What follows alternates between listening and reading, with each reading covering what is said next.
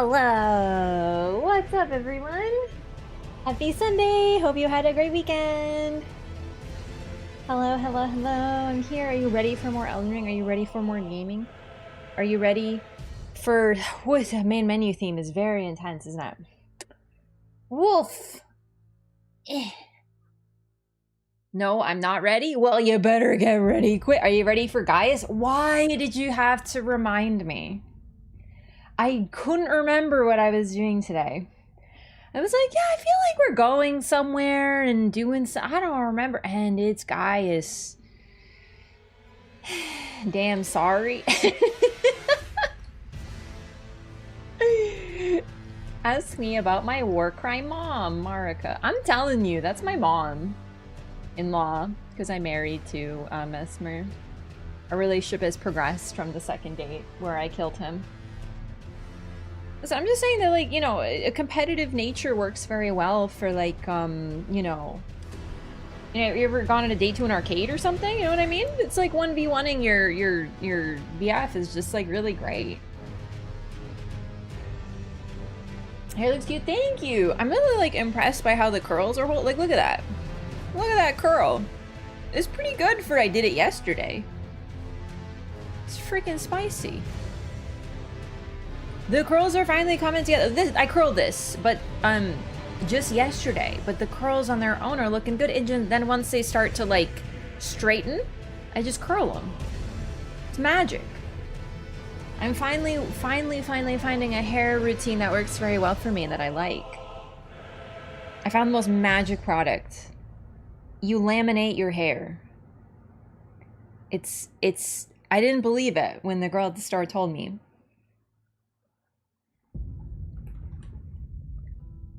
Able to have anime levels of drill tails? Hell yeah, that's the goal. Lama what now? Yeah, it's called lamellar water or something. And what you do is you like put it on your hair and it works in like 8 seconds and it's incredible. It makes a huge difference. My hair is so moisturized. Finally! Because it's been weird lately. But this, I put it on immediately, my hair's fucking poggers. I'm like, hell yeah, laminating your hair. Don't do it with a laminating device, though.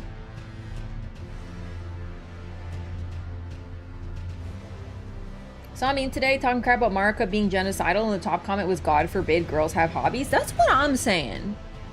Real. So based.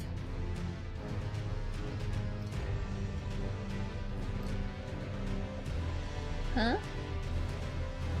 Oh yeah, no. Hang on, it's stupid YouTube. Not you guys, but YouTube's being a dingus right now. Give me a second. Oh no. Okay, you nailed it, Lyco. Never mind. You beat me to it. Anyway, yeah, you like laminate your hair and it works really well, and it's freaking sick. Instructions unclear. Head stuck in laminator. I'm telling you, look it up. It's huge. The reviews are really good, but there's always a few people it doesn't work for. I'm gonna load into the game, by the way, because I'm not really vibing with like really intense title music right now. I just want to chill. You know, maybe have some. This is Altus music. That'll do, I guess. Shadow Altus. I don't love the overworld themes in the DLC. Like, I don't mind them. They work well for what they are, but I'm not sitting there like, you know, AirPods in, vibing out to the DLC themes, I guess. It's just, you know, just one of those situations. Also, Tana, thank you so much for the gift of sub to War Crime Committer. I just saw that. Who? Which one at this point? You gotta narrow it down. There's... How does one family engage in this many war crimes? How do they have time? How do they have enough people to war crime? I'm telling you, this family is robust with their war crime committing. They didn't top Lanedale and Elphael soundtracks in the DLC? I don't even know Elphael's soundtrack. I love Limgrave's theme. I know, it's so simple. It's such a great welcome to the video game soundtrack. It's like you open the door and you hear it and it just hits different. It's so relaxing.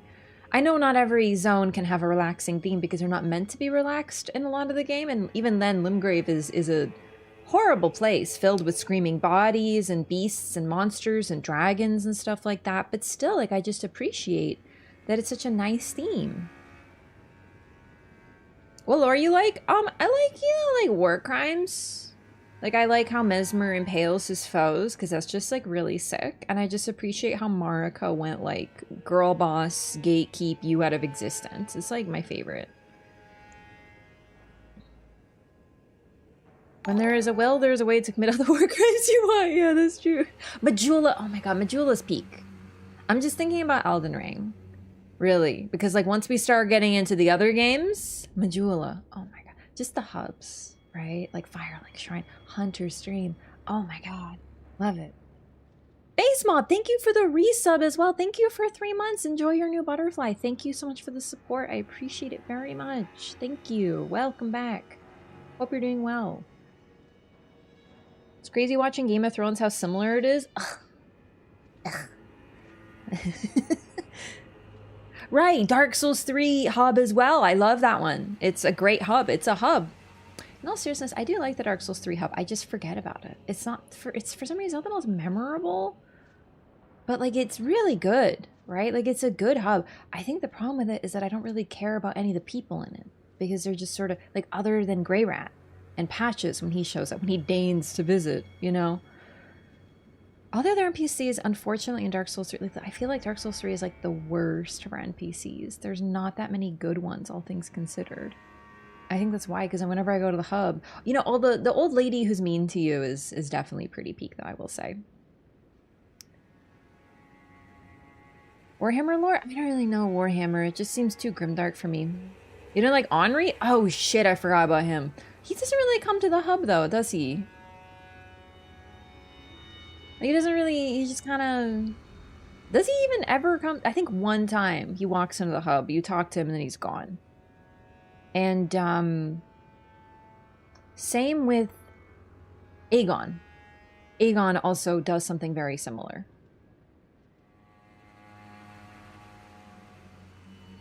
Yeah, I kind of always forget about Henri. I think my main problem with them, I always play as a female character, so for me, Henri's a boy. I actually didn't know they swapped gender. I actually didn't know that because I never played as a boy. And when I found that out, I was like, that's weird. And then the more and more I thought about it, I don't like Henri, but it's not Henri's fault.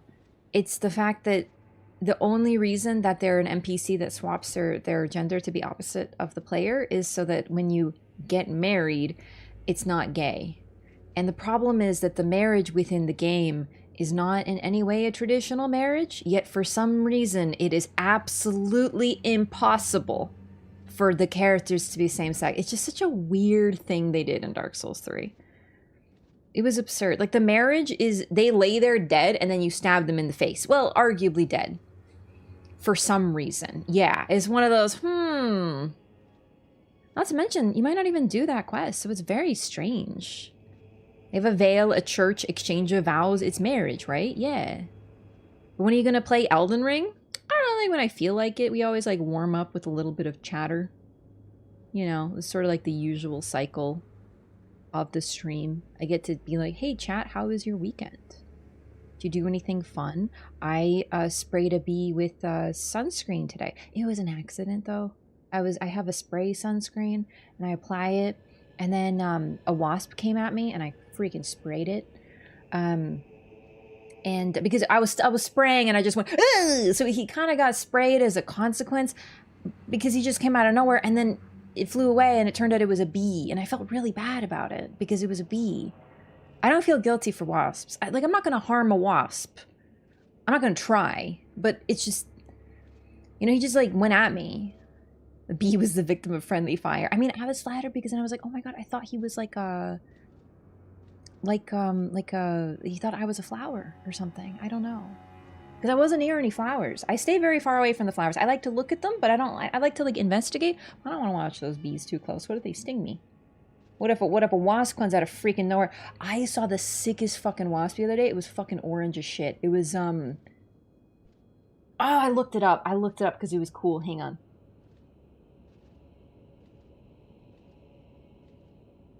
Oh, that's scary looking. What the fuck? Oh, it was a Wait, was this? Okay, it was a great golden digger wasp. It looked horrifying. Look it up. They're so cool. They're like orange as shit. Like he looks like he's wearing like orange Adidas shoes. And I was like, oh my god, I'm not going anywhere near that creature. Really cool though. Sick as hell botanical garden near here. Is that the one you sent pictures of on the Discord? He calls you a flower and you killed him? I would not ever. No, no, no, no, no. I wouldn't even have hurt the bee. Even if it was a wasp, I wouldn't have hurt it. It just, I was in the midst, like imagine this situation. I was spraying my arm with sunscreen and then suddenly, bzzz, and I went, huh! You know what I mean? Like I wasn't like I wasn't gonna kill it. It's just like, it was in the midst, it was mid-spray, you know? Look at the amateur entomologist over here. I'm telling you, I was like, what the fuck? It's orange. And I was like, Google orange wasp.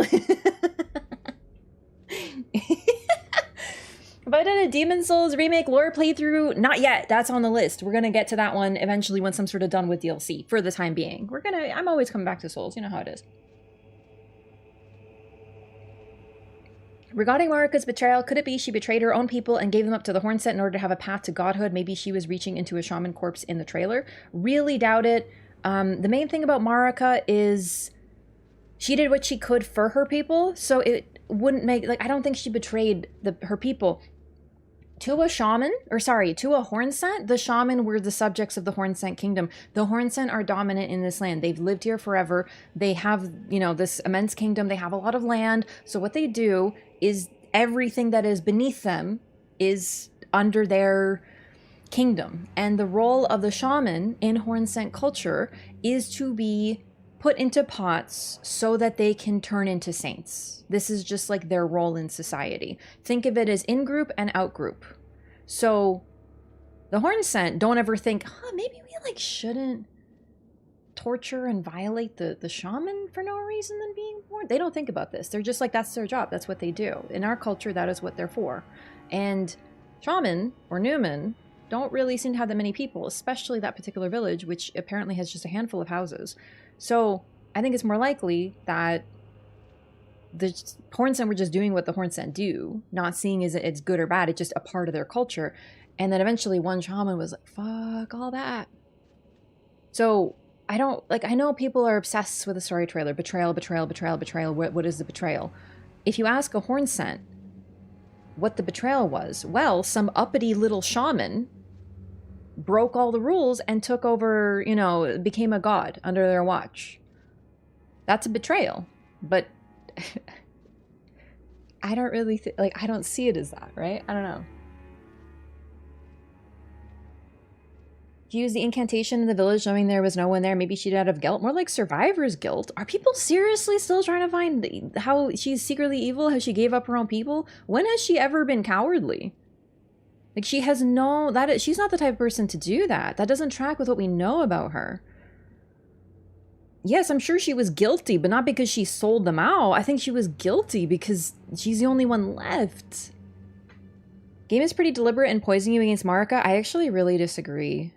I think the game is just about the same as the other patriarchs, the other rulers from the other games, but I don't hear it as much for Gwyn and Vendrick still to this day, and Marika gets an incredible amount of it.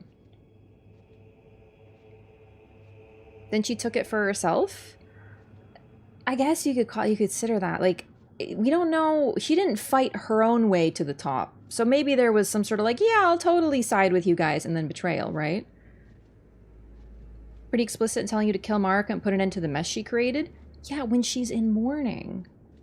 Like, seriously, I do not see this. You could say the same thing for Koth with Gwyn, and people don't really take his word for it as much as they do over one girl who knows nothing about what's going on, who is sad because her foster father is going to die. What she doesn't realize is that her foster father, Hugh, was already doomed to die the moment he made the pact to make the god-slaying weapon. It's already been too late for him when that happened. Early lore YouTube's really painted a bad picture of Marika. It's not surprising to me.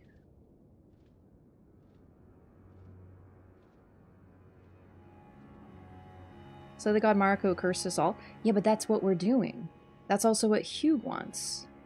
And he also talks smack about Marika in-game. Yeah, and I think that is Marika. Because she's the funniest character. Koth and Gwyn then talk about Roderica and Hugh. Yeah, so Koth literally says Gwyn sucks, and I don't hear nearly as much Gwyn sucks as I do. Every single thing that Marika's ever done is like under a microscope, and it's really depressing. She left the incantation there as a symbol. She wanted something beautiful in the place that she grew up that she knew she would not return to. Something that can bring peace and ease pain, even though it's far too late for her people. Gwyn has a beard, though, hence he is above reproach. Same with Vendrick, apparently. Jesus, we should have told Marika to wear a beard.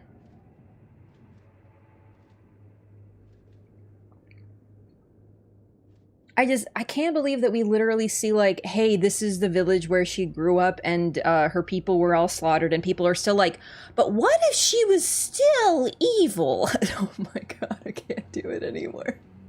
I can't. This is why I'm gonna talk shit about Radahn. Honestly. Not really talk shit, just talk facts. There was the Egyptian pharaoh queen Hatshepsut, I believe, who wore a beard as part of the royal regalia. That's witty. There was King, what's her name? Jadwiga of Poland. She specifically referred to herself as a king because there was a queen could not rule.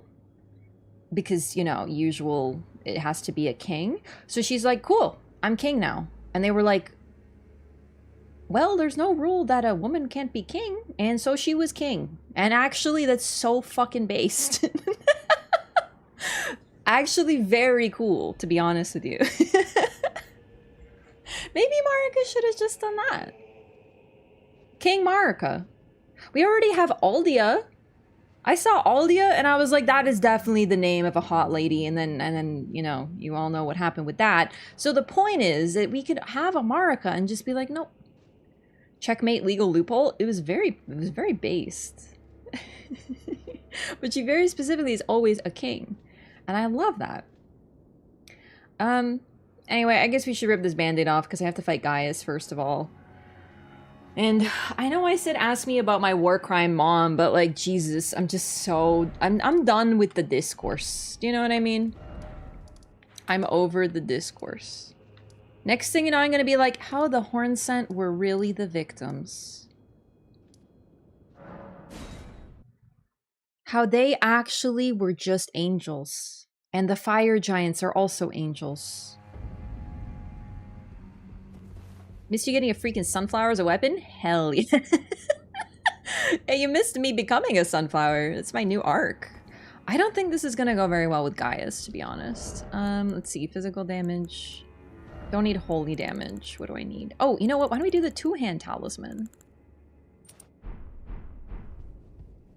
Made that engagement bait YouTube content?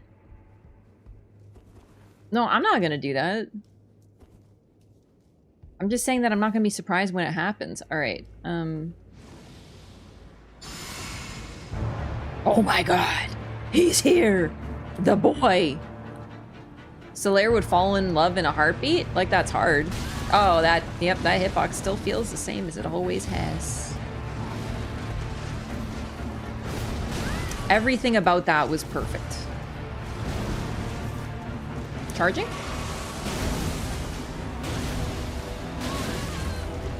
I'm sorry, that count as 2 hitboxes? What a glorious occasion. Oh, Jesus. Yeah, I forgot. You just have to be ready for that. What the fuck? No, seriously, what happened?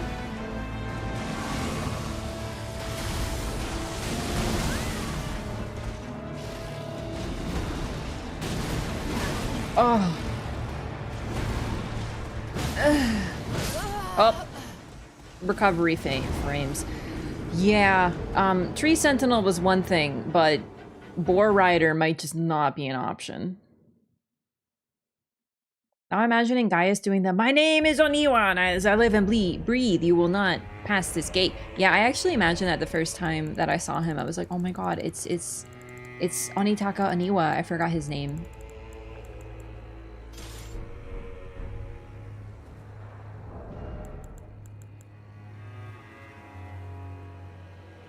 Yeah, why not? Yeah, Gyobu, Gyobu Masataka Oniwa? Is that it?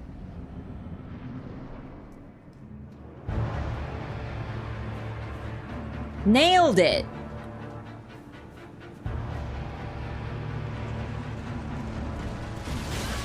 I'm not bothering to dodge it. I learned that very quickly from the first run through. You don't bother. Okay, I thought all of those were attacks.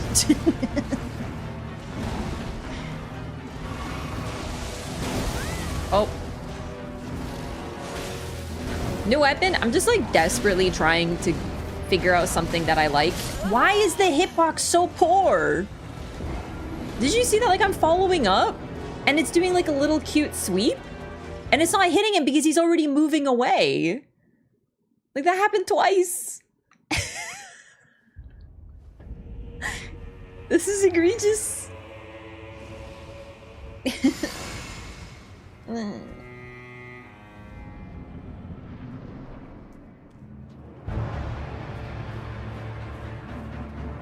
Summoning 2 moons to drop on him?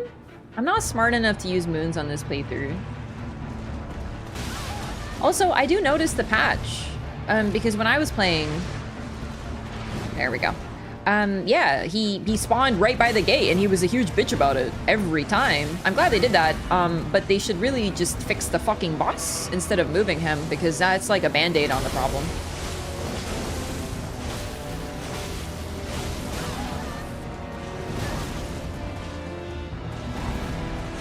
Yeah, no, the R1 is like fucking not poggers.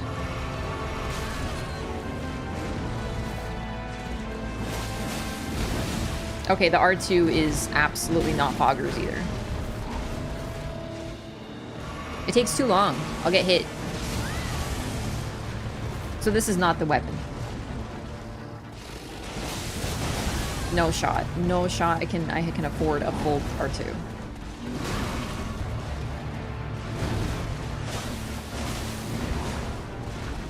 Also, my weapons are not fully upgraded. It doesn't help. Oh, I dodged it. Oh my god.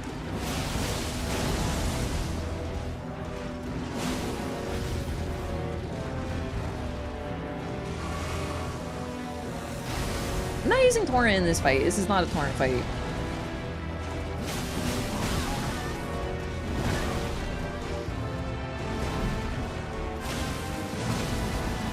Torrent literally takes the fattest L I've ever seen in this fight for me, so...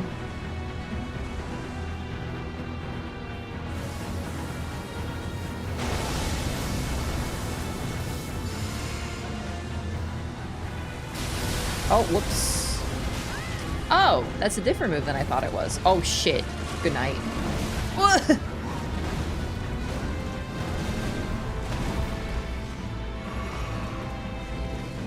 I love Torrent. I just genuinely think that this fight is just... It shows off his, inability to headbutt things, I guess?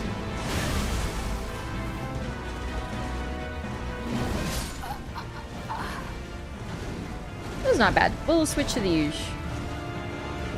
Torrent dies in seconds? Yeah, he gets fucking shoulder checked by the boar and he's donezo. Pattern is fun to learn even if the hitbox and weird lore are a detriment. You might be one of the few who likes him. I'm happy for you. I truly am. Like, I'm glad that someone does. You know, they say there's someone for everyone, and that's honestly, in a way, kind of inspirational because I don't vibe with Gaius. I don't. And I'm glad that someone does. He deserves that.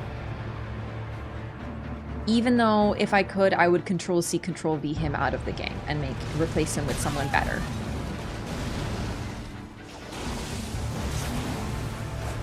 Like, no offense. But, fuck you, Gaius.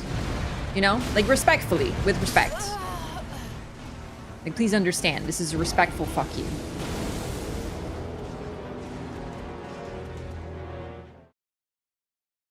Gaius is just misunderstood. Yeah, we lost Bob for this. My boy Bob. The tree spirits are worse? That's like comparing... I don't know, it just doesn't... It's not on the same level. I actually genuinely like tree spirits. If there was a single tree spirit in the game and it wasn't, you know, the most common boss in the game, I would be very positive toward them. I had a great time fighting them. They are incredibly fun, very clean, fantastic hitboxes. I am very positive toward them. I rolled back. That's my fault. Okay. Oh. I goofed up my talismans.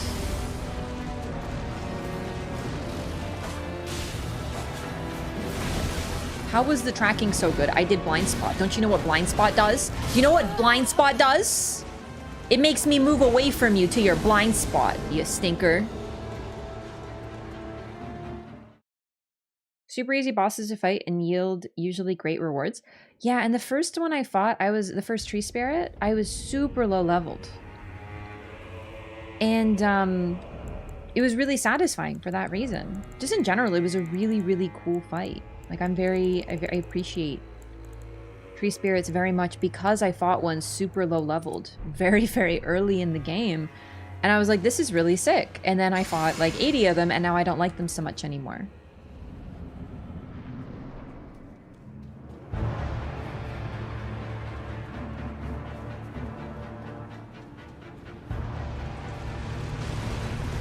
Okay.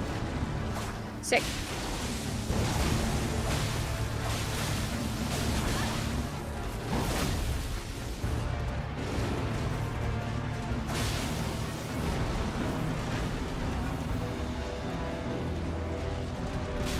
Oops.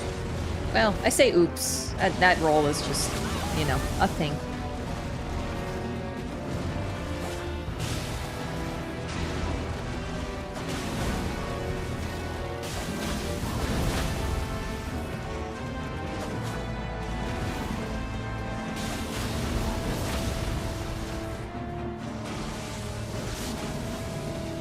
No! Ooh, okay.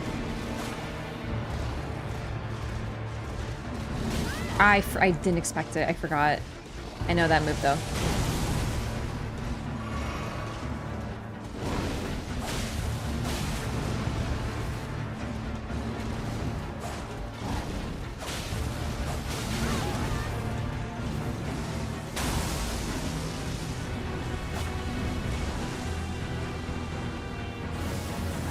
I look stupid without my sunflower hat. Oh, I'm way too close. Wait. Oh, I'm using blind spot. Oh, I'm a big silly. Blind spot costs magic. Okay, get off my meat for a second. Fuck. Oh, I'm in a cycle now. Just give me a freaking second. You stinky. Okay. Stop avoiding my discuses. All I got is my discuses. I'm just... Holy balls. Okay, that was a counter hit, I think. Because holy shit. That was 80% of my health bar approximately? Yikes. Okay, that's fine.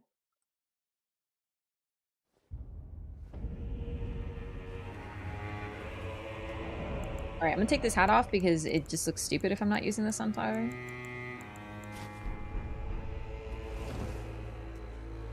I was gonna say, before I got absolutely tackled into the stratosphere, I was gonna say, wow, wouldn't it be so cool if this little guy was instead riding a deer? I think deer riding is cool. So, I think that would be very cool. Ouch.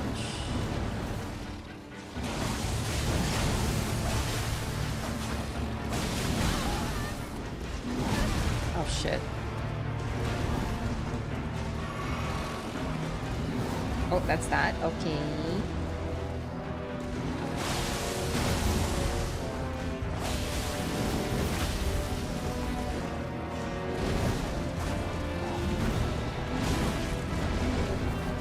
The way this pig moves is so annoying. It's hard to get out from, like... I'm trying to not get hit by his disgusting combo, but the tracking's insane. Like, this pig can wiggle. Do you know what I'm saying? Oh, great. Wiggly pig.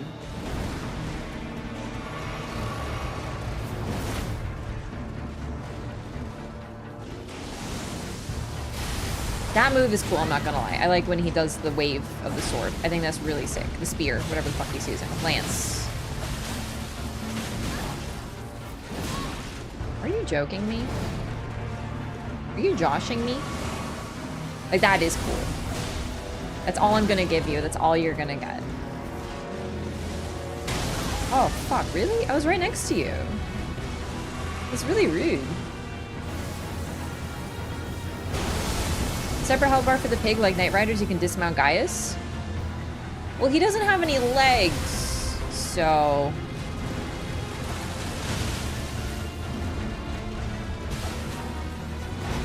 I don't mind it being mounted by, like, Putrescent or Loretta, really.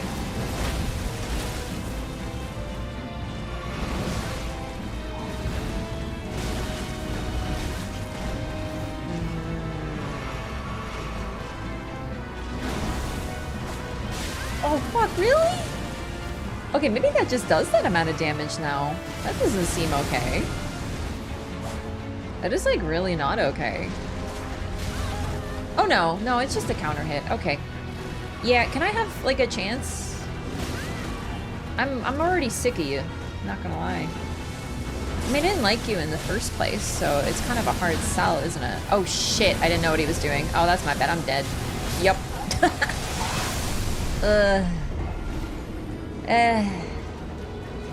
I don't need to fight him, I really don't. It's just the problem is that he has a lot of Shadow Tree blessings right behind him, so I would like, you know. Yo, Cletus, thank you for the resub. Thank you for 2 months. Welcome back. Initially, your aggressive opinions were a bit off-putting.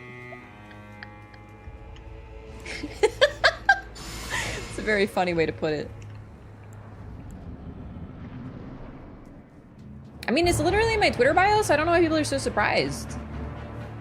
Like, I literally said I'm good at opinions. Like, it's not my fault that I'm, like, always so right.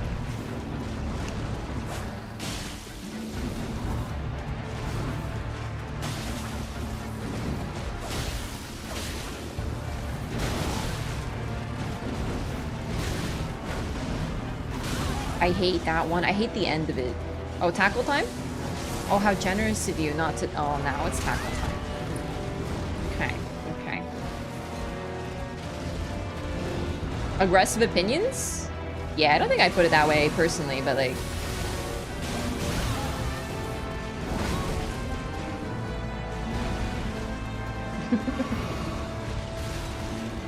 Yeah, because you know what? Now that I know that you can't... It's not like golden seeds. Like, there's a certain number of Shadow Tree fragments, blessings, whatever they're called, in the game. It's kind of really important to get the ones behind him. Man, they really had to do that, didn't they?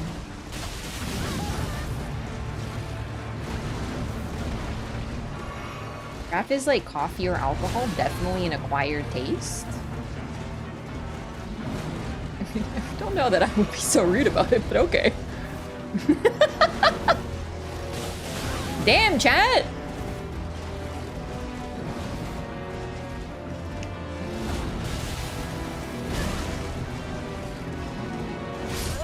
Ugh. Like, I'm already getting fucking bodied by this guy. Can't you give a girl a rest? Sorry, spamming the chat. I've never hated a boss this much. No, I don't think you're spamming. Any, like, talk shit about Gaius is pretty sick.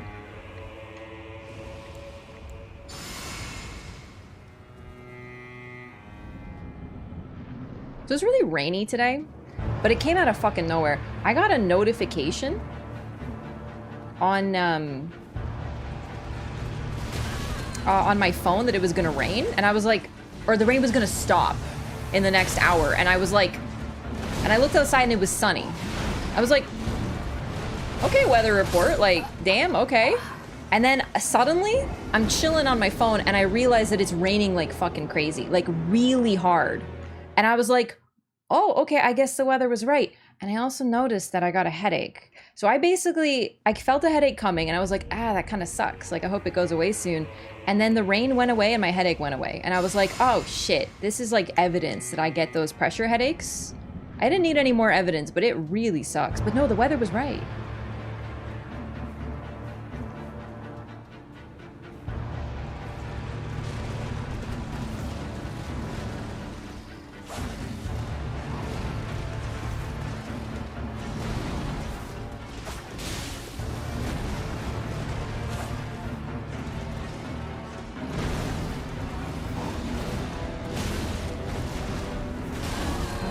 gotta dodge all of those.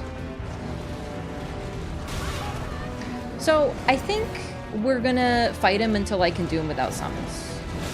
So, we might be here for a minute.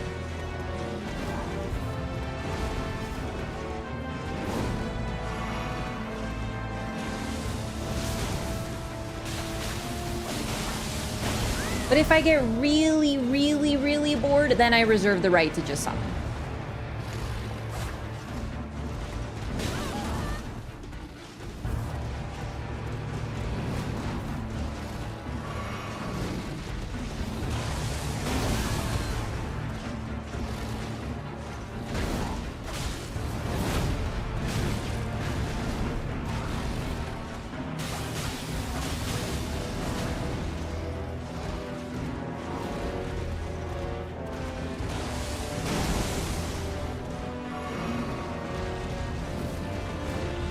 So rolling into that one actually works like 60% of the time.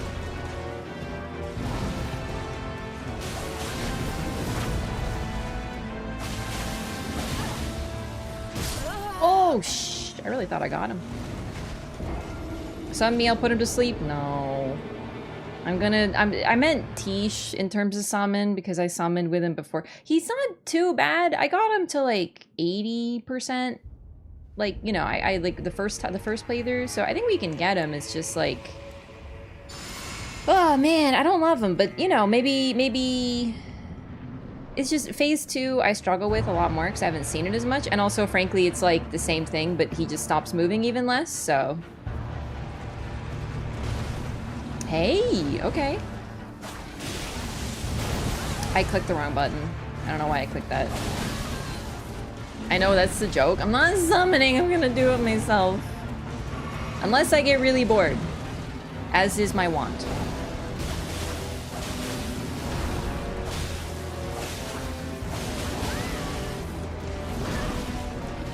Okay, blind spot isn't helping me dodge the moves from the front, which makes sense.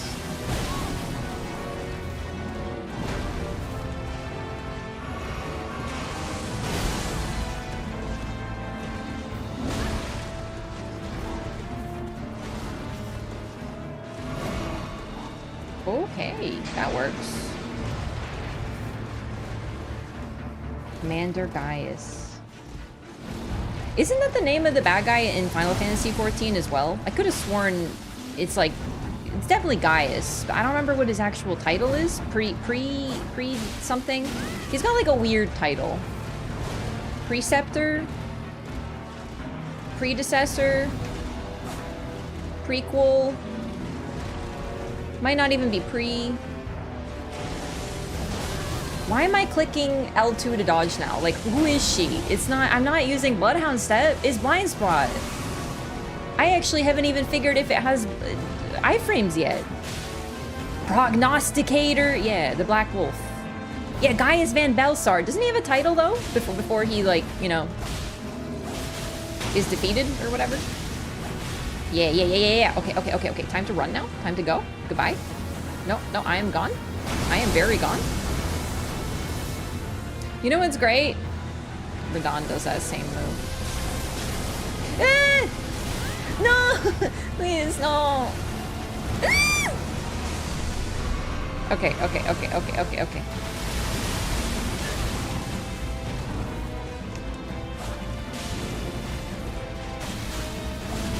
Okay, I did 2 R2s. That was my bad. I'm so sorry. I really am. I'm not allowed. It's okay. I don't know the timing of that. We're learning. Such devastation. This was not my intent. Yeah, exactly. No! Oh, everything's becoming sand. You know, on the plus side, I don't think I have any bosses that I don't like left after he's defeated, right? Like, I think ooh! I only don't like him. And, that's it, I think, right? Oh, no. It's not going so swell. Oh, fuck. I need you to just chill a little bit, because I'm trying to like you. Like, I'm trying really hard.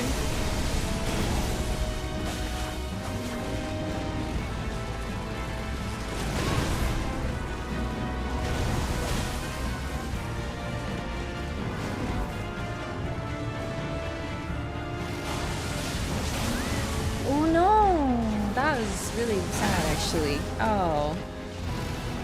Aww. No. I think that went pretty well. How do you feel? Oh, right. I don't love Putrescent Knight. I don't hate him. I don't hate him. I just hate that every time I'm low, he does that one move. Like the little one. Like the one that's like an 80 hit combo. That you have to dodge 80 times. I don't love that. Godfrey boss reaction on YouTube. Oh, I forgot I gotta put those up. Blondie, thank you so much for the resub. Thank you for 2 months. I appreciate the support. Enjoy your new butterfly. It's a monarch. It's like a monarch at home because I made it on Canva. Because I didn't have Photoshop at the time. I actually still don't have Photoshop, actually. I use an alternative. So, I guess nothing's changed. Yeah, I have a bunch of the reactions for bosses edited up, but I'm being really picky about the thumbnail, and I want to make it like a certain way, but then I realized I don't remember how I did the one thumbnail that I made look like that, so we're kind of in like square one territory.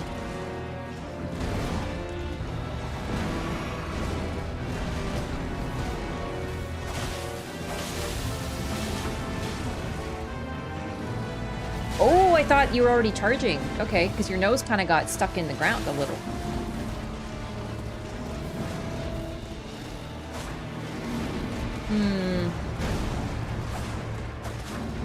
This is very unfortunate. Okay, blind spot not doing much for me because it's putting me, like the recovery frames are really like long.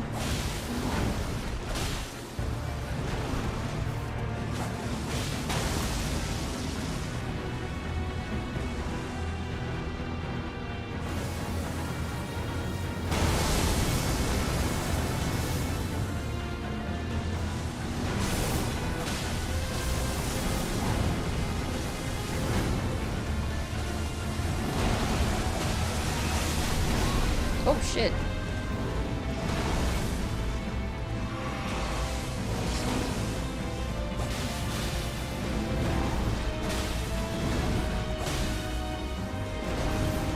You know, he's actually not so bad when he's not running around all the time, huh?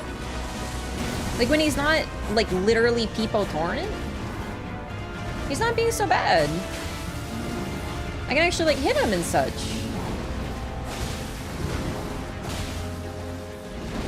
Get some stamina back.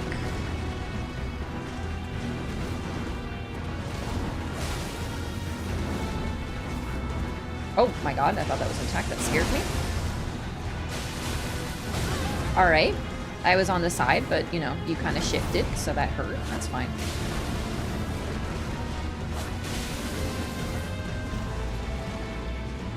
Oh, it's the combo. This is troubling. Troubling implications.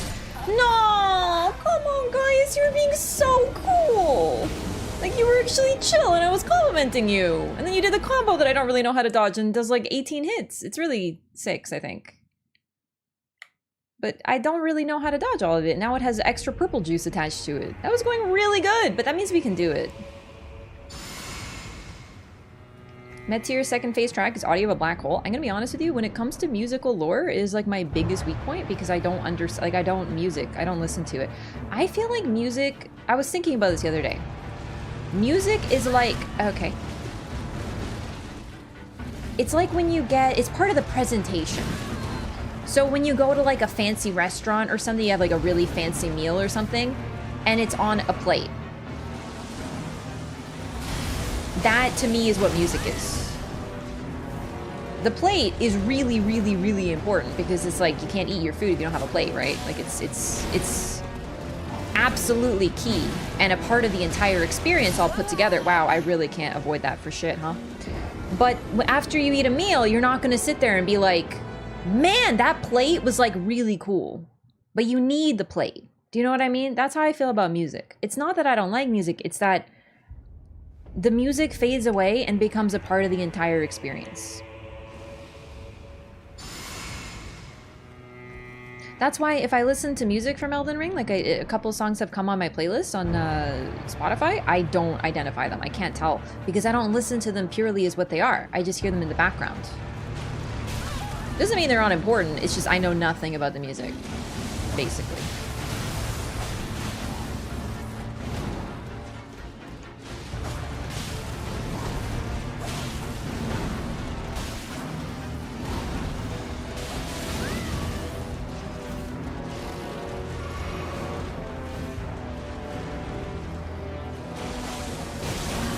Okay.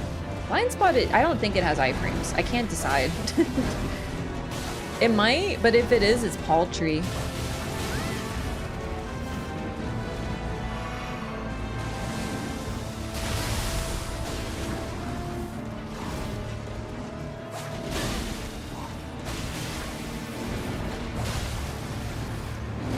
Oh no.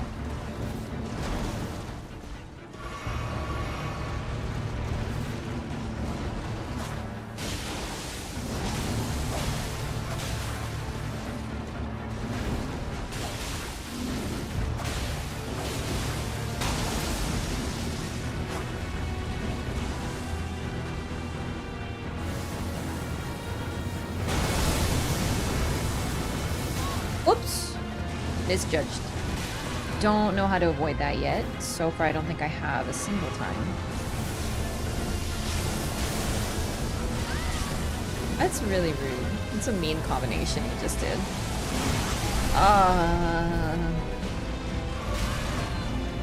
And now I have to use a lot of healing. Like, I don't have to, but can you okay, you need to stop. Like, really, just 3 times is too much. You're not the sunflower. You're not. Because the sunflower has good hitboxes when it comes to damage. My dear Gaius. Gaius Van Baelsar, the Black Wolf. Oh, shit!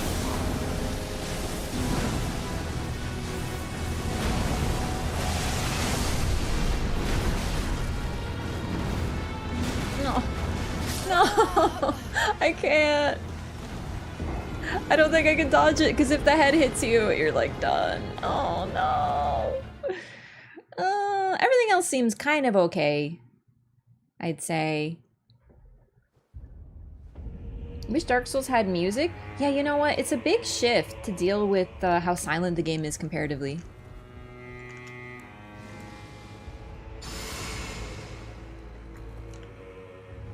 Honestly, the boss themes are always, in my opinion, the best soundtracks anyway, right? So... But it is nice to have some comparatively calm music other than hub music, because it's only been, you know, Firelink Shrine main menu music, character creation music historically, and hub music, and then a handful of areas and then bosses that have music. So like a lot of music altogether.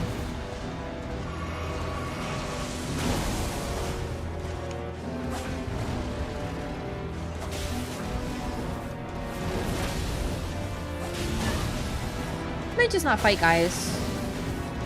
I'm already using a not maxed out weapon. You know, I don't really think that Shadow Blessings are going to make that much of a difference. I'm not going to fight Radahn, right? So that's when it would be really important. Having a lower blessing level will help us with the bosses that are easy too, right? Like Romina. I want to see more about what she does. I want to learn her a little better. I killed her too fast. So honestly, maybe we could just let those go. It's 4, I think. That's okay. I care more about lore and finding like new stuff, and then once I'm done with this, we can go to like Dark Souls 2 or something. Like the plan was initially, so I don't really care too much to fight you.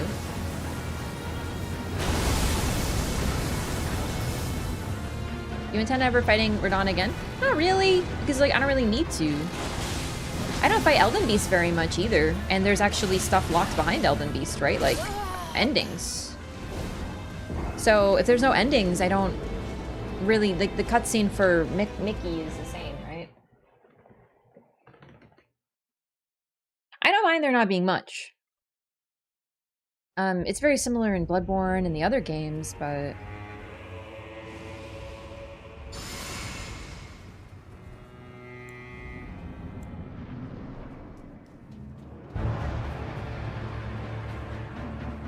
Just if the boss is fun, you want to fight it because fighting it is its own reward. But if the boss isn't fun, if you don't like it, then there's not really much sense in doing so.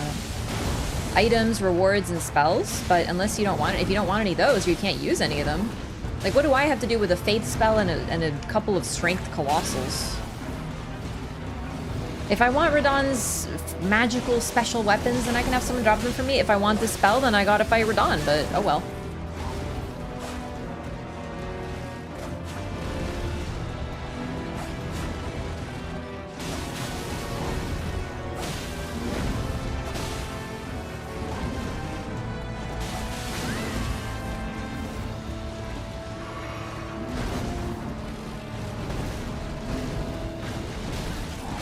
Alright, that does, what, like 60% of my health bars? So if I get hit by that, I can't dodge the last hit. And then if you get hit by the last headbutt, you get hit by his weapon. So I just have to really, like, have HP when he does that combo, I guess. So far, it's, like, pretty much the main killer.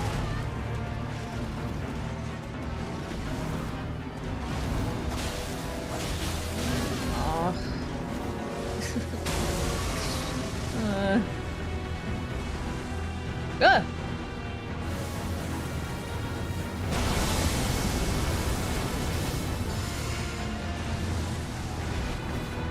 Oh my god, I dodged it. Sick.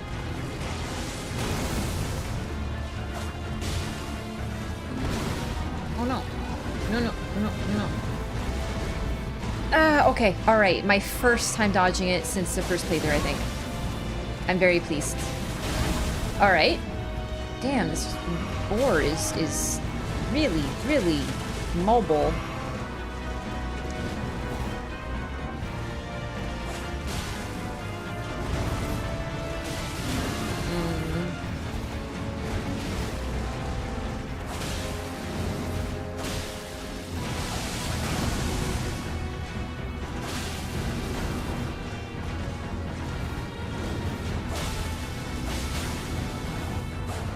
Oh no.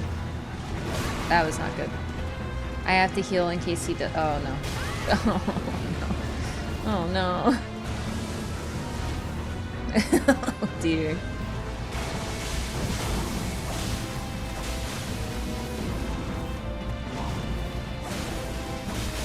Alright, that was my bad. I got greedy. Don't do it. No, no, please. Please, please, please, please. I still don't understand this one. I don't know. I don't know how to... Did it? Holy shit, okay.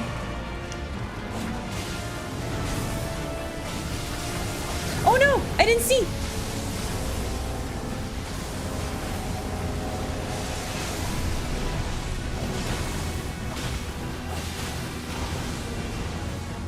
What are you doing? Oh, again? Okay. Oh, wow. Okay.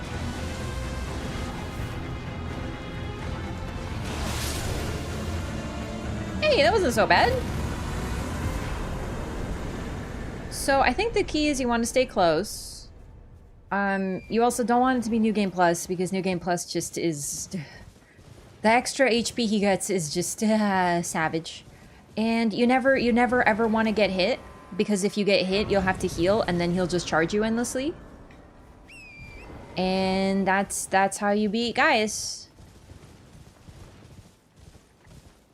I don't know how I dodged the combo. I really thought I was doing the same thing every time, so... More than learn the fight. Just that, I think the charge is the worst. Yeah, for sure. Like, it does feel like you have to dodge the bullshit. For sure.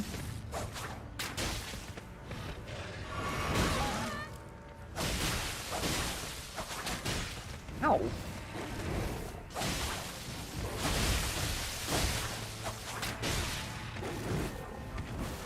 Should have healed, but it's okay. I just want to get the pants while we're here.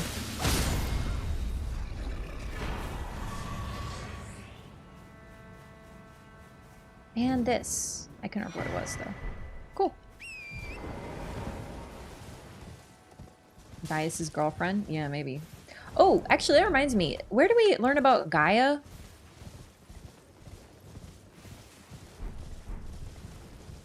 I think it's in his item description. It says something about like Gaius and Gaia, which makes me laugh really hard because Gaia is the female form of Gaius. So it's literally, like, no exaggeration, the same name. They can spell it different all they want. Oh wow, there's 5 here. Okay, no, this is like no doubt worth it. Alright, I'll be right back. I'm gonna go get his gear. Oh, I didn't get Mesmer's gear, actually. We gotta pick that up. And actually, I'm gonna be right back IRL as well, because I drank my tea, so I have to pee. I'll be right back!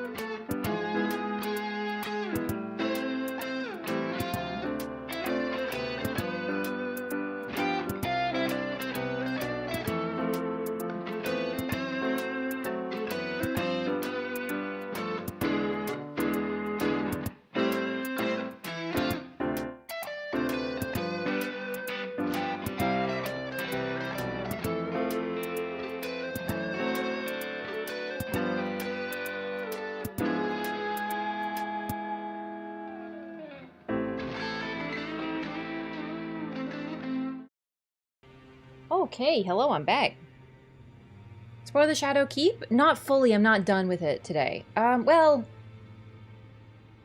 Actually, no, I am pretty much done. I didn't do, like, every inch of it, and I definitely, like, I wasn't as thorough as first playthrough, but I got the most important stuff. Like, I was just kind of just getting there to get the bosses and stuff, so we're pretty much done with it. Unless I missed something. I don't know. I don't think there's anything there I have left to do. But we're not, I'm not sure about quest lines, right? So I guess we'll just have to see. Yeah. Yo, Furious Taco Sauce, thank you for 14 months. Welcome back. Thank you so much for the support. Appreciate that. Also, I kind of forgot I was gonna do Metyr, but I left because I forgot about it.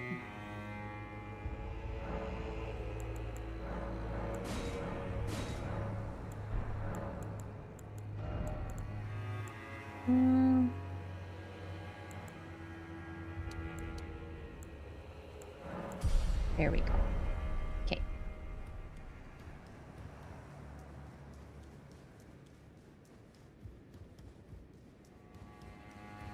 Metyr isn't so bad. Metyr. I gotta say it right, Metyr. Lore for this big structure behind the Shadow Keep is? Yeah, it's a very strange structure. Initially, I thought it was a basin to keep the blessings of the Shadow Tree, but it looks like it's in fact not. It looks like it's ceremonial or something, but I don't know what the purpose of such a building would be. All right, boss rush time. We're gonna do Metyr, and then oh, there's another boss that I was gonna do. Putrescent Night. We're gonna have to go do Putrescent Night to get Tio moving forward as well. So it really is just gonna be a bunch of bosses today. But they shouldn't be too difficult.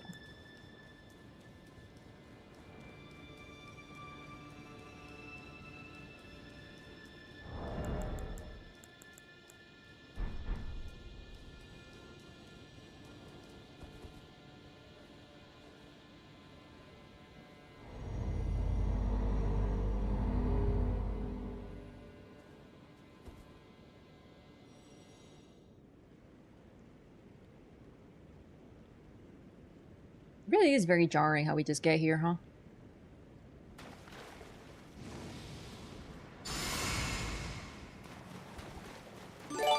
It's like a perfect mix of ROM and, yo, Hyprospect! What the heck? Hang on! I don't even know how many that was!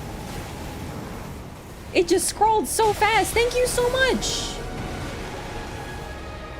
Oh boy! For the gifted subs! Jeez! Oh god! Perfect timing!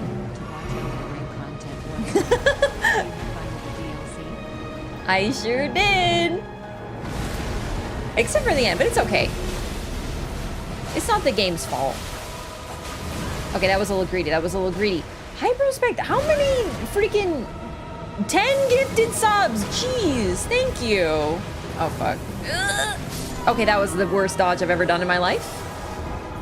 It was a pretty good first attempt. Was it, though? Welcome back. It's good to have you, and thank you so much for 10 gifted subs. Did you enjoy the DLC? Thank you for the 100 biddies as well. Dayrap, thank you for the 5 gifted subs as well. Holy crap. Too hard to dodge Elden Ring content on YouTube? Yeah. My recommendation is just don't watch YouTube content on YouTube, or Elden Ring content on YouTube. Just kidding. I'm like half kidding, but like that's kind of what I do. I don't watch content. I haven't even been on YouTube really. I mean, really, I've been watching Bridgerton, catching up on season 3.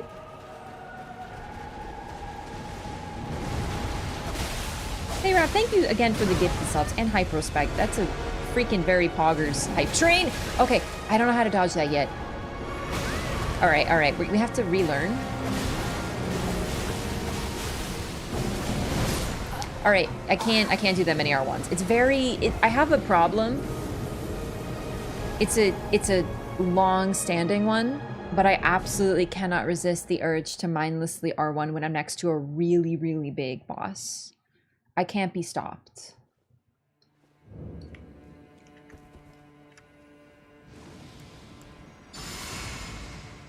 Oh, I shouldn't have done this here. Oh, whatever. This music sounds really familiar. It's probably a leitmotif we hear somewhere else.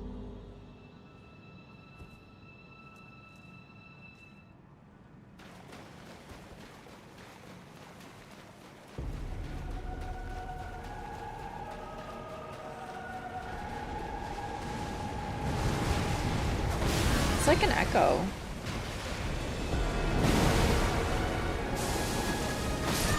Man, okay, so every dodge there was a failure, huh?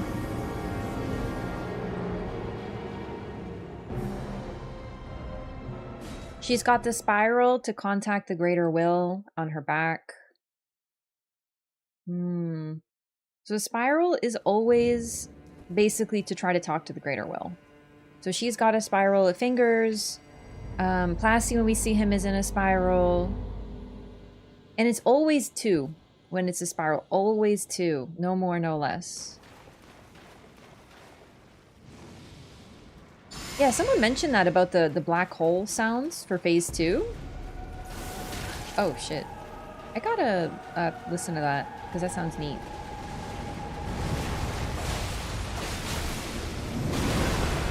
Oh, but I dodged it. Like I tried.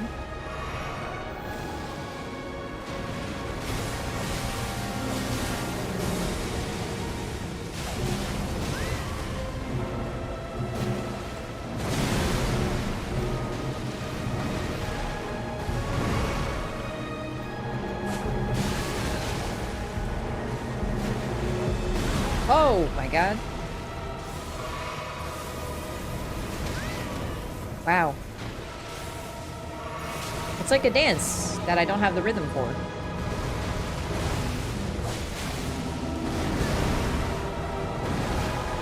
Oh, okay, okay, okay. Lots of slams, no problemo. This is, I don't know.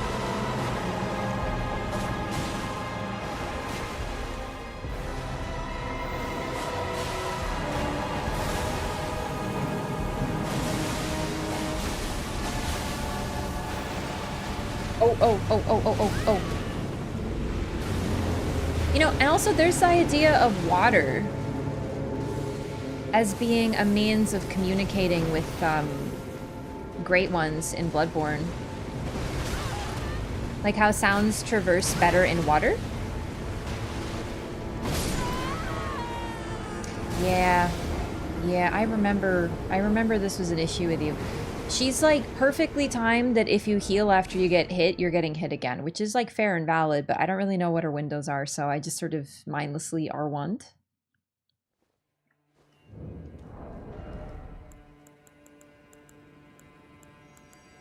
You know, considering she sort of summons a black hole, it's not quite a black hole, but there's this idea of that. It made me think about the whole concept, basically Bloodborne. Oh, I did it again. Oh, whatever. In Bloodborne, the Great Ones, which are sort of the equivalent to Outer Gods, it's not one-to-one by any means, but just to shorthand it, Great Ones are, they don't die, but we literally encounter their dead bodies and we kill them. But they only die by our understanding of death. They're not dead, they just are sort of dead. So if we see one dead, it doesn't mean that it's dead forever.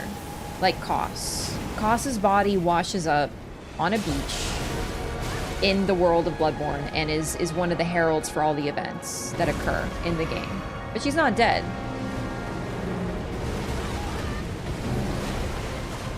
Alright, 3 slams.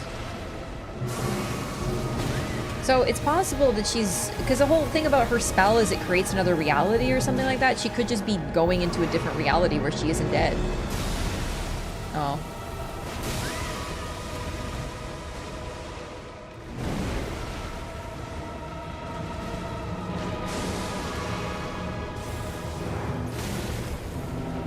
Oh, that's what she does. Right.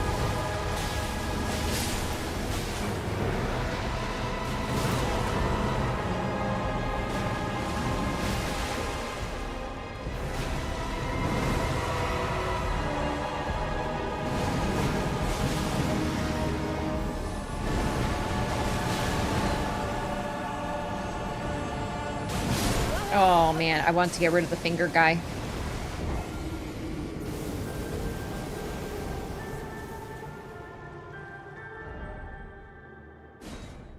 Oh, the music is really creepy, but really good.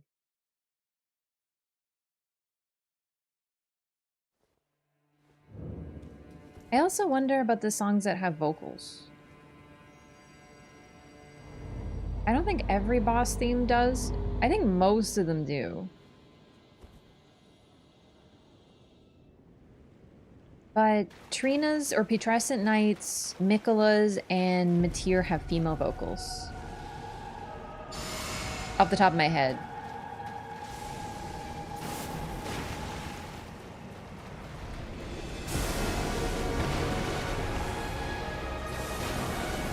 Oops. Ooh. Something went wrong with my inputs there. Oh my god. Like, how many AoEs you got? I don't love that. Is she on par with Elden Beast? I don't know.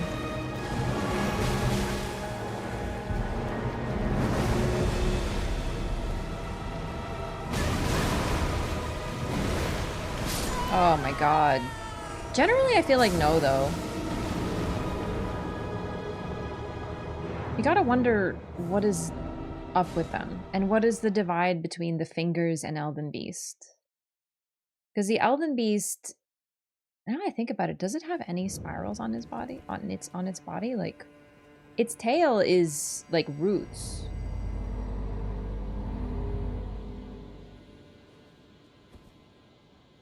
The impression that I got about Elden Beast, so that it's supposed to be the one that acquires a, what? Oh.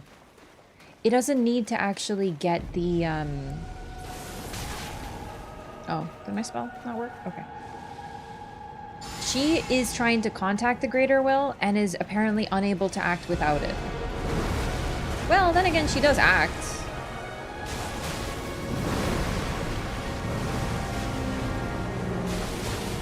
The Elden Beast doesn't seem to be designed for contact. Oh my god. I'm actively trying to learn right now, and it's not going very well. Like, I'm trying to, rather than just mindlessly R1ing, but R1ing apparently makes me do better. So I'm just gonna do that. Sacred Relic Sword is kind of spiralish. Ah, yeah. And that's the sword, but that's a weird part, is that's the sword that's basically made out of an Elden Lord. Like, when Radagon and Marika are defeated by you, in this case Radagon, the Elden Beast takes the body, dips it into its pool, and makes it into a sword.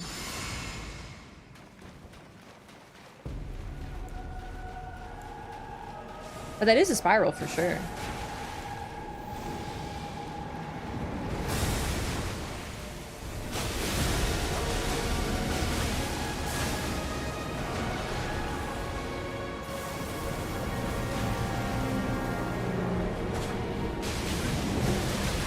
Oh, I don't know how to avoid that if I'm close. That's quicker than I think. Slam, slam.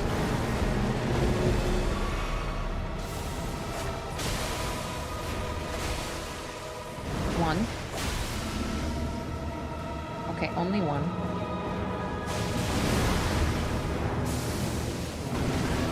Okay. Yeah, just cook me then. Mean lady.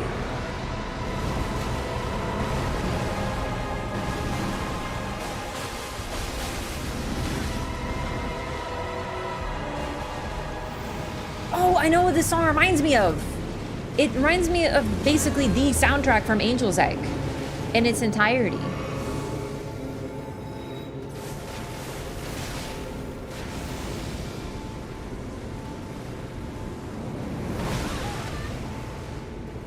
I don't really know how to dodge that one. What? Aw.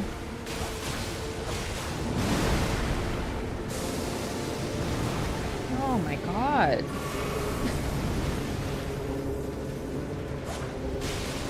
Yeah, now that I'm listening to it, that does sound like space noise.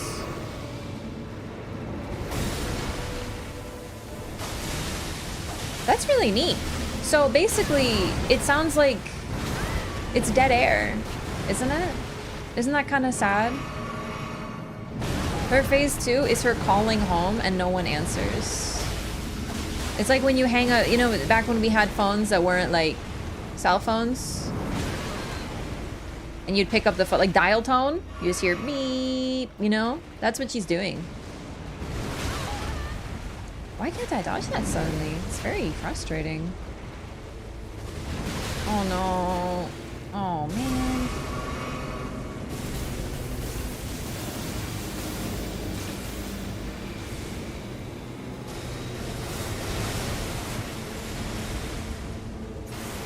Alright, this is laser beams. Oh. You just kind of stand here and you're okay, I think. Oh, no, not good. Yep. This is fine.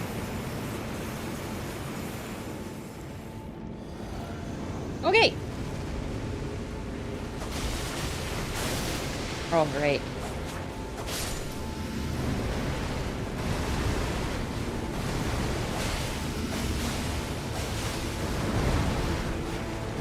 Yeah, this part is very wrong, for sure. I am right next to you, sister. Oh. Wait, I'm alive? Wait, what? There's no shot I'm alive. I don't know how to dodge this. What? Okay, well, fair enough. Okay, it's better. We just gotta be really greedy.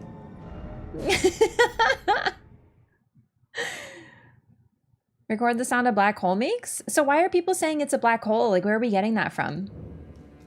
I believe it. It sounds like space noise for sure. I just don't know the details and like, I just want to, you know.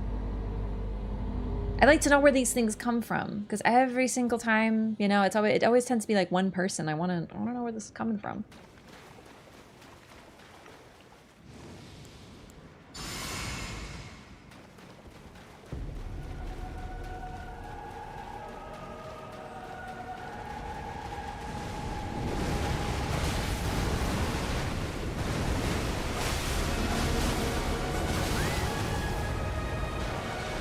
Didn't even find this boss? Oh, really? Yeah, it's honestly, I would say probably the most hidden thing because it's based on a questline. Unfortunate. Oh, come on.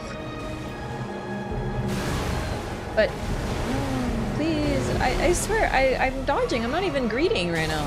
You'll know when I'm greeting, you know what I'm saying?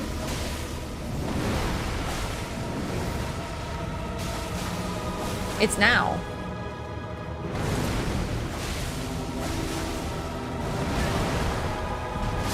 You rolled it. My input got queued, so my roll got fucked up. That's fair. That's fair.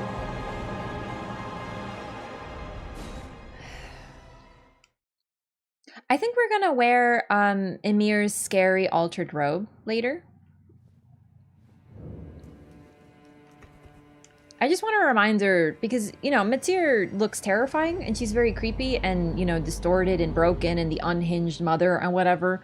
And I just want to remind everyone, and myself, of what a non-normal mother looks like. What a non-unhinged and normal mother, you know? Like Ymir. Because he's normal, right? Like, he's gonna be he's gonna put everything back into order. Like he said. There's no way he would lie about something like that.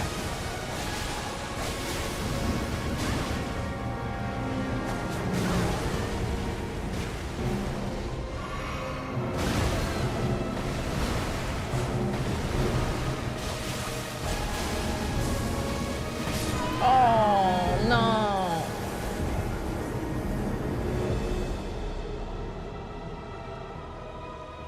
I wish I hadn't left all the bosses for today.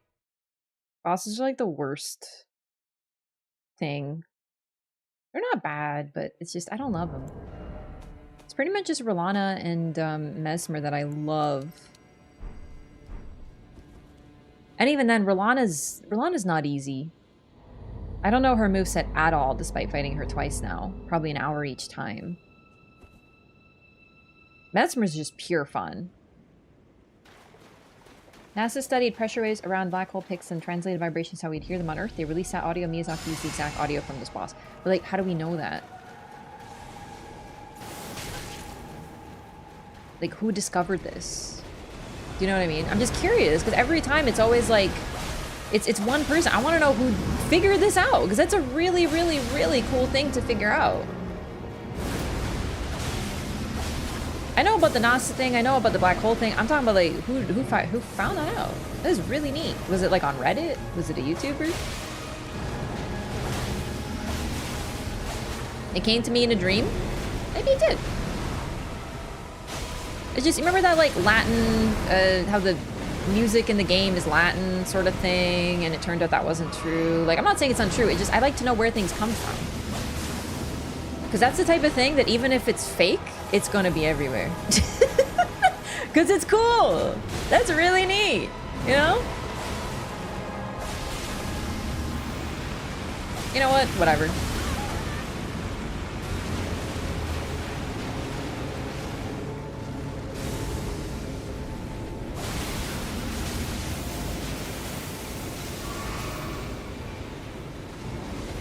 Oh god, that was really horror movie actually.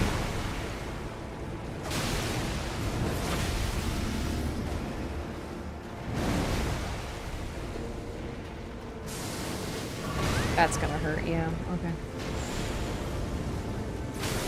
Oh, what the? Oh, man, okay. Oh, okay.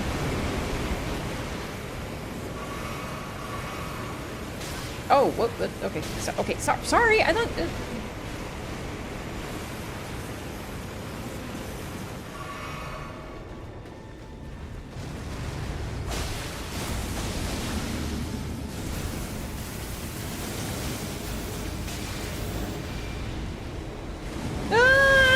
Okay, that was really mean. That was actually really mean. Alright. Like, I'm not trying to just heal, but, you know, you're just doing the thing where you're, like, really mean to me. Okay.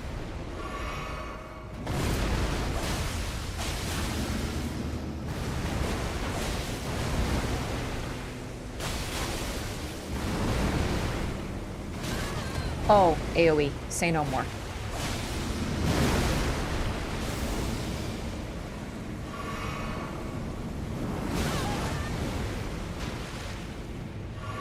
This is pretty much exactly how Metyr went for me previously.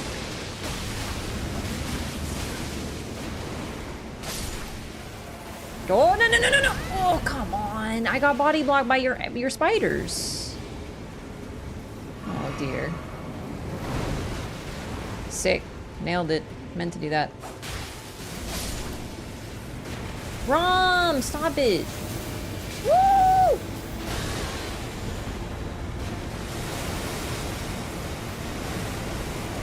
Ah! Okay. I didn't know. I didn't know.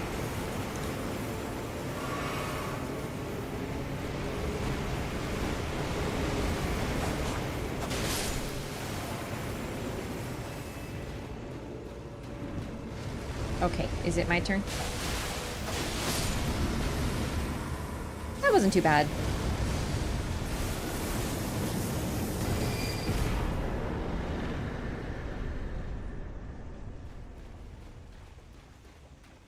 Yeah, so the little thingies that she creates, are like, you know,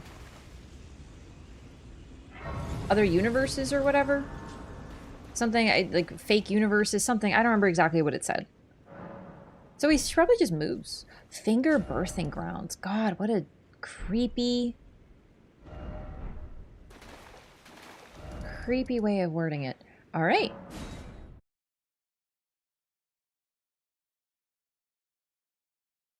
Schools and the audio is the same as how people found out. Yeah, but like every time there's something like this, a lot of misinformation has been spread from person to person. I just like to know where it came from. Like, yeah, the audio sounds the same. That's cool. But who first discovered it, I guess. That's neat.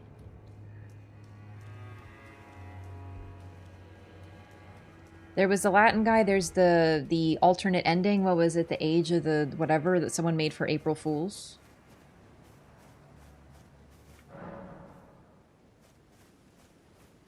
At least, I think a month ago, I had someone who was like, "Hey, did you see that ending thing?" And I was like, "Oh man, it's still around."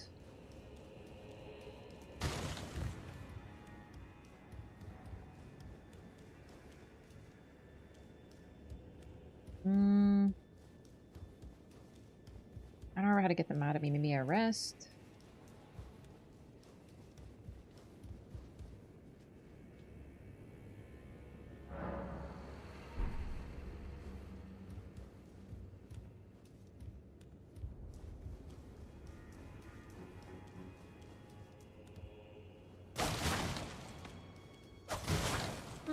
What do I do differently this time?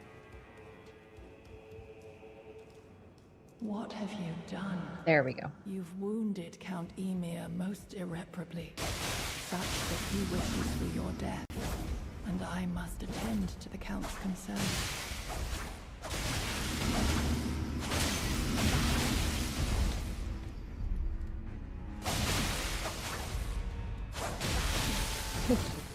The power of R1.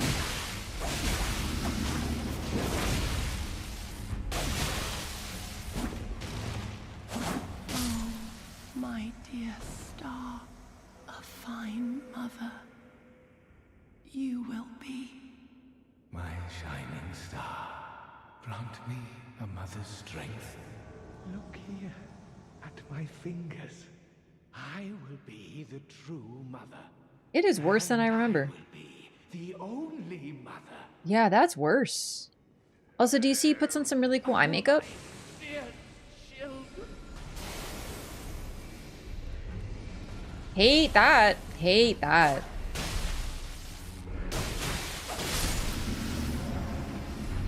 God, that is such a cool spell. I know that's the finger spell he sells. And then that's the Miriam thing. That finger clutch spell thingy, you get outside after.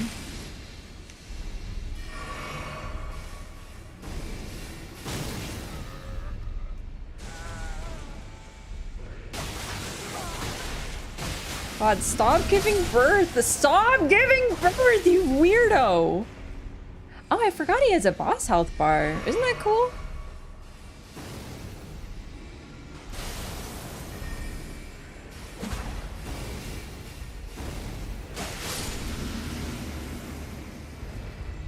Did he create the Night Sisters there or imprison them? A lot of DLC stuff feels really confusing. The Hearts sent worship the fingers. I think this is sort of like Gowry. You know, like worshipping the rot. Some people did do it. My dear children. Okay, this is there's too many babies.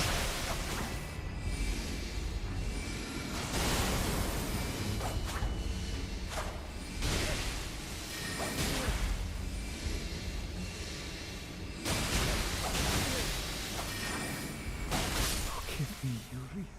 Truly, I desired to be your mother.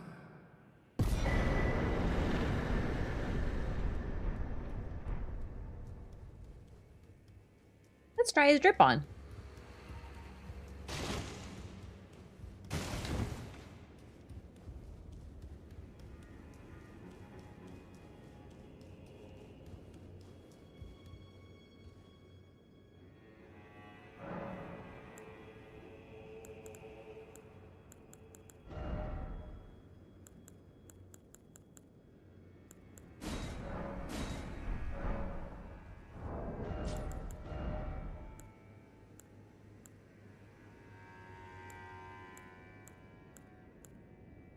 Where is it?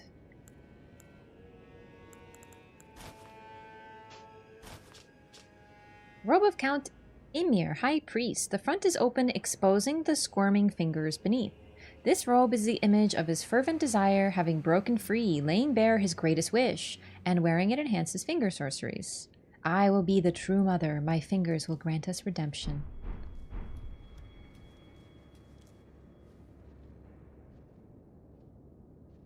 Kind of look like potatoes. You know when potatoes start to go bad? Also, the cloak is new.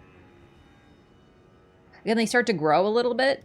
It really does look like I'm in some sort of unlicensed bootleg potato seller.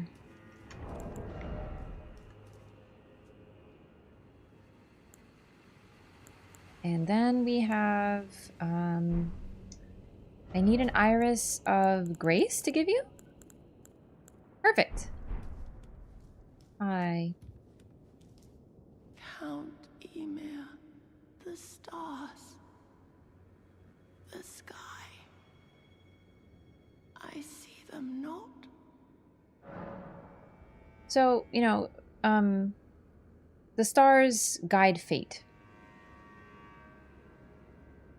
And she, you know, wanted whatever he wanted. So she looked up at him as a star and he's gone. So now she's bummed about it.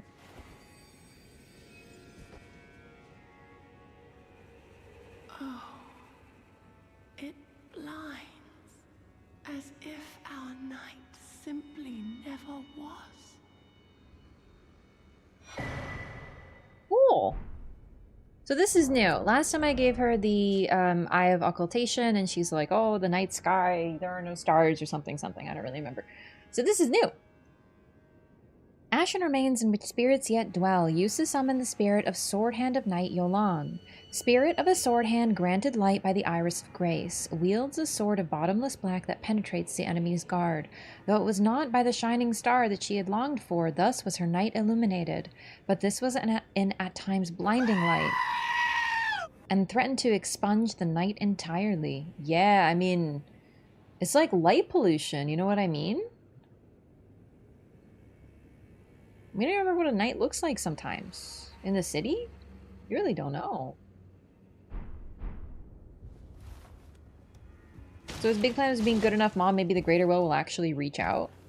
I can't believe that Ymir, as a single mother to a beautiful finger baby, was really ragging on other single mothers like Metyr.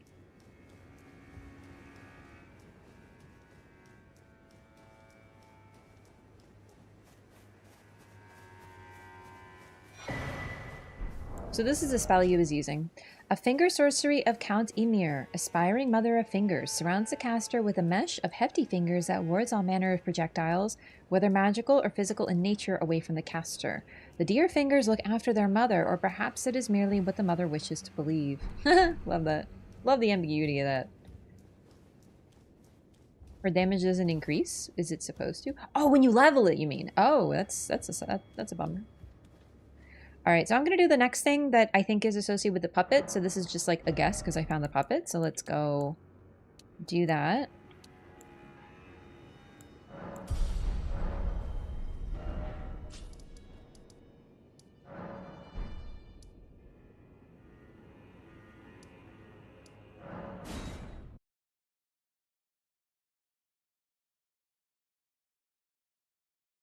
Honestly, people are concerned about... Oops, this is the wrong place.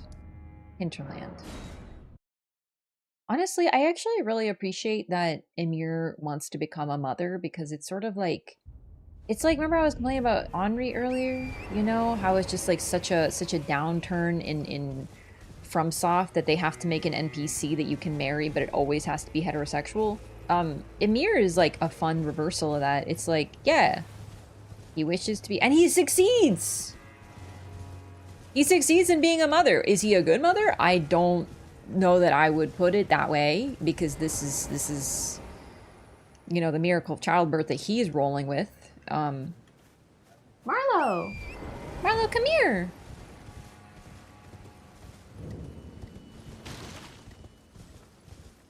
I really do look like I just have like a bunch of ginger root on my back, huh? And they say men can't have hobbies. He's mothering for real. He's a good space finger mommy. Thing is, what makes a good mother, you know? Because he sure does have a lot of kids.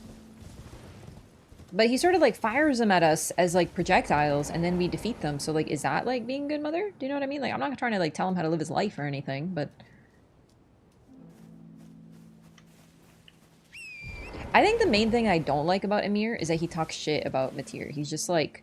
And Marika. Do you know what I mean? I'm sorry. You cannot be disrespectful to other single mothers as a single mother. What is wrong with you? Do you know what I mean? No, they're the wrong kind of single mother. They're just bad moms. I would be a good mom. I'm a good mom. You know, like, oh, that holier-than-thou attitude, Ymir, is part of the reason you get put down. Sorry.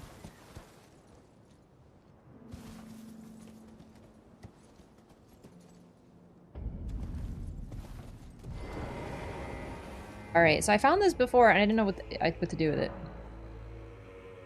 Usher Anna into Sword Hand of Night Yolan's Spirit Ashes? Shit, sure.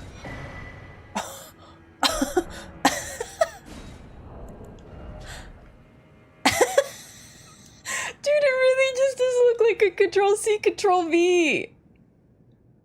They're such chads.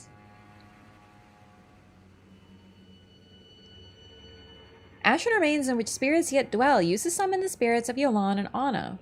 Spirits of 2 Sword Hands of Night, one of them being possessed by Count Ymir's doll. So now we have a pretty much confirmation that Count Ymir turned her into a doll / puppet. Anna, I mean. Together, Yolan's sword and Anna's claws are as bottomless black and penetrate the enemy's guard. Yolan and Anna were born in a cold, dark jail, where they were raised, deprived of light, to be Sword Hands of Night. Thus were they cultivated to become the most terrifying masters of their blades, so the burden of the deed left their hearts frail and...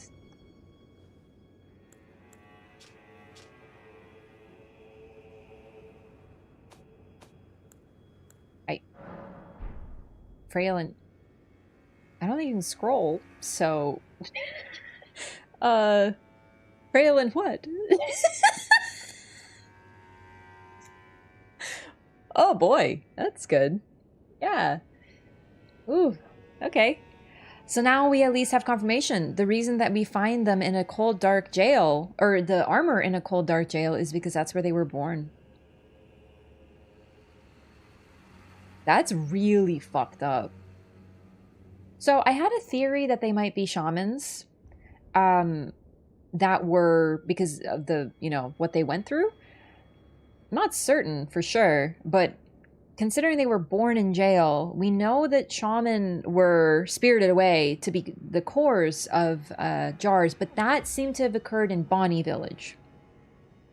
So I think it's more likely that they were just born of prisoners and raised in the prison. But I guess it could be either way.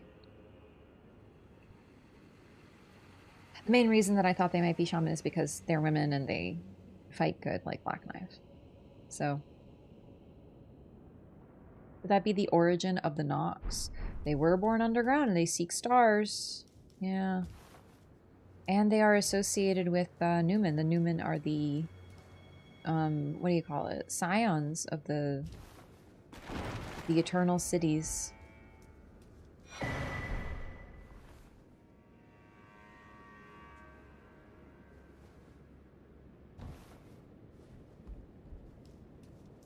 Nox's heresy against the Fingers could have been born among Numens in jails?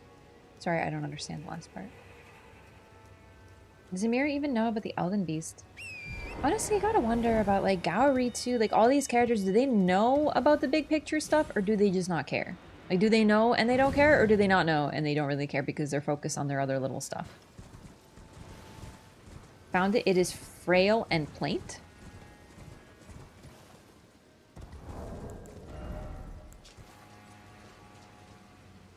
Frail and...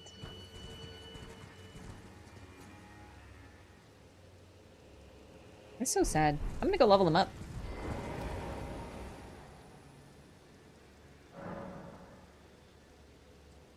Knew a lot about Mikkel and Marika, so I'm guessing, yeah. I mean, yes, he did know about the Mother of Fingers.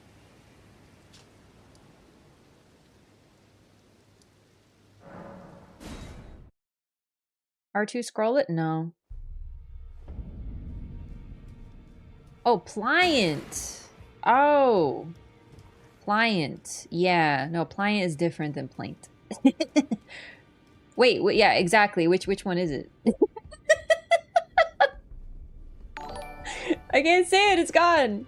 Pliant? Oh, okay, yeah, very different, very different. I was gonna say plaint. I don't even know what the fuck that is. Pliant, I know. God, these are ugly fingers, huh? Yo, Master MPS, thanks for the 10 gifted memberships to the YouTube community. I didn't see what my fingers typed. What about these fingers? Oh, Jesus. Is that my thigh sticking out? Oh my God, it really is. Oh. Oh boy. Wow. I look you know the sellers that have their jacket up and they're like, you want to buy some of my goods? I look like that, but the goods are fingers. But yeah, thank you, Master MPS, for the memberships. Sorry, advance about pingerinos? Any ping is a good ping. Seriously, it's a good thing. They will be going off for a minute though. I don't know why YouTube does it like this, but it's fun. Everyone gets their celebration. Me and the guys who flash people on the subway. Listen, if there's a flash that looks like this, I think we got bigger problems. I think they might need, like, severe medical intervention. But kind of. Maybe? I don't know. It kind of has the same energy. Like, I don't want to see what's poking out of your coat. Do you know what I'm saying?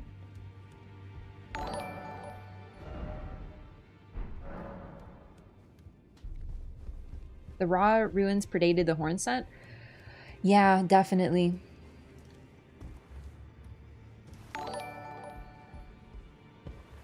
Didn't kill Metyr because we didn't use a finger slayer blade like Ronnie?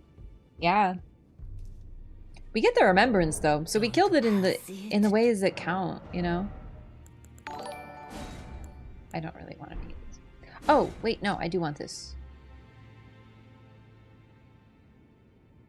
Microcosm raised aloft over the crux they form. The mother received signs from the greater will from the beyond of the microcosm. Despite being broken and abandoned, she kept waiting for another message to come. So it really is just like a freaking dial tone. That's so sad. Now. Ra, I think, with giants?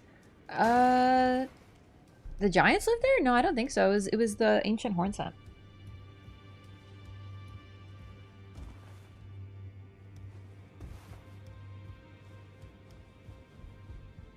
The Nox architecture is different than the architecture of the Ra ruins, though.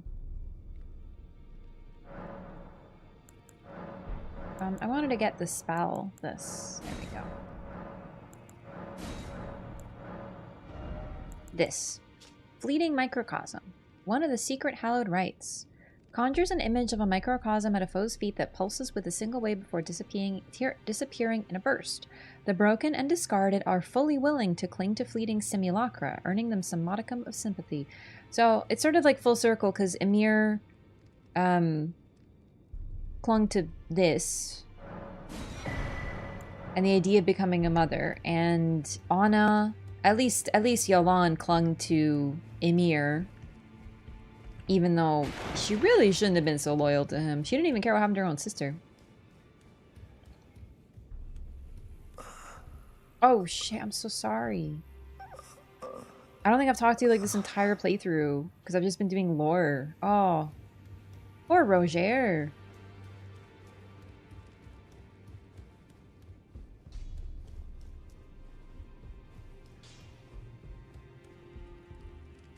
Ra sounds like the fire giant noises, but the fire giants were enemies to the horn scent. They didn't like them.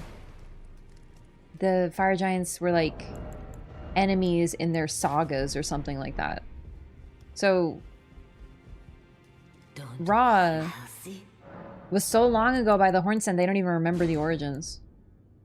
Oh, this is a pretty cool weapon. It's strength, but, you know, that's cool.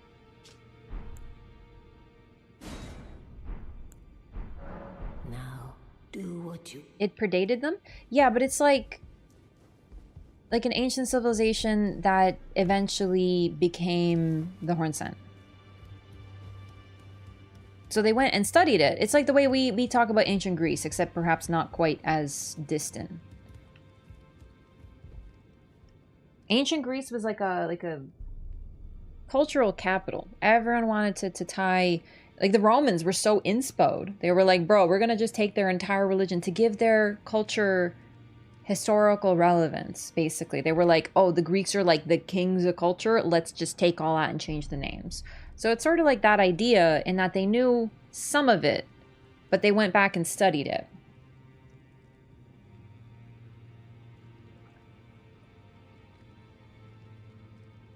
Also found the stone sheath sword and raw ruins. The fucking what?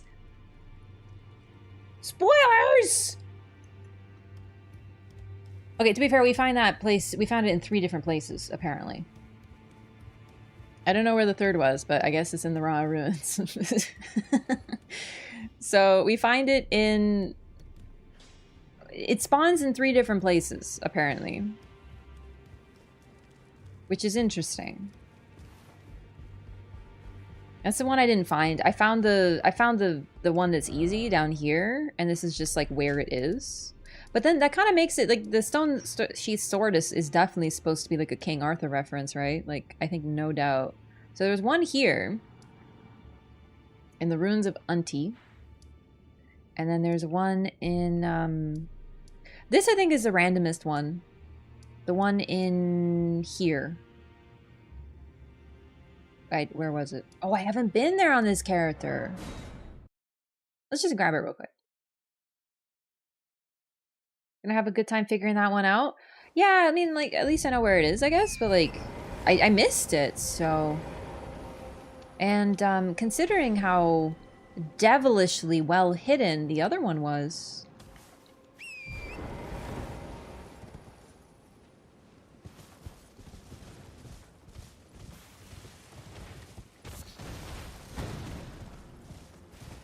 Yolan on arrival Tish? I was actually wondering about that. I wonder who are going to be the OP summons of the DLC. It is a little too bad I didn't get that on my other character, but we'll just have to, I guess, do New Game Plus if I want them. But no, I'd like to level up some different summons just to have a switch up. I bet they're OP. The Claws of Night are really strong. They have Bleed. And having 2 summons that are basically whole-ass NPCs, that's pretty sick. Ever find the Talisman of all Crucibles? I think that sounds familiar. Yeah, I think I did. I'm like 90% sure. Wasn't that in the back of Raw? You had to like do some like jumping and stuff? Yeah, you found that one? Poggy. Mesmer soldiers fight like Godfrey? Yeah, they use a lot of Godfrey's skills.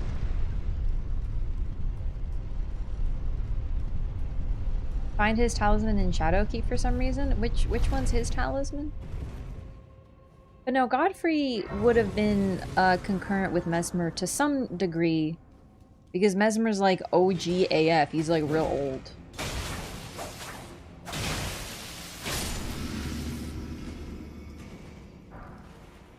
Right, like Mesmer is almost previous generation, he's so old. Before the second Divine Beast Dancer Lion. Okay. I don't really know if I want to do this. I'm probably not going to use that sword this playthrough. It's cool. But it's a little bit too much stat investment for me, I think. And for one straight sword, I don't really know what to do with that. I don't really love the straight sword moveset. Talisman of Old Lord's Bestowal. Let's go check that out. I want to remember if I got that. Because if not, I'd like to go get it on my other character.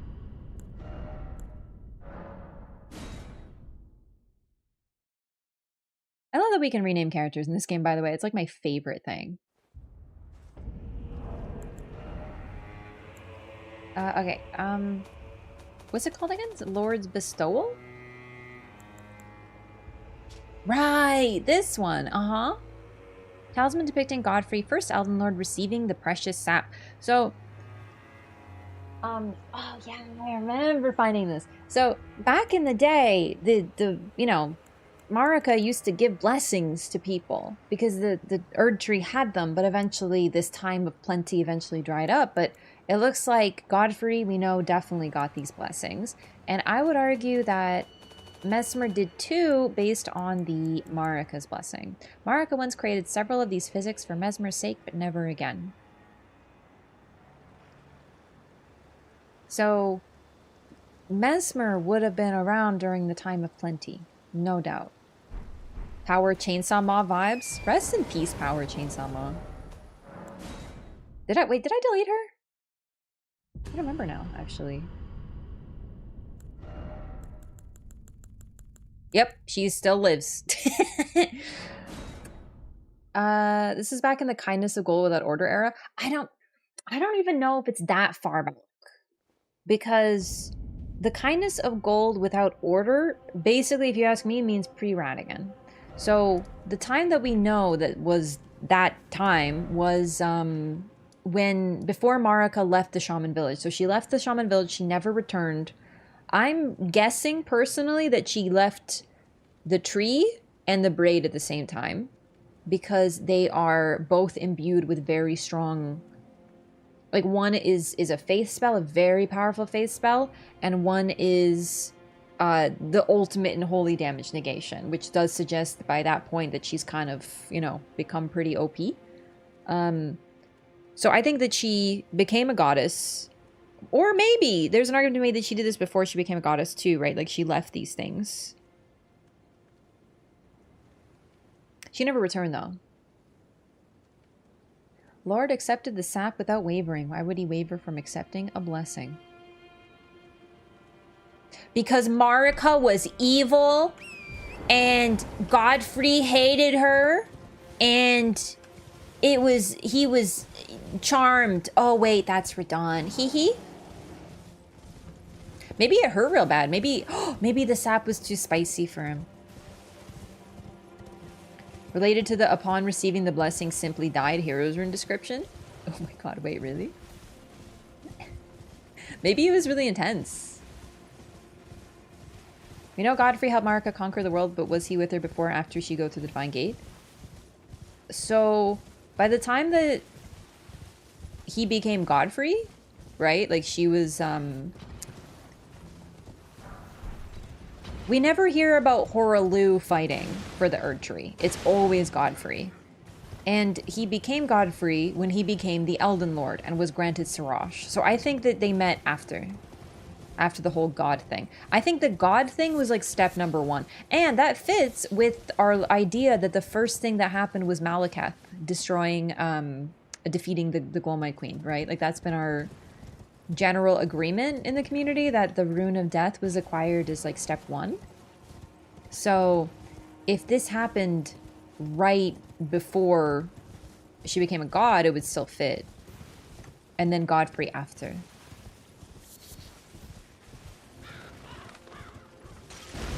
Yeah, I think the lore really is that it's just a really spicy, the blessing is really spicy. Excuse me, sir, move. And Godfrey doesn't have enough of a tolerance. Gotta admit, that goes way harder. Godfrey was a man with no spice tolerance, but when Marika cooked him spicy food, he never even cried, or a little bit. He never even went, or like asked for milk, because he was that cool.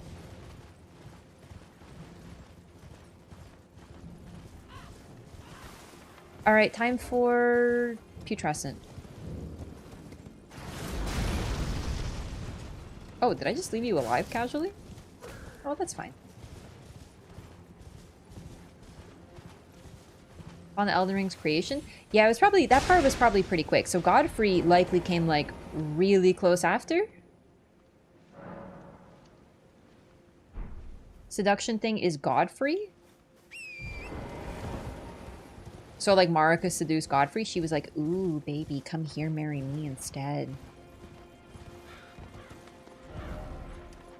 Ooh, I'm prettier than those other horn scent ladies. Is that what we're discussing? They may be horned, but no, I'm not gonna say it.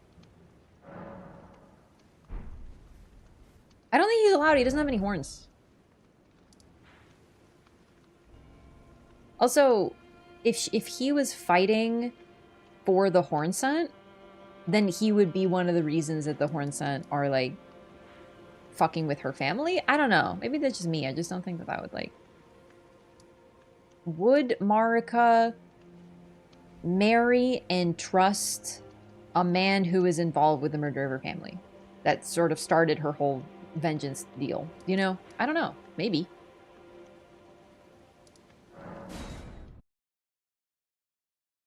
Godfrey tarnished through and through. So they became tarnished because of what Marika did. Wait, what is this? Oh, great.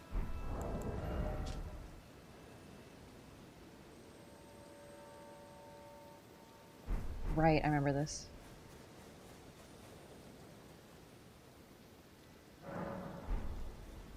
But no, we don't really go to the place that Godfrey is from. And from what we can tell, he really just likes fighting. He really is the definition of Unga Bunga. He's from the Badlands. And we don't go to the Badlands. We just know they exist. Basically, the whole concept of them is there is a chieftain who rules, and he rules by strength. And that happens to be Godfrey this time around. I don't think I've been over here. This playthrough. Barbarians of the Badlands, the real DLC? True, yeah. That's actually going to be the second DLC is Barbarians of the Badlands. Oh wait, don't you drop something?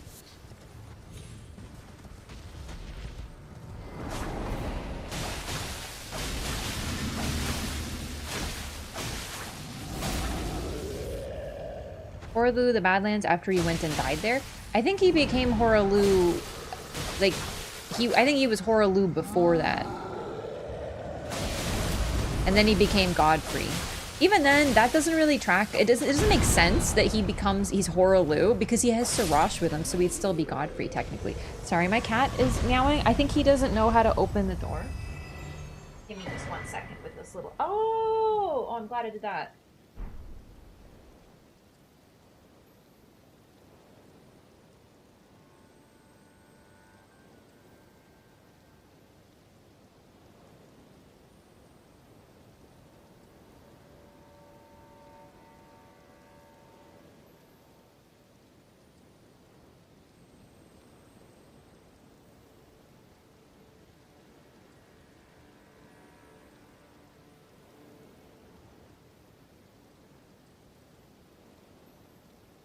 Okay, he just wanted me to play with him, but I have him.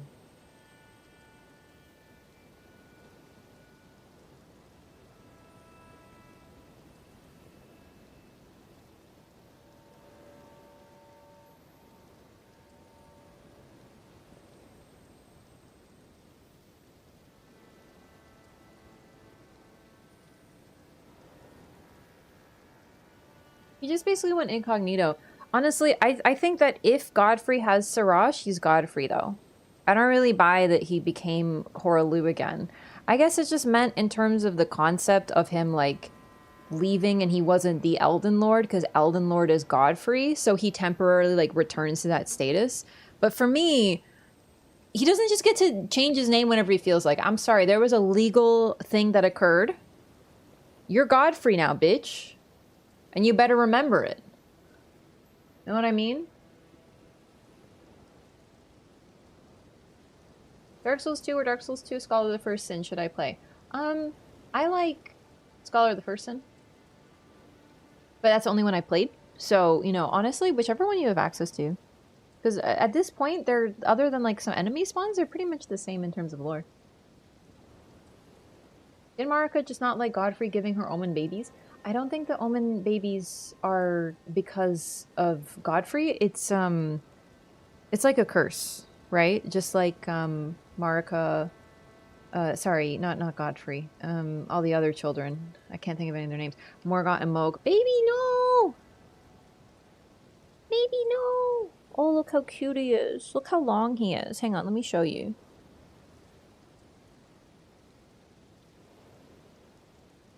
That's a long boy right there. Okay, you have my shirt, sweetie? Honey, you got it. Thank you. He's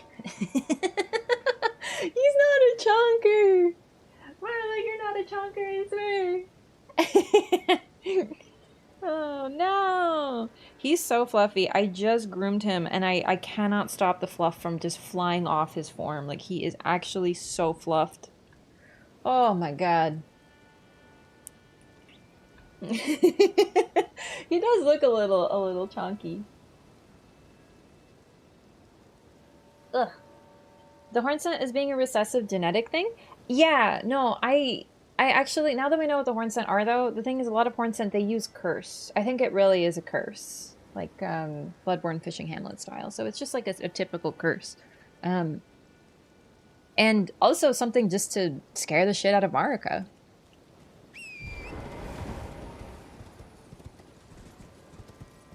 Morgott rejects his omenness, but Mohg doesn't. And Mohg calls himself and his people the Pureblood Knights.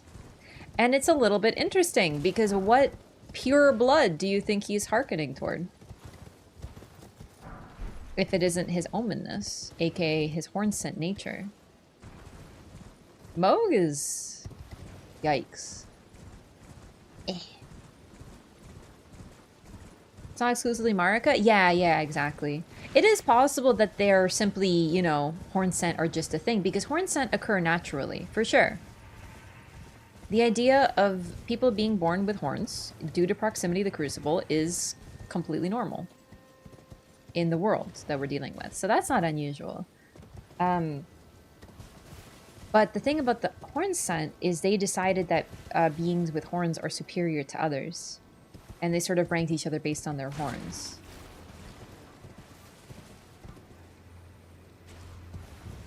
And those without horns or with... But here's the thing too, if the horns were too powerful, the child would die.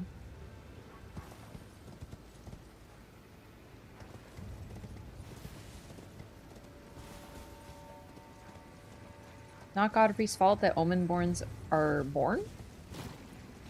Yeah, I didn't really buy that it was Godfrey's fault in the first place. Even before all this stuff. It really just recontextualizes Marika's complicated relationship with her children, though.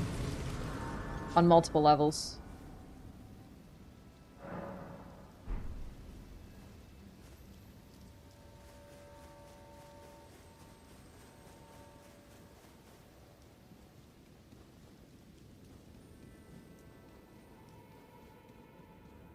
Alright, so I'm gonna go through this pretty quickly. I don't remember there being too much important here, all things considered. I just want to get Tio's quest moving forward, so we have to take out Putrescent Knight. Lamenter Mask? I'm talking about the Bairn.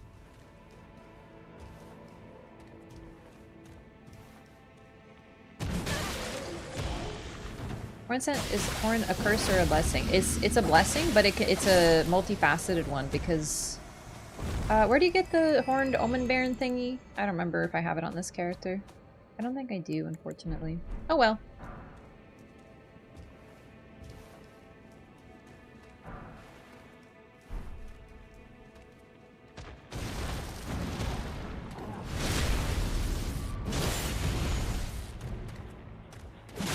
Freaking blood fiends. They really will drink anything.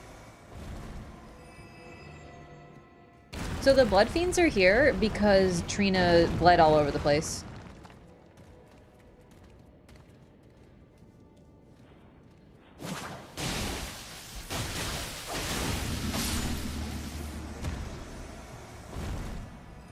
They're not picky.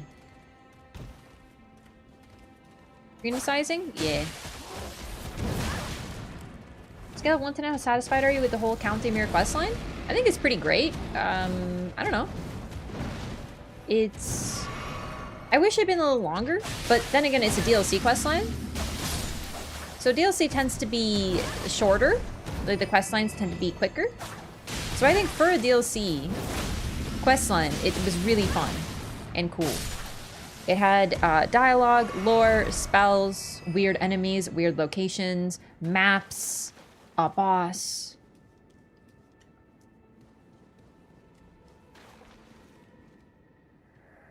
Kindly Mikola, I see you've thrown away something you should not have under any circumstances. How will you salvation offer to those who cannot be saved, when you could not even save your other self?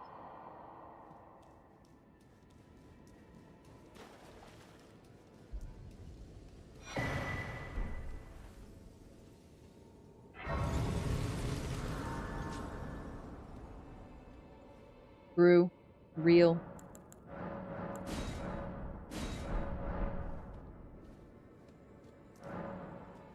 I abandoned here my love. But you want to bet it was like right here? You just yeeted her down there. Like right here. Just yeet! Realistically, you probably had someone else yeet her. I don't think he really strikes me as the actually doing things with his own hands type situation.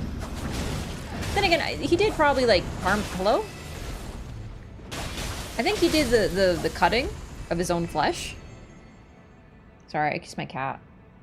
I know I got fluffs. Throw away his eepiness? Yeah, he never naps anymore, for real. This ghost has a very distinct look to them. Yeah, it's the same as the... It's wearing like a toga. It's the same model as the enemy is in the Shadow Keep. Interestingly.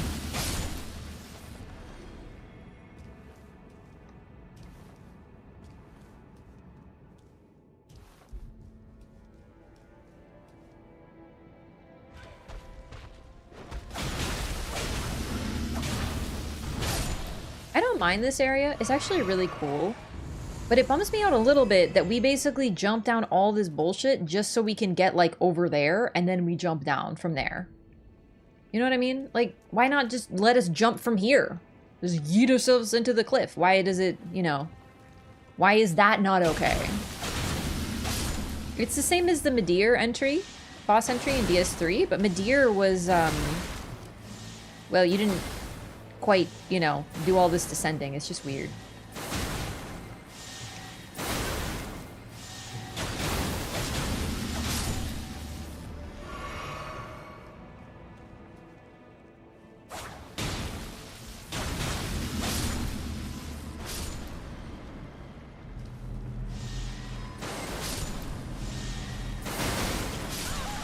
Oh, shit. Okay.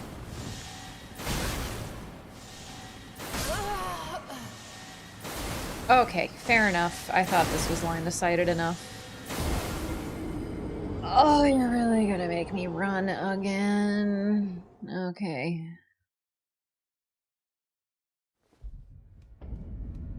Wish there was a bit more of this area, because it really just does feel like, you know, it's really cool first play, but afterward you're like, alright, let's just run through and get to Trina.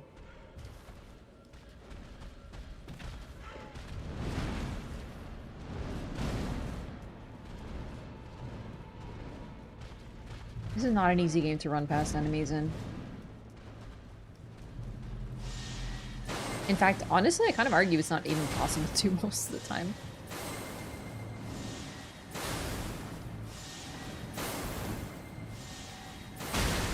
Damn.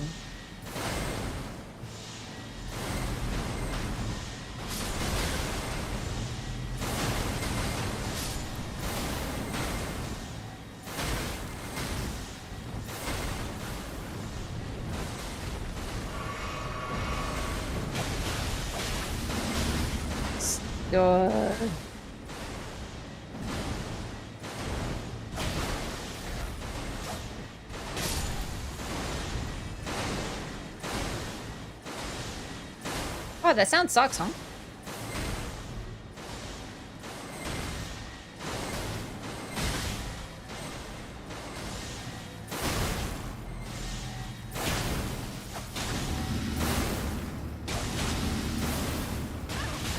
Whoa! Whoa, whoa, whoa, whoa, whoa. Are you fucking choking me? Oh, I'm at this point, I'm not killing any enemies. I want to run through to see if I can just get through it. Do you know what I mean? Like the... Oh, do you remember when I saw that and I thought we might be able to go into the ship? Oh. God, that'd be so cool. Like, I know there's coffins, but... God, that'd be so cool. Hey, thanks, Pegu. Doesn't this dress make enemies super aggro? Not this one. I think? No, this just makes... it's the duelist gear that does that.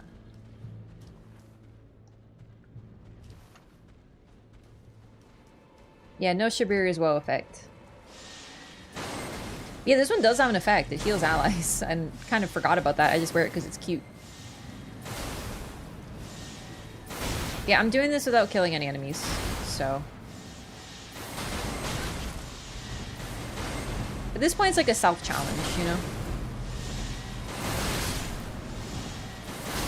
That was stupid. I'm dead, probably. Oh, never mind.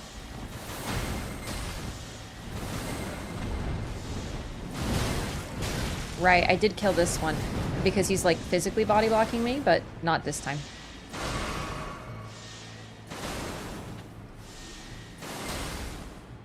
Where I got the dress thing from? I don't know. I don't think there's a this dress and then the Rama dress? Rana? I forget what the dancer's is called.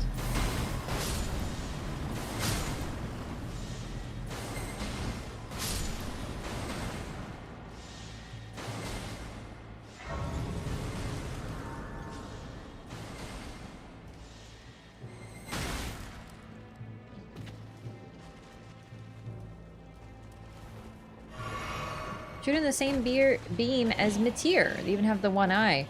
Those enemies are basically just not gravekeepers, gatekeepers.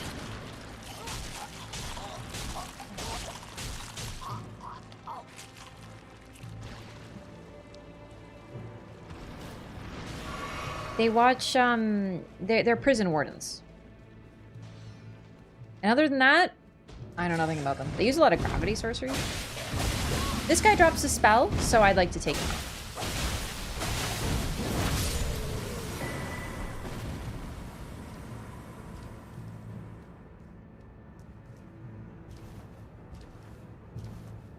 Leonine misbegotten linked to Mikola. What are the implications?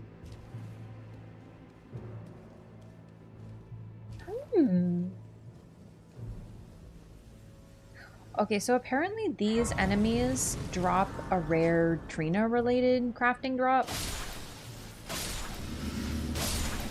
And I want to see what it is, because I don't think I got it before. So we're gonna have to do some murder.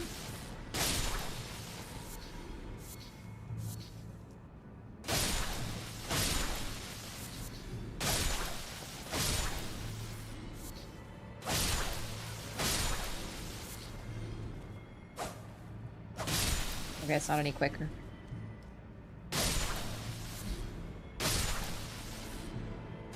Murder drop is like a super low chance? Yeah, but I didn't get it, so I need the lore, but like... Man. Nah, I think I'm too lazy. I don't want to do this. Doing evil? I do worse for lore than I have. War crimes? Y'all better be vegetarians, I'm just saying. I'm just saying.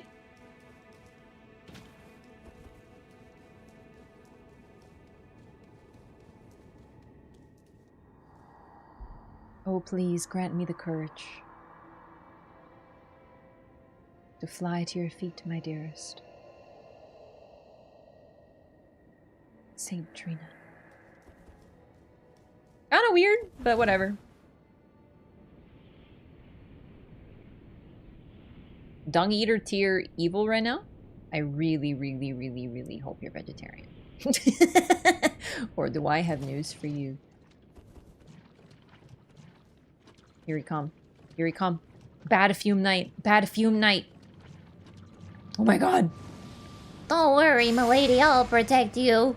Me, the Stinky Knight, shall be your guardian, and protect you from all who would seek to do you harm.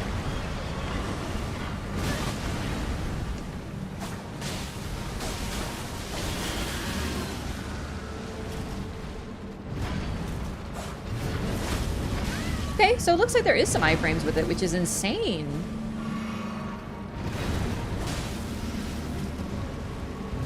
Oh. Oh, wow, even longer than I thought.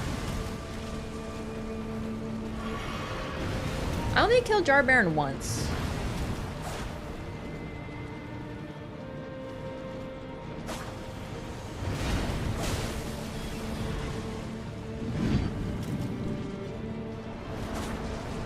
Okay, I still don't understand this, so I'm just gonna do my best. I'm just gonna jump a little bit, and jump a little bit more, and jump a little bit more, and jump it. Okay. Worked honestly pretty good, all things considered. Okay.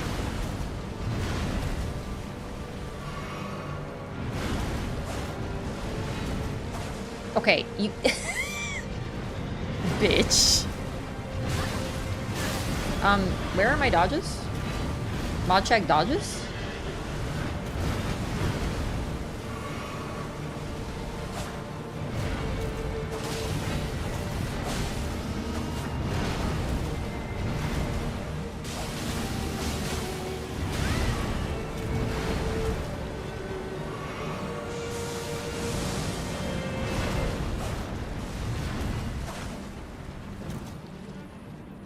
It's okay.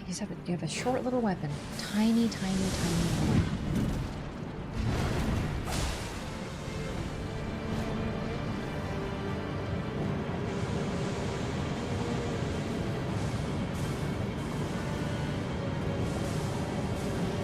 Dude, honestly, jumping hog.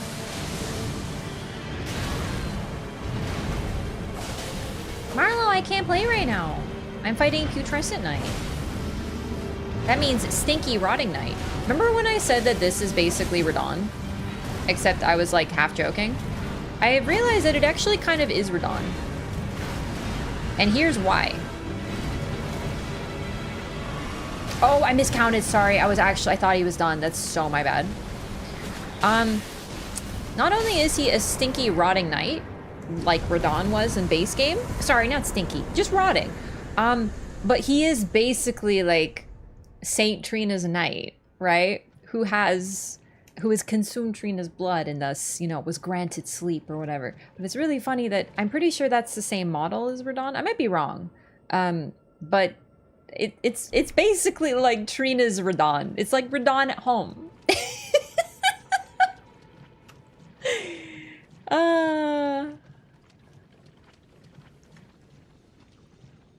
Not literally in terms of being Radon, but I made the joke that it's Radon because he's rotting. And I was kind of thinking about it. How he might be Radon because Radon was the rotting knight. But yet, of course, you know, Pepe laughs, she doesn't know sort of thing going on. Knight part is the skeleton from inside the horse. Yeah, because it doesn't... The bones are outside. It's like armor. Yeah. Can't be Radon. This guy's actually fun to fight. Oof! Shots fired.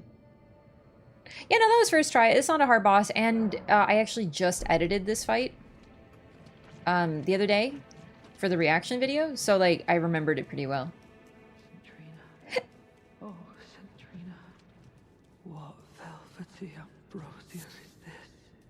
Your poison and the honestly, after fighting Metyr and let me hear your voice. Gaius, that was a breeze. Hey, Tio. Then you too must have paid a visit to St. Trina's garden of deepest purple. I'm drifting off. Oh my god, what if this is Leonard? Her poison. True, what if this is Leonard? I will hear her voice. Let me be. I won't be long. Left on red.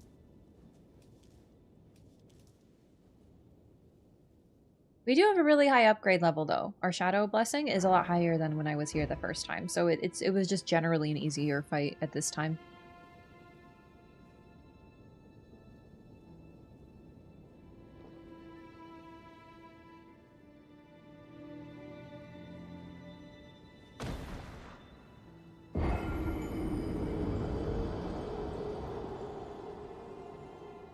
And description from those animals? So it is something unique you only get from them? How many shadows now? 14. A lot higher than my first time through here. Actually, it's the fire in this room. Oh, so it isn't unique. Wait, what's this? Oh, right. Oh, it's just that. Okay, okay. No, that's... Wait, where are my souls?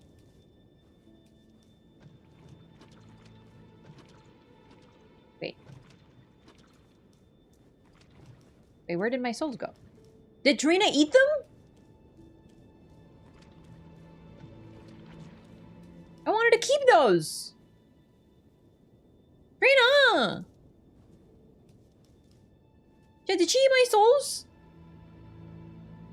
I just beat the boss. I had like 230,000. I wanted to get a level. They should be near the bonfire? Yeah, I thought that too. What the fuck? They weren't on the map. Oh, that's my bad. I just ran right past them. Sorry, Trina. I thought you were very, very hungry. Sorry, it's my bad. Can I get you like a Snickers or like maybe like a hamburger or something? You want a Happy Meal from McDonald's? I was just talking about how like the concept of order in terms of the Erd Tree was basically how Radigan was said fuck the McDonald's menu and just wanted a Happy Meal. And that's his order.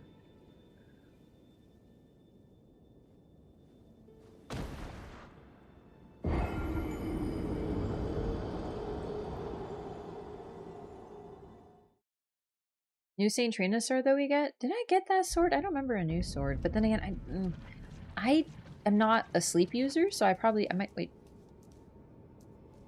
Hang on. Okay, no, it's just weird. Leal Hound of the Happy Meal. Exactly!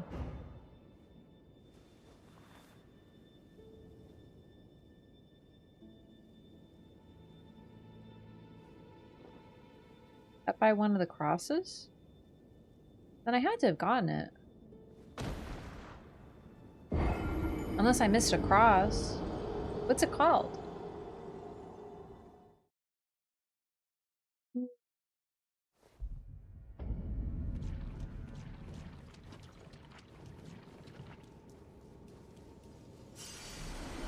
Wait, wasn't that 3?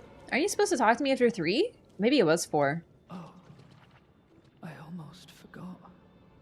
You mustn't follow my St. Trina's. It must be me. Okay. I am gone, so that I'll let me be. I love him. I'm sleeping. I can't hear you right now. I'm asleep. I am gone. Like, no, you're not. You're right in front of me, dingus.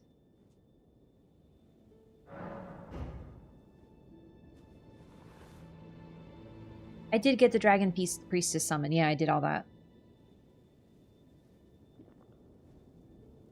Instance of immediately dying when receiving a blessing? It is imbibing nectar versus sap, so like there is a comparison. But the thing is, Trina has always been associated with sleep, and the link between sleep and death is very, very strong. Then again, the Erd Tree has always been spiritual and an object of faith. Oh, here we go. Stop. Don't turn the poor thing into a god.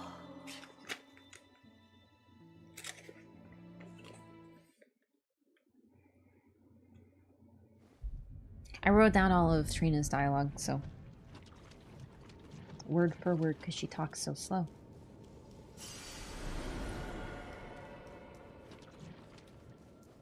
Yeah, Trina's blessing is literally poison. Then again, unless it's maple fucking syrup, I don't recommend drinking tree sap either.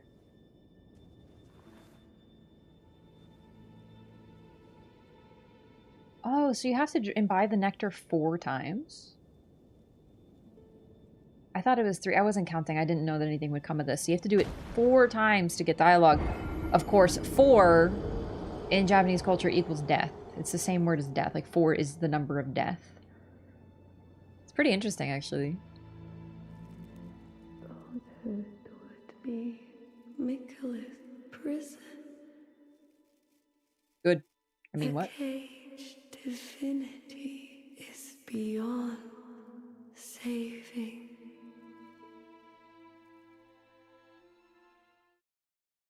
She's so weak and distant. Like, you have to be... The reason you have to drink so much of the nectar... Oh shit, did I pick up my souls? Oh, I hope so.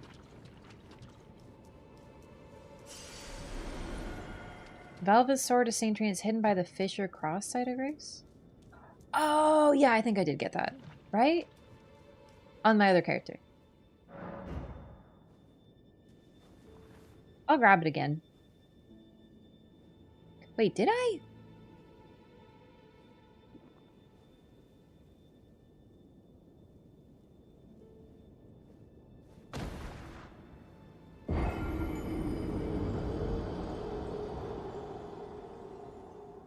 Yeah, it's like we have to be really close to death to hear her voice. You must kill Michaela. Grant him forgiveness.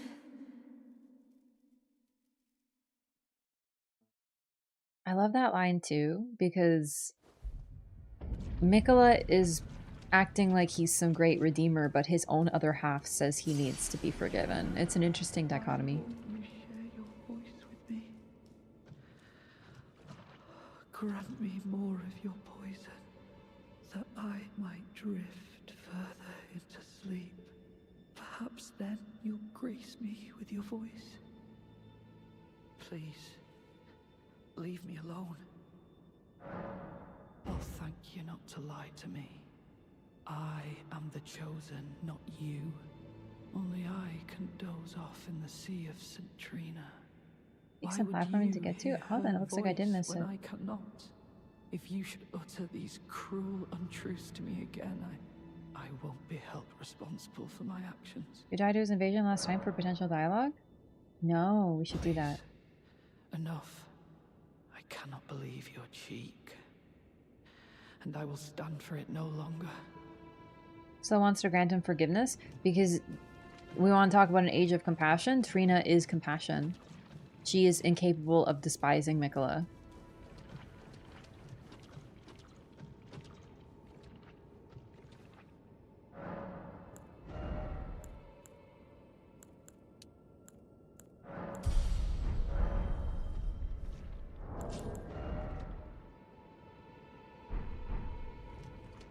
I will never forgive you. For your trespass, you will know my poison. Okay, we're gonna die intentionally for dialogue. Oh, there you are. Because I kind of forgot about that.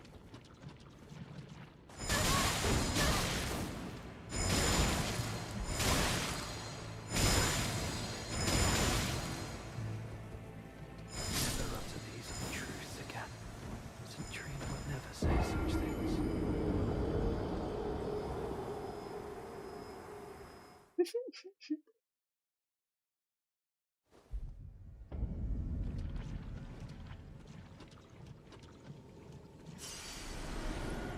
I will never forgive Oh, you. good. For your trespass, you will know my poison. Trina is still trying to save Mikola. And the thing about it, too, is she is truly... Like, she is the Marika of the half, as discussed, because she is willing to sacrifice her. She knows that if Mikola dies, she does. They're one and the same, right? Well, I think that can be implied by the fact that, you know, she dies when he is killed. Such strength, but for what? She could also just be holding on, because she's very weak even as is.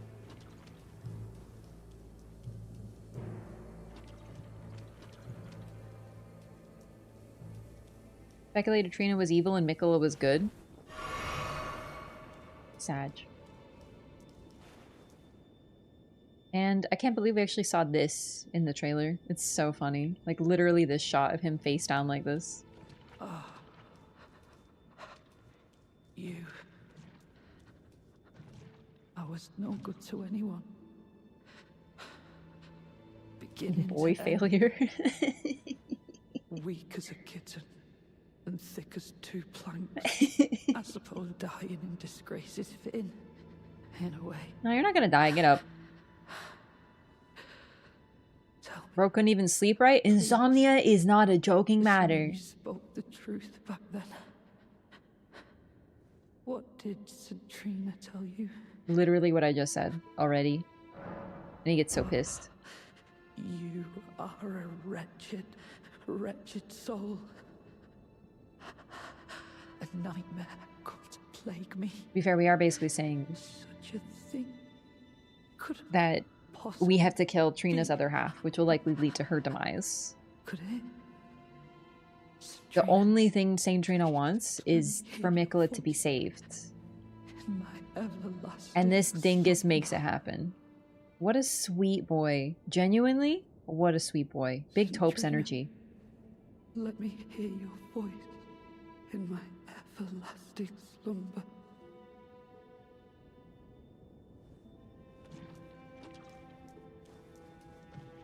Okay, I think that's it. Just a lot of sleeping, a lot of dying, a lot of talking.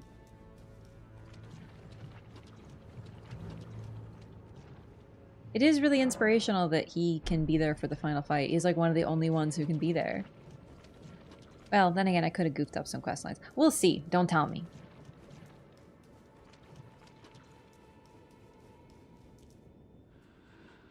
Okay, all done. Great. So that's Tio done. That's Putrescent Night. Bale's done.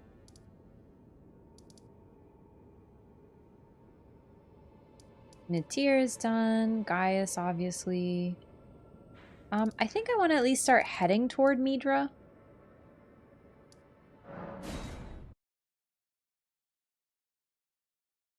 Yeah, I want to at least get through the woods. Romina? No, I want to, like, when we, I want to do it all in one go. With, what do you call it? Oh, I have an idea. Please don't light me on fire.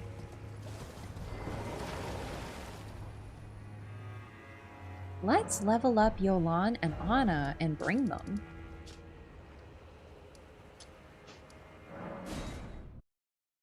Fight with Letta in your first playthrough? 1v5, 3v4, something else? They had Letta. So I had Ansbach and Tio, which is great for dialogue. They had Letta, Dane, Moore, and Freya. Morrison was dead. Don't worry. I'll continue, which is why his roots are, he won't, his shackles high top.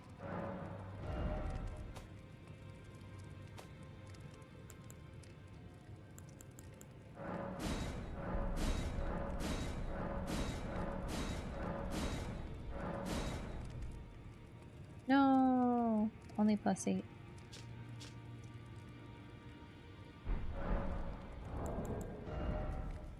I don't have enough FP to summon them.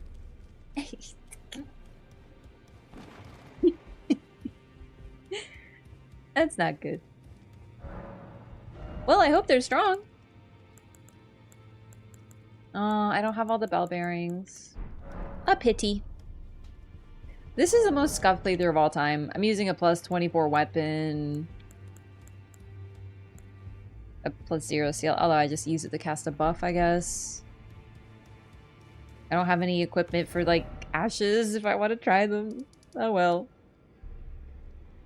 Yeah, let's head over to Metyr. Midra, I mean, sorry.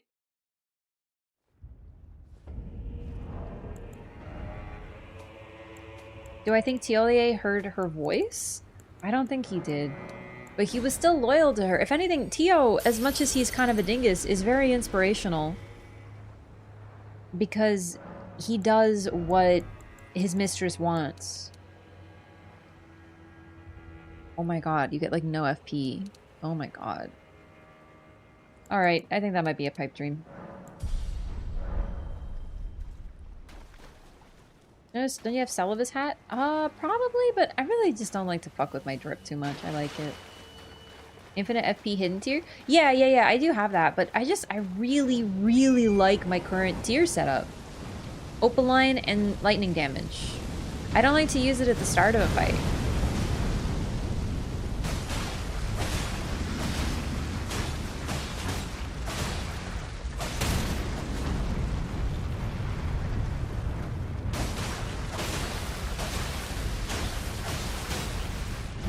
That's gonna hurt.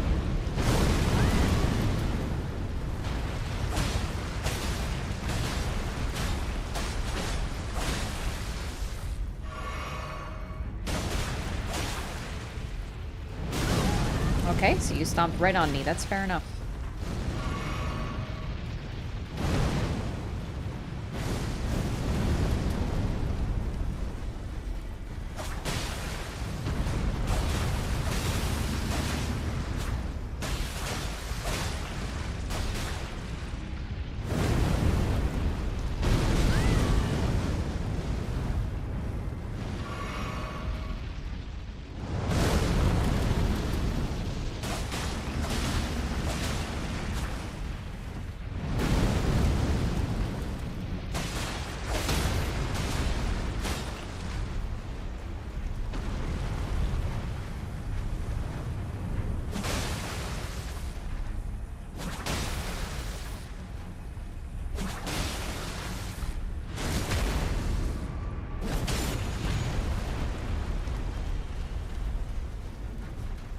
guy's just annoying me. I want him dead.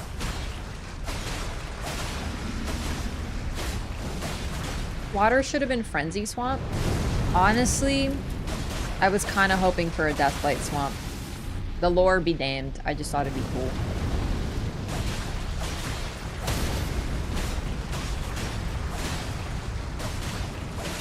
I really like the Winter Lanterns.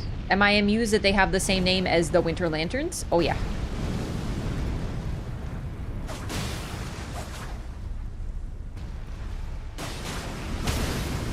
Oh, thank goodness.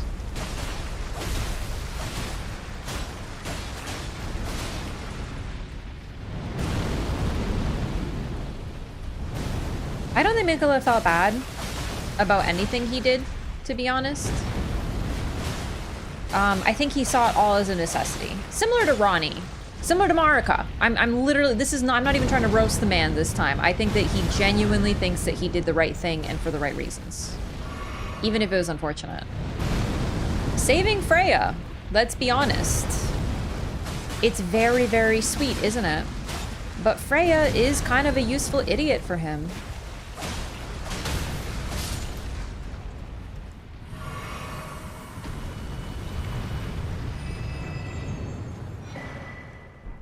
It could be because of his nature with charm that he's able, like, of all the people there, he saves her. Right? Like, the only person. There were so many people dying of the rot, and he chose her. I wonder if his ability to charm lets him see into the hearts of people. I think I already found this, right? Yeah, okay. I'm not saying it's for sure, but it's interesting that he selects so few people. Ansbach was an interesting choice, but he probably kind of had to. It was like, charm him or die. But of all the people there, considering that, you know, the reason Caelid happened was because of Mikola's orders, it's interesting he only saved one person.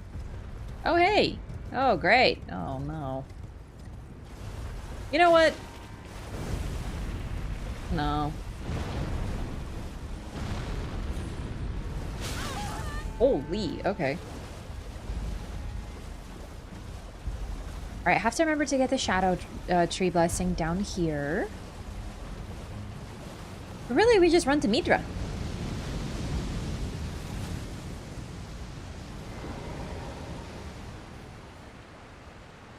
We can cure boluses and flame cleanse me. Yeah, that's probably more of a gameplay thing. Because apparently Freya still has the rot sickness. It just doesn't affect her because of Mikola's kiss. Paladinus, thank you so much for the resub. Welcome back. Thank you for 2 months.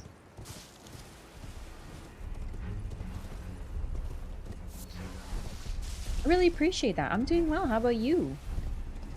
Enjoy your new butterfly. Oh, we gotta get the fly village. Gotta pop it. Oh, great. Ugh. Let's make a little turn at the fly village. What is Mikola's kiss? So Freya literally got smooched on the face by Mikola, and it apparently stilled her rot. So quite literally. It also led to her being charmed, but...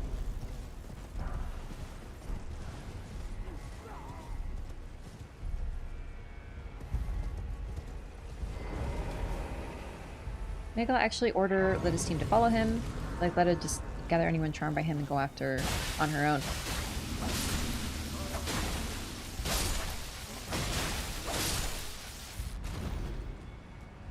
I don't know why Mikola... Like, Mikola had an army because he intended to fight. He had loyal soldiers and charmed people because he needed them, right?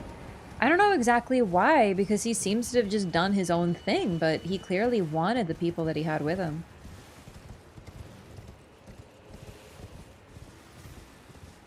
You could also argue that breaking a charm is not as easy as, you know, charming in the first place. Like, he couldn't just remotely cancel the charm. So, I don't know. Maybe he didn't care. Why didn't he do that for Melania? Melania's case was more extreme. And he did. He gave her the needle. The needle that he gave her eases the rot and prevents it from spreading and allows her to not be in pain. So he did. Which is very sweet.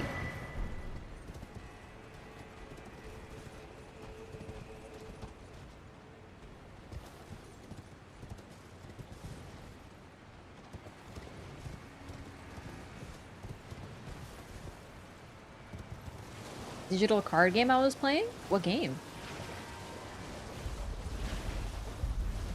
Not a single actual Halig Tree soldier. It is interesting the people he chose to leave behind.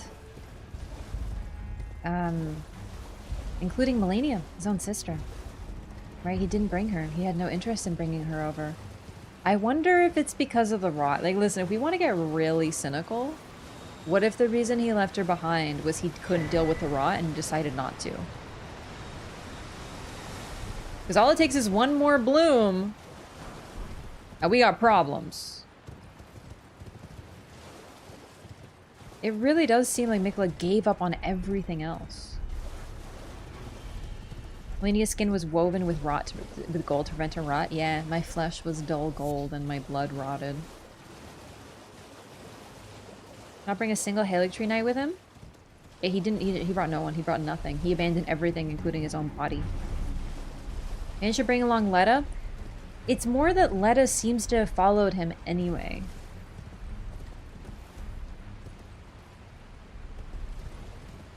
Maybe he couldn't? He does seem to have largely given up on them, though. It's hard not to read more into it. Imagine my surprise seeing Letta when Mikla Knight's sword says he has no knights. Well, technically that's because Letta killed them all. What if it's one of those? What if it's like, Mikla has no knights anymore because one of them killed them and then he fired her. That's right. Honestly, I think I could totally see that. Mikla sitting behind a desk, wearing glasses, otherwise unchanged, very short behind the desk, basically sitting like this. Len, I think you know why I called you in here today. I think you know. I've got some complaints from HR. Something about a few murders. You've killed all of your co-workers, and then actually after you killed HR as well. I think you know what has to happen here today. Thank you so much for your being a knight for me, Mikla. I appreciate you and your hard work. We will, of course, write you a reference. A terrible one, to be sure. I have no knights. Thank you. Bye.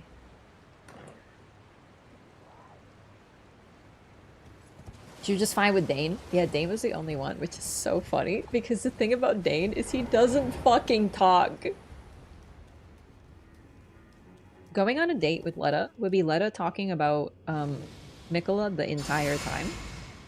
And then you just sit there quietly. And if you say a single word, she will kill you. And if you say nothing, she'll be like, I had the greatest time. I just feel like we're really connected.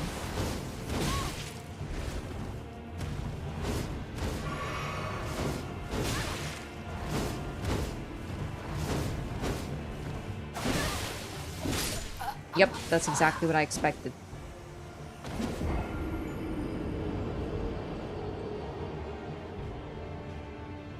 All the Mausoleum Knights are actually just her victims. That is the ultimate serial killer.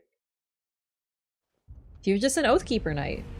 That's what they do. They keep vows. Once they, or an oath once they find one. It's not all bad. Oh no, I don't think Mikla is all bad. It's just, the problem with the DLC is it's sort of like, you know, it changed his character. He was super close with his family and he loved Godfrey and he wanted to fix him and he wanted to cure Melania. He even left his religion for it, and then, you know, apparently they're fucking chopped livers, you know what I mean? So unfortunately we have to recontextualize everything, yeah. Yo, Cletus, thanks for the gifted sub to Coiled Snake. I appreciate that so much. Thank you for the, oh god. Thank you for the support. I don't love this fight just because it's like impossible. He kills you in like 2-3 hits no matter what. It's okay, I'll do guerrilla warfare.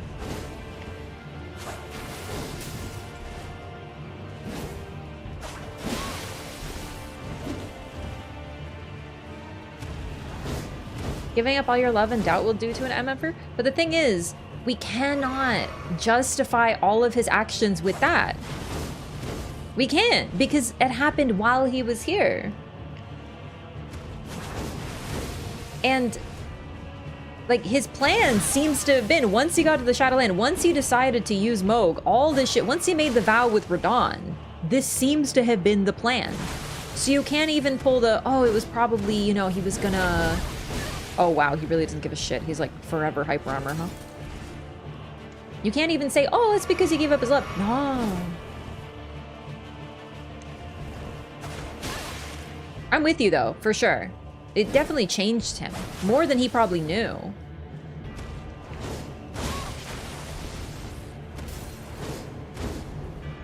Muslim Knights actually Mikko's followers that followed him to the Land of Shadows? I don't know. I don't think so. Why would they be? Why do we think that? You know what? I will say, what does the Mausoleum Knight do?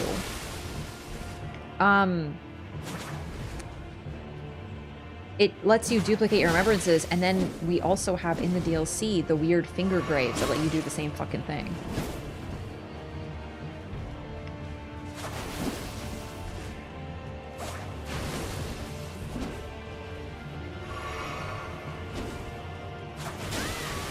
God, you hit so fucking hard, it's mean.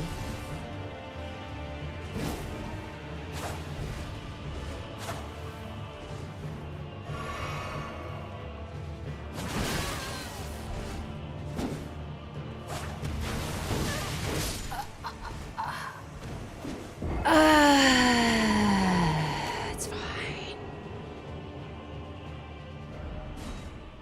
Guerrilla warfare didn't work.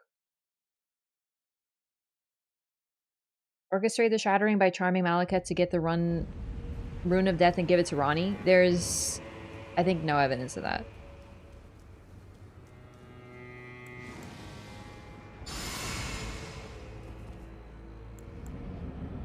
Also, Malekith is like obsessed with Marika, as the Shadow should be. I don't think he's charmed by Mickey.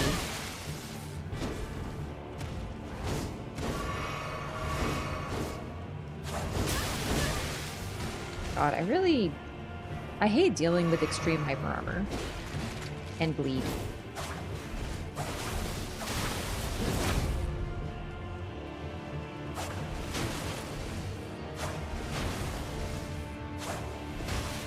Well, this works.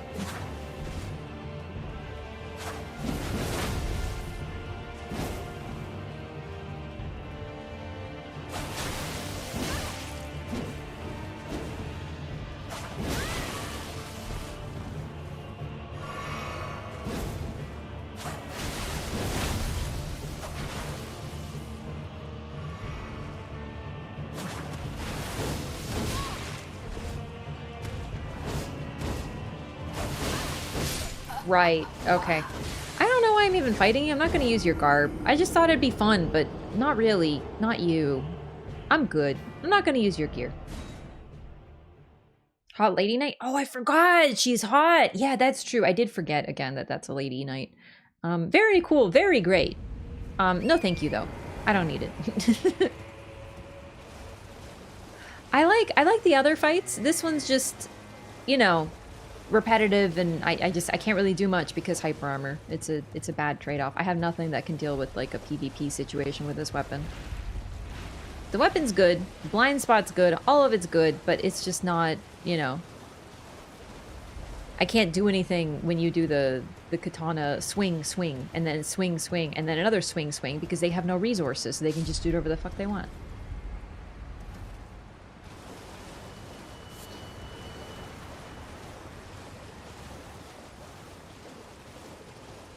Golden Hippo here. 2, maybe?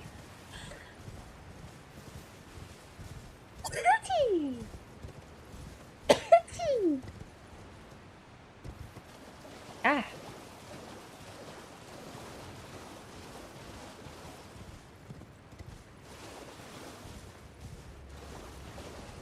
Great, there's 1. I remember there being 2, though. I did forget the first one that I fought before, so I do have to go back and get it if I want, like, max blessings, but we should be fine.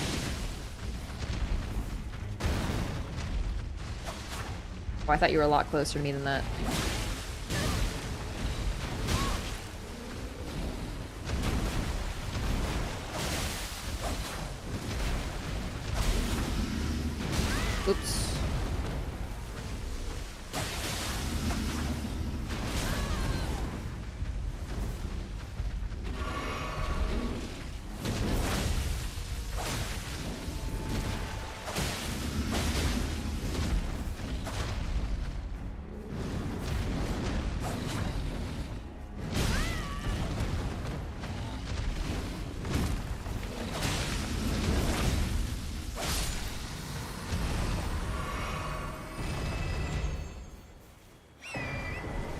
Midra's place has 2 Shadow Tree blessings.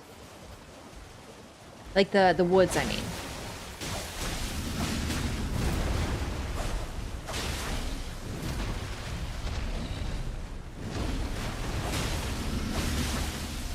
One in the church and one in a random place with Inquisitors. 44,570 bits to unlock Raph OK. God, I do love Raph OK. It's basically my NFT before there was NFTs.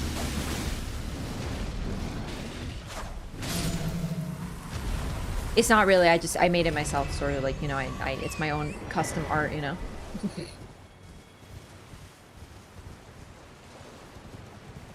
Really excited to go back to the woods. It's gonna be a bit slow going because of, you know what? I have been terrible about finding revered spirit ash blessings, as you can probably tell. I'm at 6. Fuck. Maybe that's why Torrent's getting bricked so hard. Okay, where do I go? I take the graves, right? Yeah. Yeah.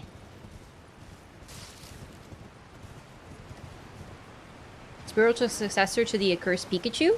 Which one's that? That you couldn't possibly mean my cat that I made as a child.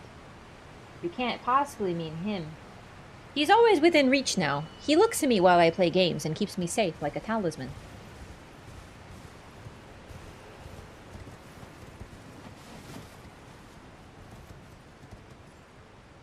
Wait, is that? What, you don't know the lore?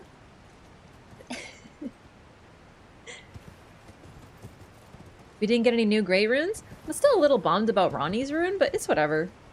Admittedly. We did get Mickey's, kind of.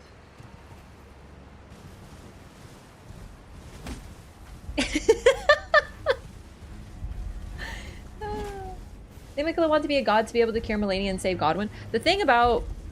Okay, when you fight Miquella... Wait. How do I get to the other side? Something has gone wrong here. When you enter the arena to fight Radahn, you hear Miquella's voice, and he says, my loyal blade, and the champion of the festival. He is referring to 2 people. His loyal blade is Melania, and the champion of the festival of Radahn is you, the player. So, basically, he says, my loyal blade, the champion of the festival, we will remember you in song, or something along those lines. I don't remember the exact phrase he uses. But basically, he says, thank you so much for your service. I'm going to take you out now because you need to die. But no, he has no intent of going back for Millennium. He just says, we'll remember you. Peace.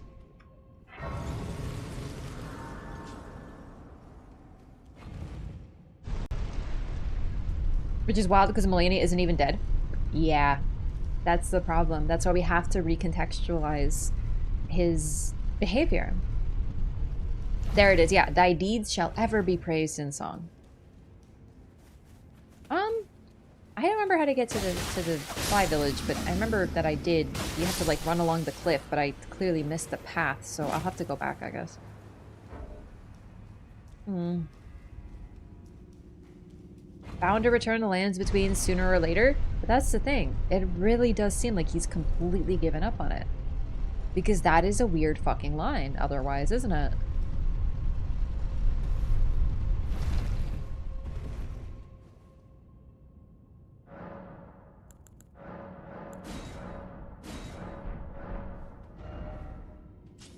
Oh, I can't teleport. Ugh, I'll have to get through it.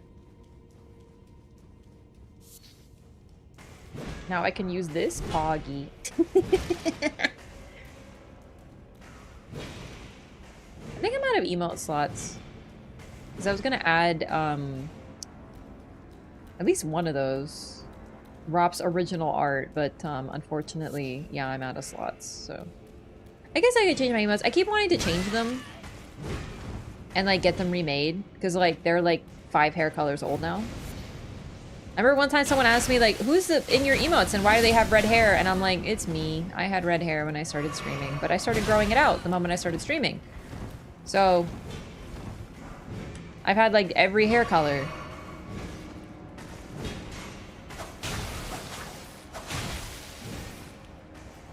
Because I have a lot of emotes that aren't really used that often. Also, so, you know.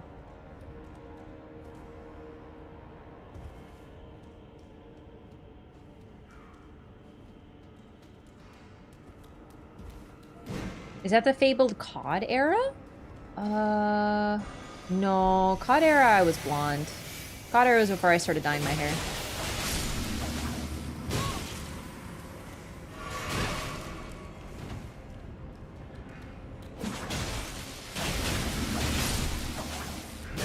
Like dark blonde. And Raph's foot? Yeah, that's definitely my foot for sure. And not Morgoth's.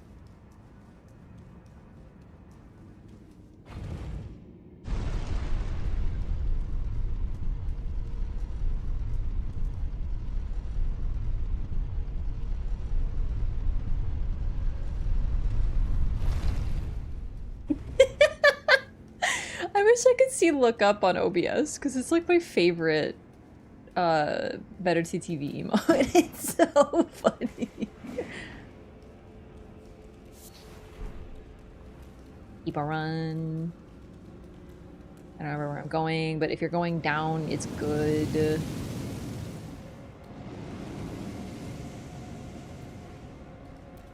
Confirmed COD for blondes? I don't understand. You don't need to be blonde to play COD. I was blonde. Like I am now, except darker.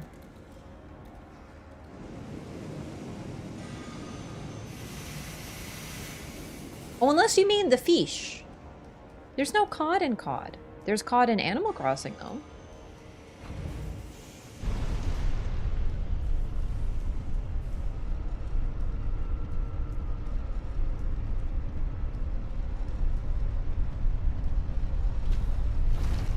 Now that I think about it, is Jory the boss that will let me teleport through this place or not?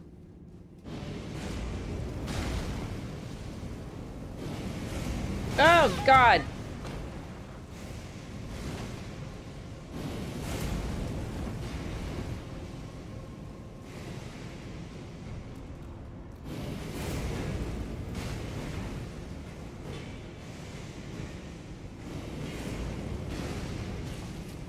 Oh, this isn't right.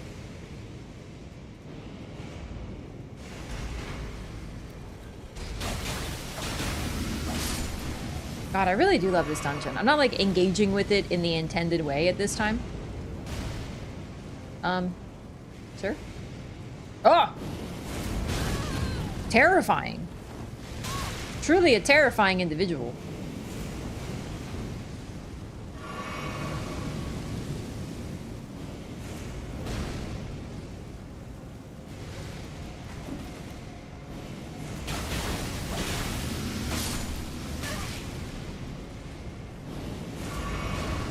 Bloodborne plus both DLCs versus Elden Ring plus Scholar of the First... Scholar! I see SO and I immediately think Scholar of the First tree. Shadow of the Earth Tree? I like Bloodborne better, fully, 100%.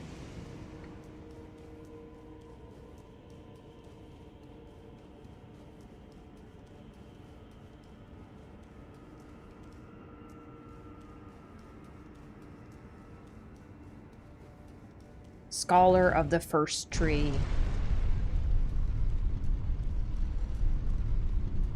I just like Bloodborne better. Oh, why did I do that? Why am I so impatient? Like, why did I do that? We were right there. Please, please, take a marker, please, please, please. Hey, what if this is a shortcut, actually? It's not. I don't think it... Oh, baby! Never mind. We're gaming. I like to call that one load screen skip because it's not a skip at all and it puts you into a load screen. How many times am I gonna have to teach you this lesson, old Inquisitor?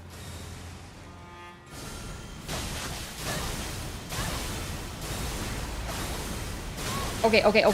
Actually, I'm sorry I disrespected you. I thought you were a dingus. You actually kind of are fucking me up. Ah! Where? Whomst? Oh.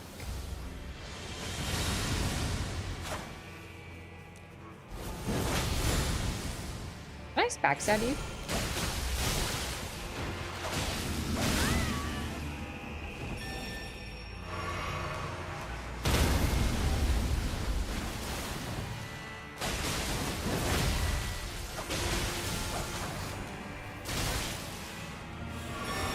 Oh! Thickness!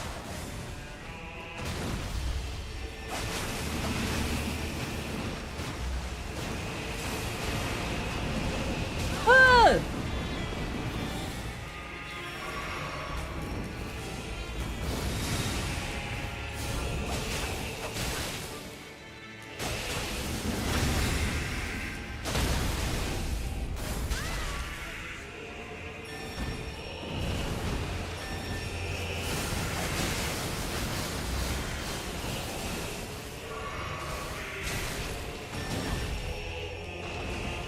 I really do be getting bullied by his heft, huh?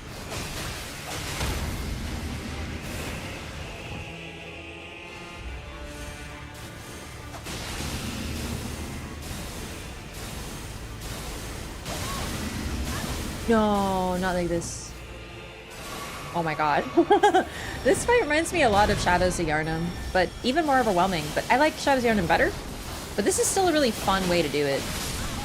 Oh shit. Okay, that was a little close. I like crazy, overwhelming craziness, but not very tanky. I appreciate that. Everyone has those Cirques except me. They've never dropped for me. I never found the Smith ones. This is the Smith ones. But the drop ones, yeah.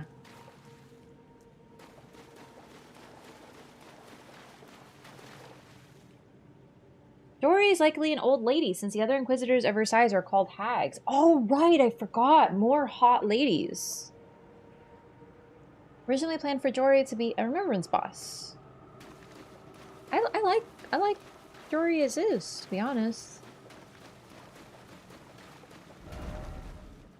It waits inside. Not a boss straight home, but still fun. Hey, Shrimp Fried, what's up? You know what the hefty guys remind me of, actually, though? Seriously? Not Godskin Noble. Turn back while you are yet able. So creepy. I love this build up. The guys with the big heads, the marshmallow guys. Envoys. They remind me of envoys. It's their rotund bodies. The spectral steed is frightened and cannot be summoned. Ooh. They just got really round, big bodies. Don't let it see you. Once you are seen, there is no escape. It cannot even be touched. False. I escaped from one once. So... Oh, I don't think I have Pine Retaliation. But, I do remember the item description that tells you that you can parry them.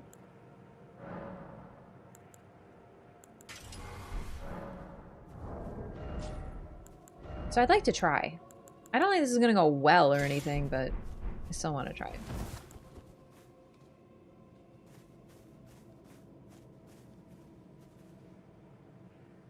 But it made it a frenzy swamp, but Miyazaki's lost his edge with time. I mean, at least it's a swamp that we can't run Torrent. We can't use Torrent through them. That's actually like a big plus for me, because I was like, man, I actually said I hope that in the DLC there's a big area that we can't use Torrent, and I got what I wanted, but then it was like, at what cost? Because actually I don't like it so much now that I have it. Wait. Yeah. Maddening hand, or Madding hand. Madding hand, there we go. Hey, what up, baby?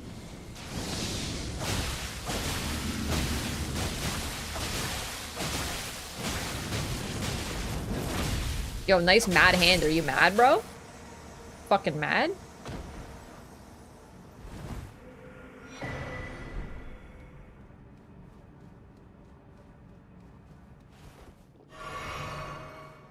"95% empty, but great visuals and concept." I agree. Yes, seriously. 10 out of 10 concept. Love it. Execution suffers a bit, but like, I don't know. Unfortunately, in an open world game like this, yeah, there's... Torrent helps. Literally show you riding torrent through this area? Yeah, I forgot about that, but yeah, you see him.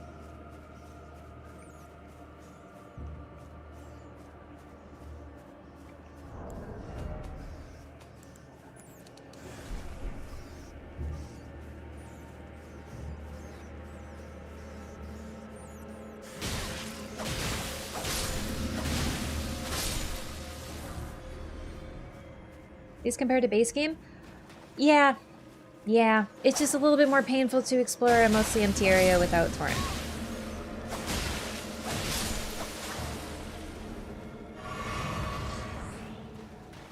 Also, unless I missed a dungeon, there aren't very many of them.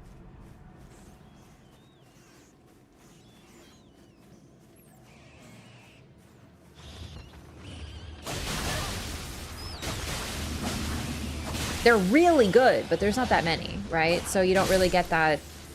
I'm trying to think of like what would be good for exploring. An item, a cave, a dungeon, a boss, but even then. So I'm not complaining about it, but it is just, you know. Okay, just let me hit you. The squeaks are driving me insane.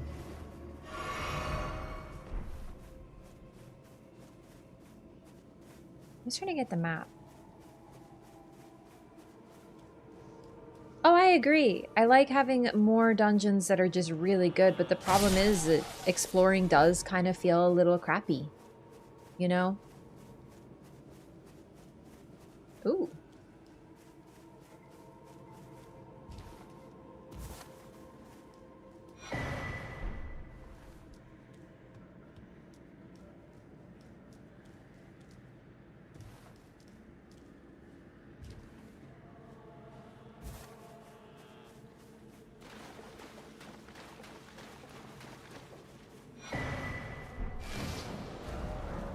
Okay, so there's one here, and then I don't really remember where the other Shadow Tree Blessing is, but I want to say on the north side somewhere. Figure out the absurd geography of everything? Yeah, and I like that when you were playing, you could actually look over a cliff and figure out where things connected.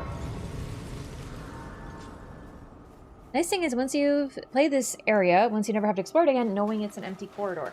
But it's such a cool area. Do you know what I mean? Like, this is such an absolute highlight conceptually. And it just sucks that very quickly it loses that tension.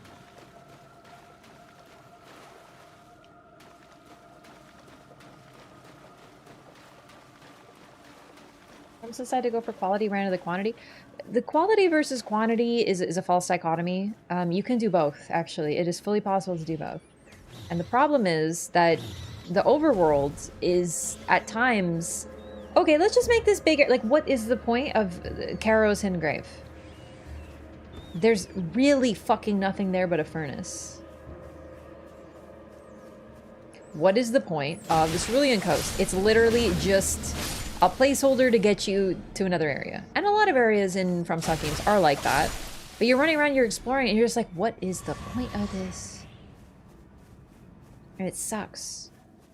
I remember this particular area right over here. All this. It's just bare dungeon.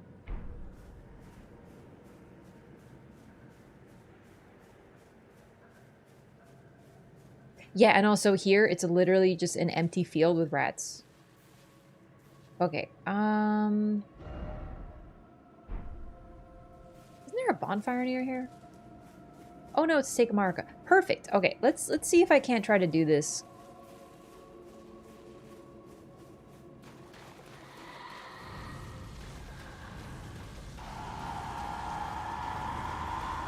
Yeah, I know.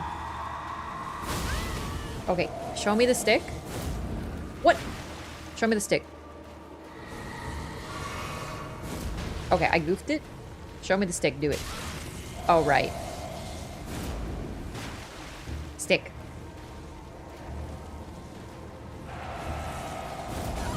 Okay. That wasn't the timing at all.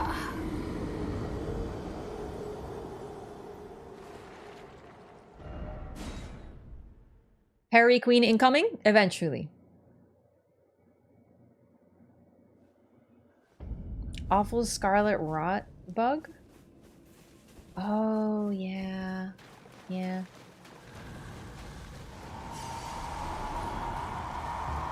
Dungeons? Quality over quantity. For sure. But that doesn't mean the rest of the game is, you know? Okay, I'm gonna get madness for sure. Okay.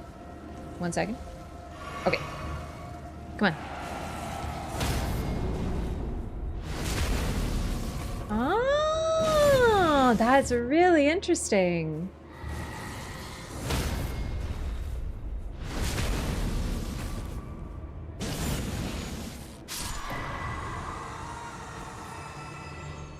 Oh, cool! Oh, cool! Well, I'm really glad I did that. I never went back, but like, I'm really glad I did now.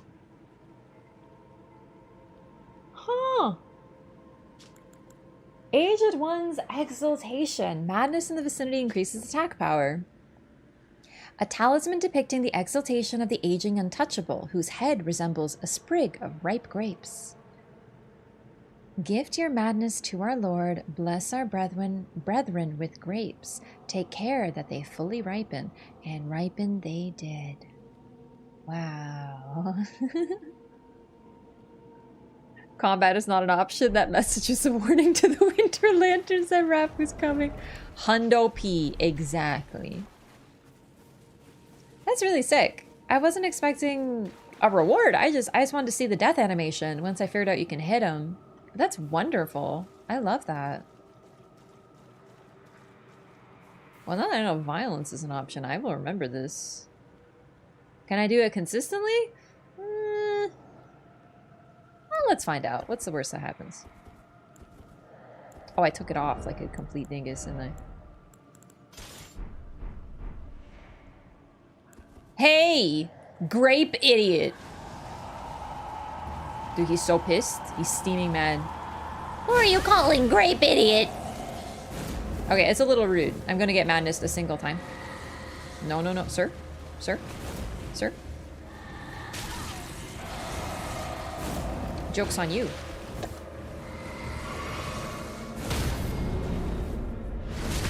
Yeah, it's a really wide window now that I know about it, actually. Oh, well, except for there. Unfortunate. I think it's an insta-kill once they get you, huh?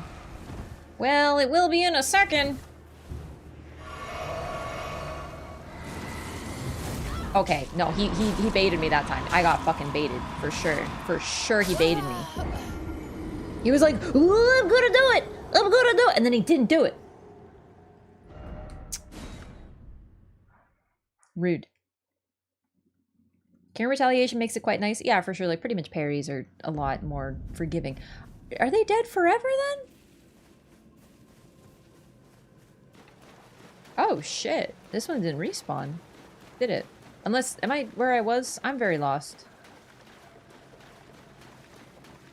It could be just that one, but I wouldn't be surprised if they don't respawn. At which point, yeah, we're fucking doing this. Come on, babe. Get your cute little grapey cheekies over here. Yeah, same, brother.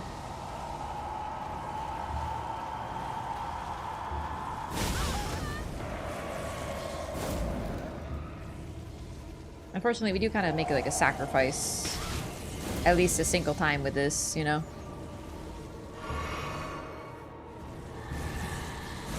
I couldn't see. Wow, I got debated again. Hurry up! Oh, fuck. It's way quicker than you think it is. I remember that, like, the time I got the parry, I thought I did it way too early, so I gotta do it, like, super quick. But apparently they can bait you.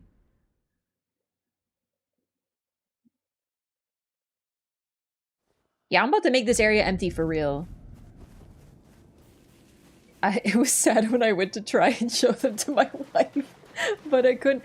No, no, no, no! Sweetie, I swear! There's some really cool enemies. I want to show you. Come check this out. No, they're really cool. They look like big grape guys, and they like grab you, and they're really cool. No, sweetie, I swear, they were right here.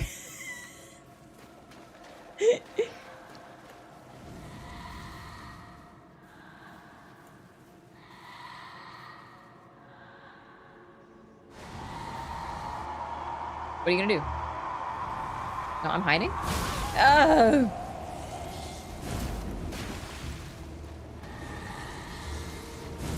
Quicker, you gotta do it quicker, you gotta do it way quicker.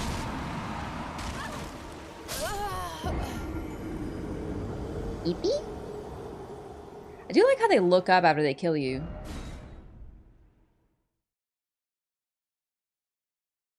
It would be sick if after you beat Malekith, you could despawn all the enemies in the game. You know what game let you do that? Dark Souls 2.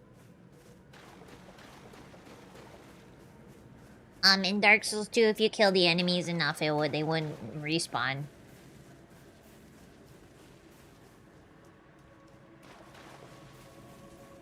Regular shield parry? Oh, you know what? Shit, I just realized. Can I wear shit that like increases my madness resistance? What's madness resistance? Hang on. Let's do that. I don't know. That's needed. What's some? Yeah, focus. How do I get my focus up? What's a talisman for focus? I don't really know because I don't really, you know, focus much.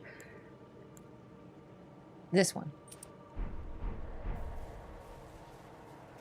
Here she goes, DS2 again. Yep.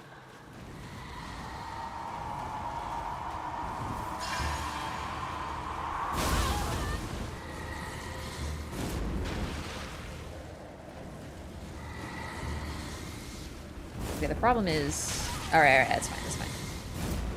Okay, chill yourself? Yeah, like way quicker. Alright, moment you see him... Crit ring? Yeah, I couldn't remember what the crit ring was, so I just like didn't put it on.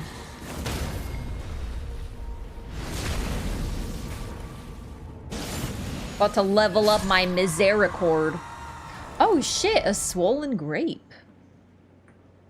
Oh, so these things, like now that we know for sure, these things were grabbed by the three fingers. So you gotta wonder, what is the difference between us, Midra, and the aged ones? Yo, take it easy, Blondie. Thanks for hanging out. 2 parries is bragging rights, though? Yeah, it's like, they're dying. I just have to, like, I goof it up a couple times and then I do it. So...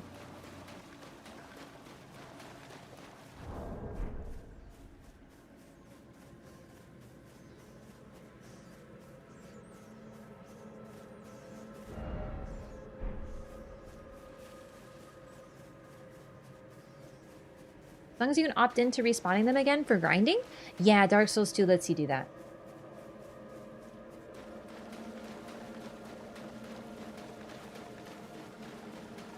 Holy Parry have as much iframes? Like parry frames? Yes, I think it's been a minute now. But Carrion Retaliation and I forgot what the Golden Order one is. The one you're talking about though have the same. The only difference is that Carrion doesn't cost FP. If it fails. But I think that the other one has a further forward thing. Like you can get it further forward. I'm saying words bad, but you know what I'm saying. Projectiles from further away.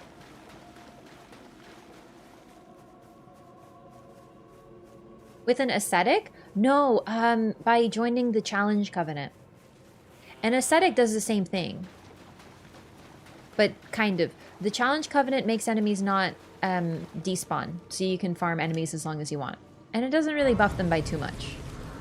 So if you're farming a specific enemy, maybe trying to get a drop or something, it gives you that option. Oh, and Stormwall, yeah.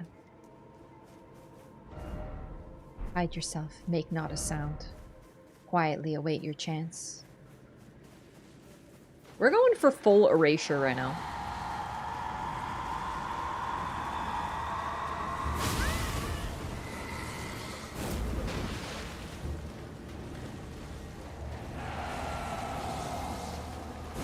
Not now. It would have been fine, actually. Sorry. But I don't want to... Yeah, there we go. Okay.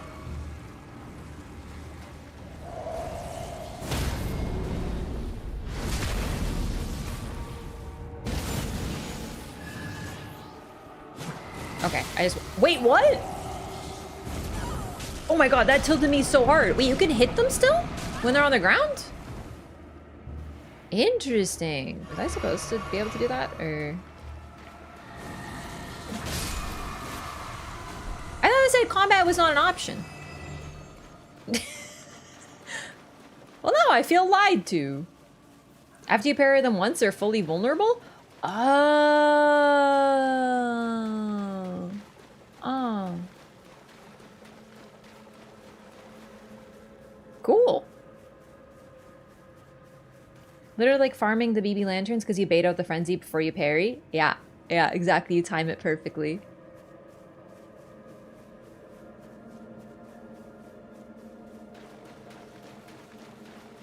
You time it so the madness fills up while you're in the, Oh, there he is. Okay, I think there's two here. Not sure. Yeah, I think... Oh, shit, there is two. Okay. I do think original Winter Lanterns are more terrifying, though. Yeah, for sure. Come. Come, idiot. Idiot. Idiot. Dumbass. Dummy. Okay, fine, fine. You know what? I did call you a dummy. I may deserve it. Just a little, though.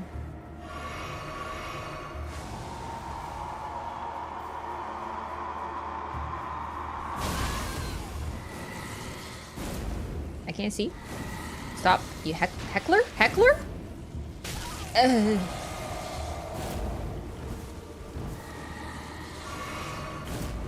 Okay, this time, let's go.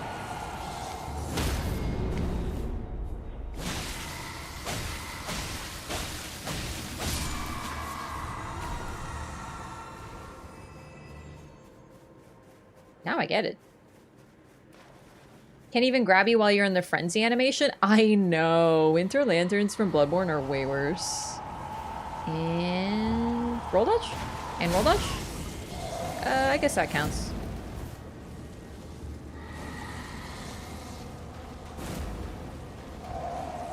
Oh, shit. Hey, I did it without carry and parry because I'm out of juice. That's actually sick. That was just a regular parry. We've done all the parries, except for, I guess... well, whatever. So, when you successfully parry with carrion, you, like, use juice, I think. Versus the other one? Are you joking me? So, I defeat two of the guys, but I get freaking deceased by a rat. Okay. Should we tell her? No. I don't even know what you're talking about. I'm assuming it's the fact that you don't have to parry them again once they're thing, but like, wasn't that so much cooler?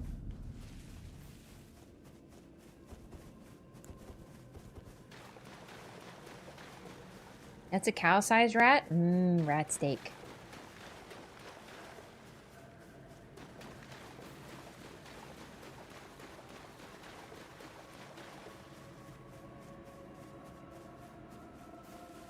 I don't remember how many of them there are, because I didn't really count. And this place is kind of a maze. I sort of got lost. But isn't there a bonfire here at the waterfall? Maybe not, but there's at least an item. I want the cookbook.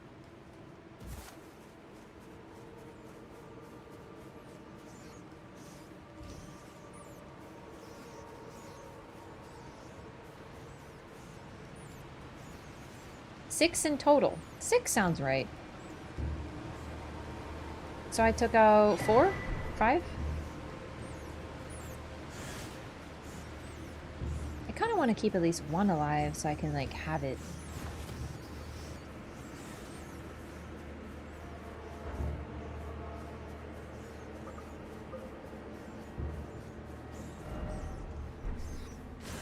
Alright, so Midra is way to the south.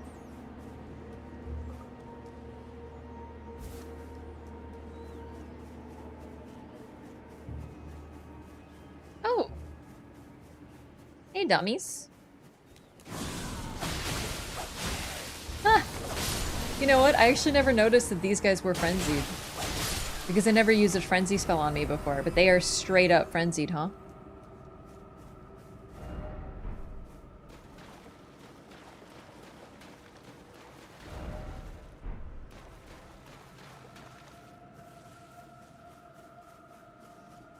Probably what the notes say, that they can't leave.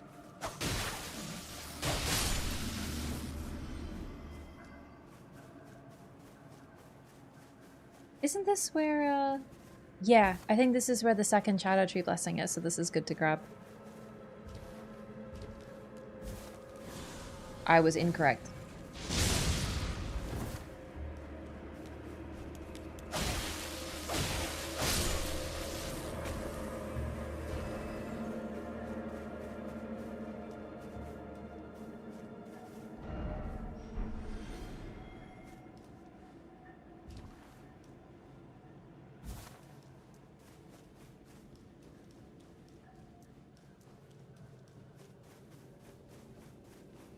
Collecting one of each enemy?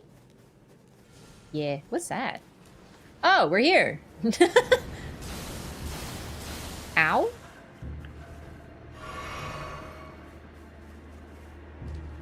Jory looking guys turn into the lanterns. They look kind of similar. So they apparently were touched by the three fingers, because that's where the swollen grape is.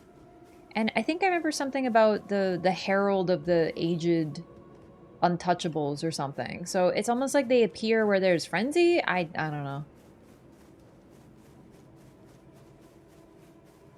They only appear here, but their drop suggests that they were directly touched by the three fingers.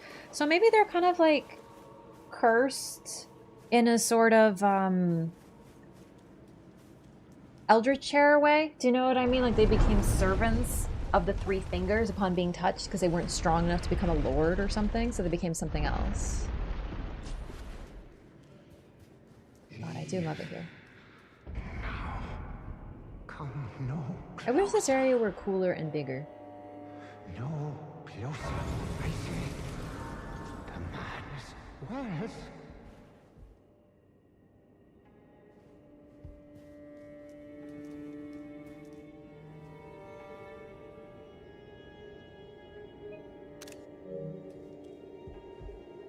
Because it vanishes.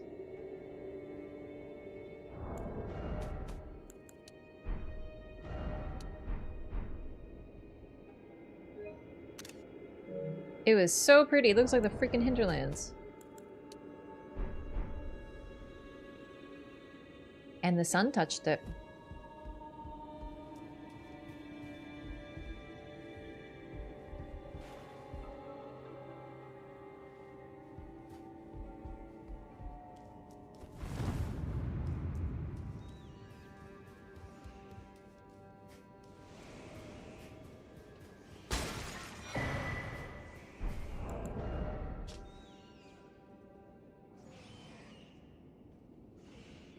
Guarded page ripped from a diary bearing a passage written in a tremulous hand. I touched him, but only once. When he thrust his staff in my face, I brushed it aside. It was then that I touched him, the aging untouchable.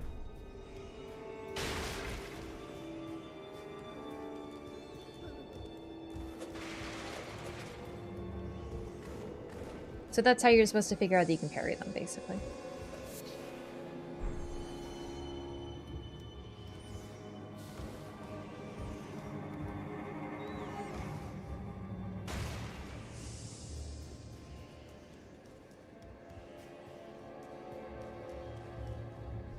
Alright, I'll be right back. I'm just gonna use restroom. Well, I don't think there's anything too important in here, so I think we'll just go through this area quickly so we can get to Midra. Although, do I want to fight Midra now, or do I think I want to fight Midra now. I think it's a good time. I really like Midra, so yeah. I'll be back.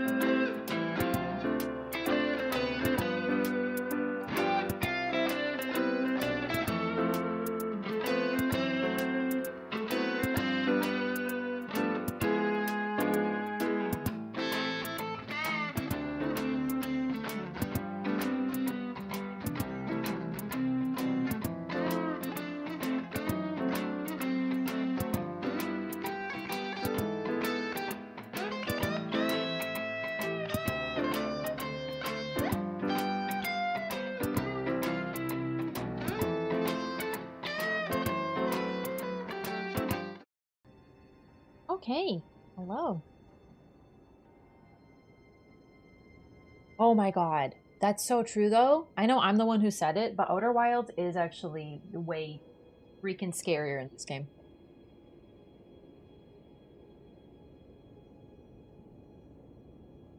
Not better. Not worse. Different. But scarier. Oh my god, Outer Wilds is so scary. Alright, let's go explore this slightly disappointed haunted mansion. Because I was really hoping it'd be like more haunted. DLCs anyway? Even base game. Maybe not for everyone, but I am so, you know, water fear. Lassophobic. It was rough. Oh, he sees me.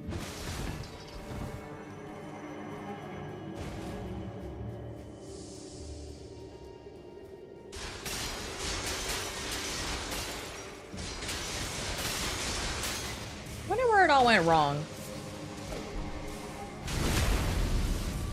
For Midra.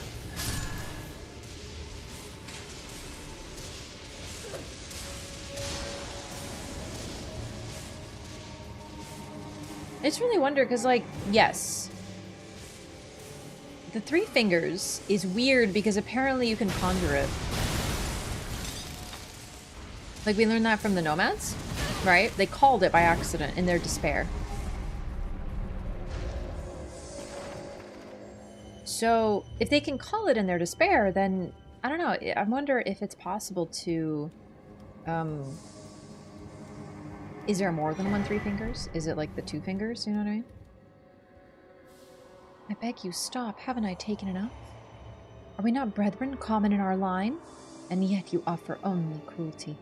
I ask, what crime did great Midra commit?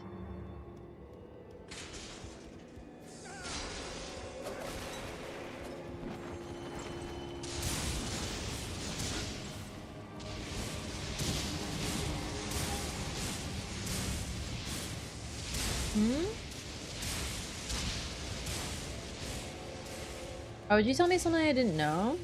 Oh, well, then whatever you said, I'm not going to do it. And since I'm only running through, I'm not going to find it, so. You really got to stop backseating. You've done that a lot this playthrough. Like, you know. I'm pretty sure I timed you out for it once. Like, you got to stop.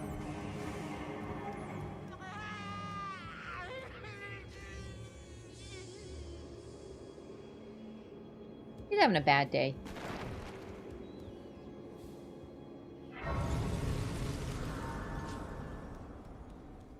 It's too bad, but I'm not looking, so.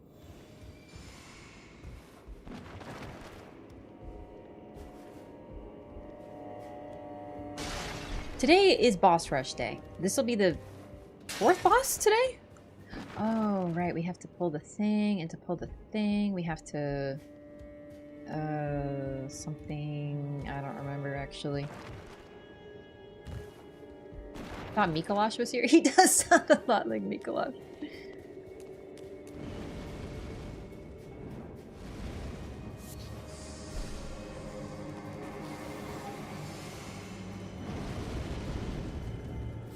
This is the part I don't remember, because I think I fell down here almost right away.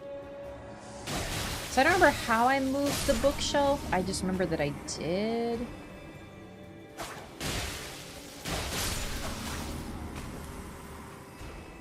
Ah, right. Okay. No thoughts, head empty. I don't think I talked to you. What do you say? I welcome you, O uninvited guest. But must I warn as you venture in, heed the words of our great master, Midra. Approach not the madness, lest ye succumb. I love this idea of Midra, like, encountered something and it fucked him up, you know?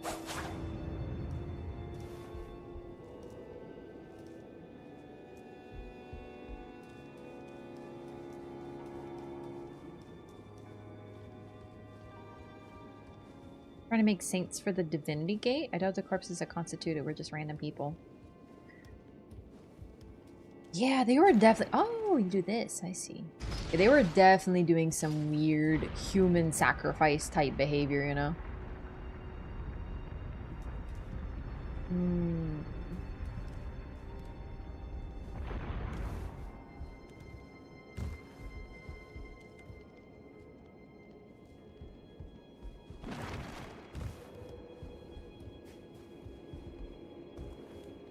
Nanaya consciously corrupting him, or do you think she was cool? I mean, I think that they lost their child. And it drove them crazy, but was it madness crazy? I think Nanaya took on the role of the maiden. And every lord has one, apparently. Or, like, wannabe lord has one. Midra wasn't strong enough, so he needed to endure, because it would make him stronger.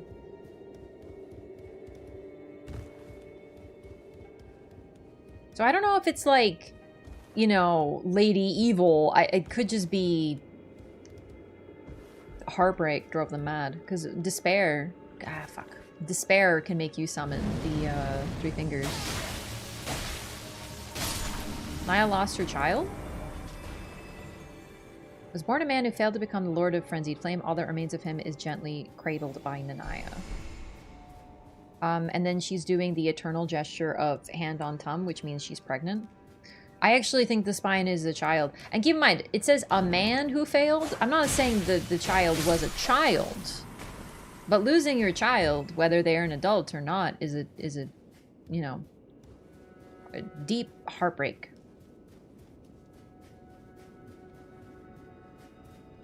I have seen some people saying that they raise Marika. I really don't know where that comes from, to be honest. Like, I suppose anything's possible. I just don't see any particular sign for that. I think that item that I'm going for is just like a rune arc or something.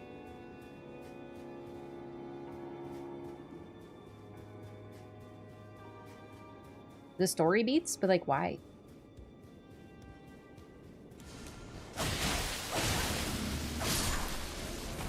Like, I know that this entire game is basically about, like, one family, but, you know. Just mad and exacerbated by proximity to the Frenzied Flame? Yeah. Like, I don't think she's, like, evil. I don't know.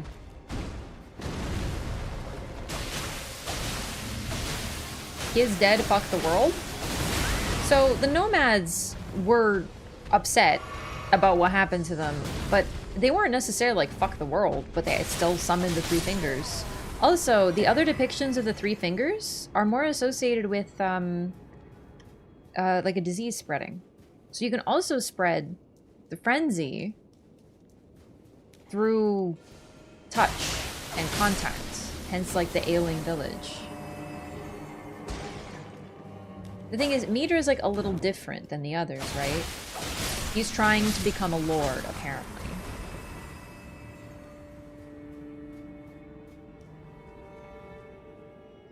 Look at all the butterflies. Yay, what's up, Tivo?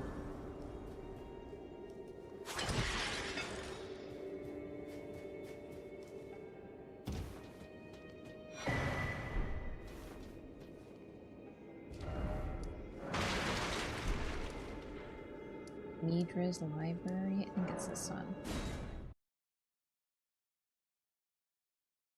Wasn't strong enough to become a full frenzy lord, implying she's seen a full frenzy lord before.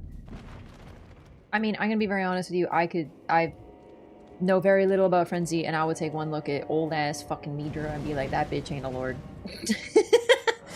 Like, I don't know. I don't think you need to be an expert for this.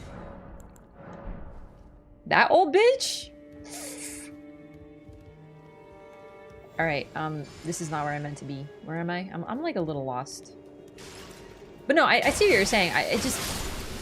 It reminds me of the Marika thing. Do you know what I mean? Female character? Immediately evil manipulator, temptress, killing husband and manipulating them into doing the frenzy flame. It's like,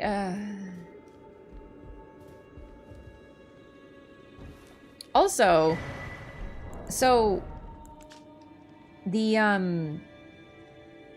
a man who failed to become the Lord of Frenzied Flame. Was he raised to do it by his parents, or did he choose to become the Lord of Frenzied Flame? Is it possible that he tried and failed, so his parents were like, in memory of my dear son, I'm gonna burn the world down? It's possible that the parents influenced him to be, you know, as he is. It's also possible that he found his own path and then his parents were influenced by him.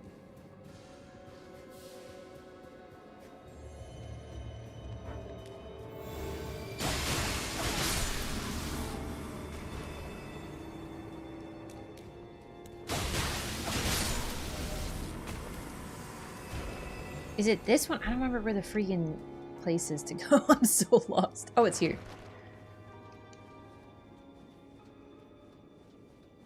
I think Shabriri fits into that story. Dude, what if it's Shabriri? What if Nanaya gave birth to Shabriri? The most hated man in history. Oh! Oh my god, chill. Just take a Midol or something. Crybaby. Oh, just because you're stabbed a little bit all the way through the body? Oh. The depths of your foolishness! Oh shit. This is why I never make eye contact IRL, because you never know who his friends he's playing to.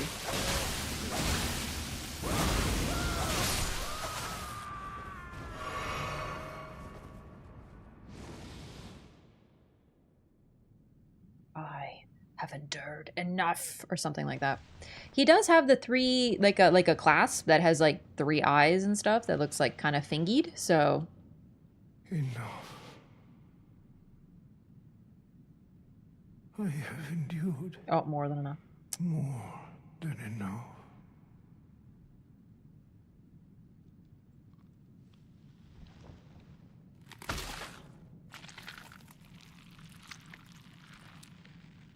I ask you forgive me, dearest Nanaya.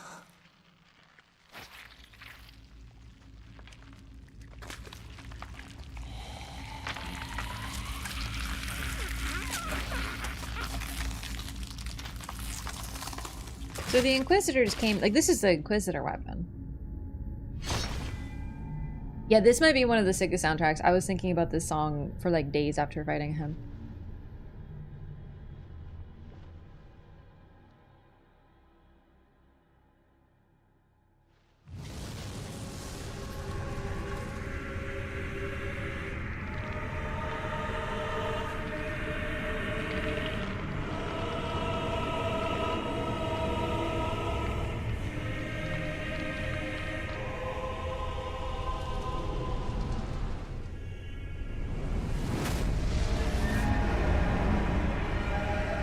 This gonna be good.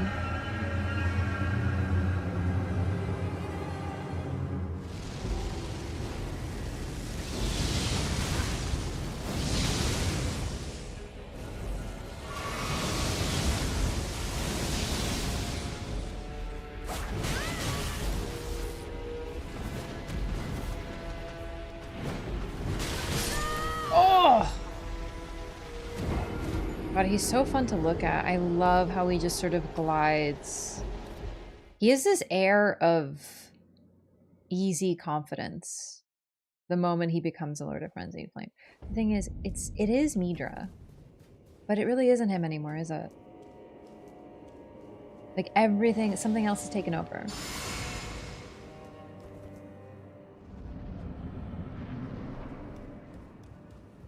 The depths of your...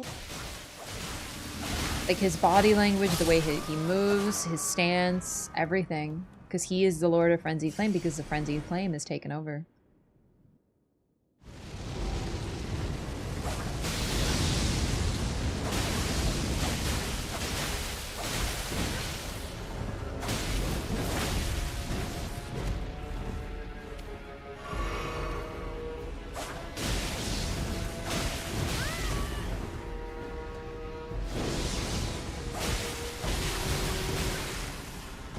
Oh, I meant to dodge.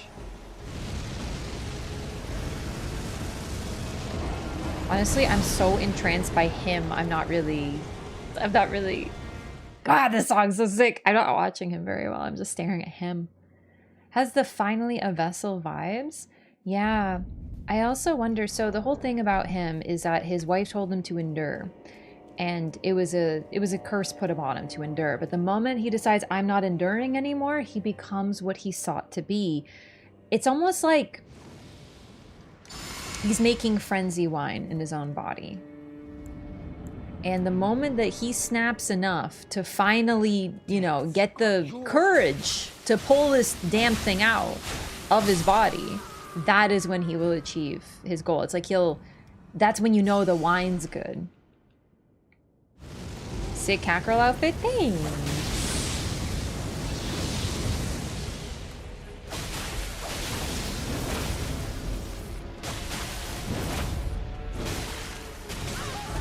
Oh, I dodged. I knew it was coming. Follow up. The stabby. Alright, that I didn't know.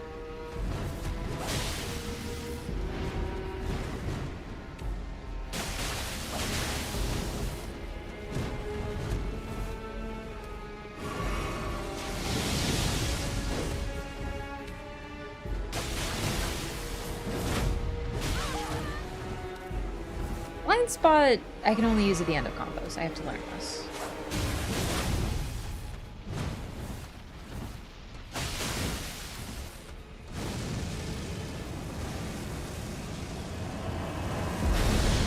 Radiant as the sun. Ow, also. Oh, shit. Oh, I'm dead. I'm trying to get to the good part of the song. You keep clapping my cheeks, Midra.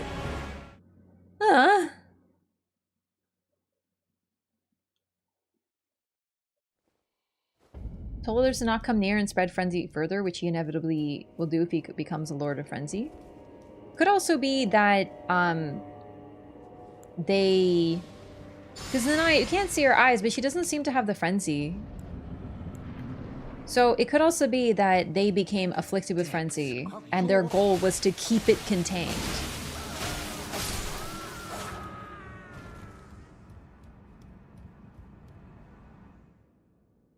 There's ways to read it either way.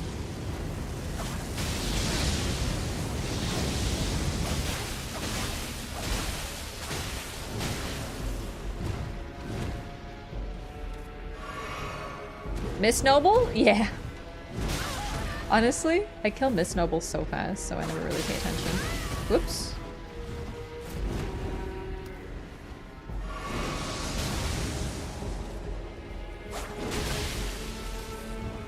Oh, he didn't do the follow-up that time.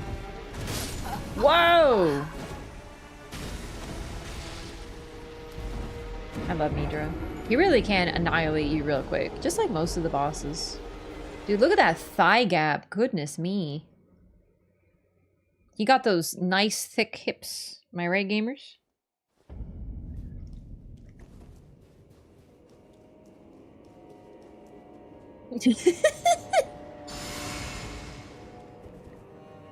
What if Miss Noble was the Antichrist? The depths of your fault. Yeah, sorry.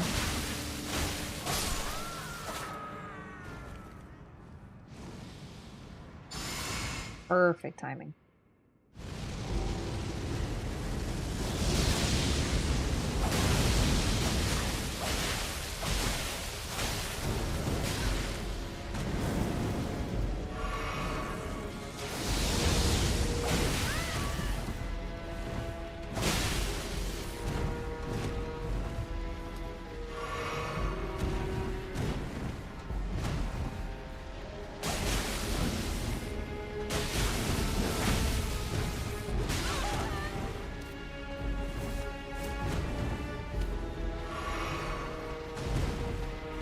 This is like if Jesus beat someone to death with his own cross afterward, you know what I mean? Kind of like the same energy. Like if Jesus was a strength build.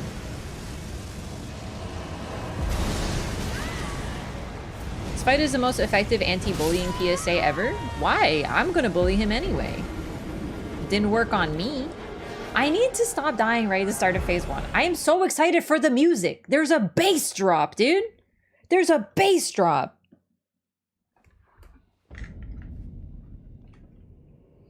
Bluetooth mode. Oh, I forgot.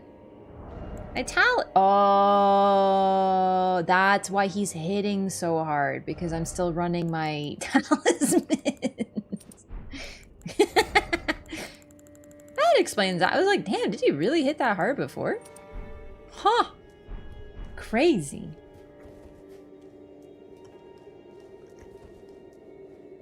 Land's not still under the rule of the Elden Lord, like is it kind of this world's version of heaven?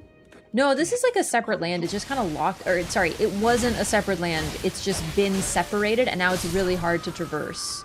specifically hard to traverse for like demigods and stuff. Tarnished apparently can with some ease, but they still need a guide in some way. So like we touch the withered arm.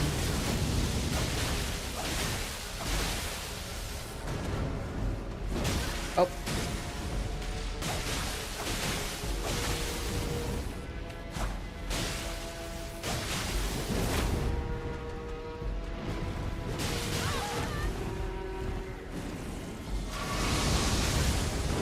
Oh my god.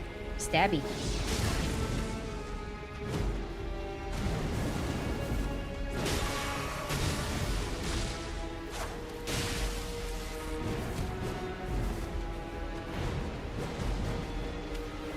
So, I saw a clip on Twitter that someone did that, so with some of his moves you can basically just crouch under them and you're fine. And it turns out it works.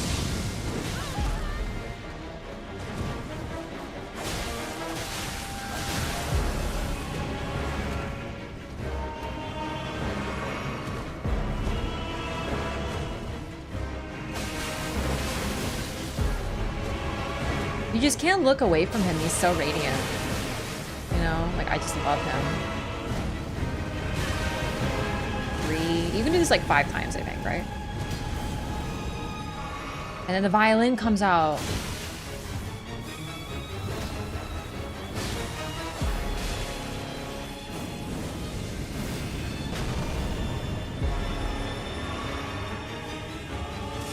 Yeah, wow. Wow.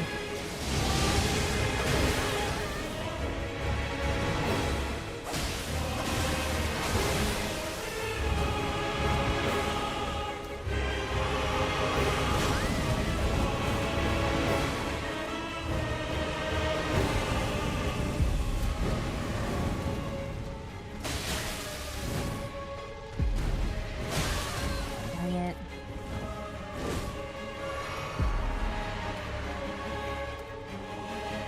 I actually just love this fight. It's like, no, it's perfection. I think Midra might beat Rolana for me.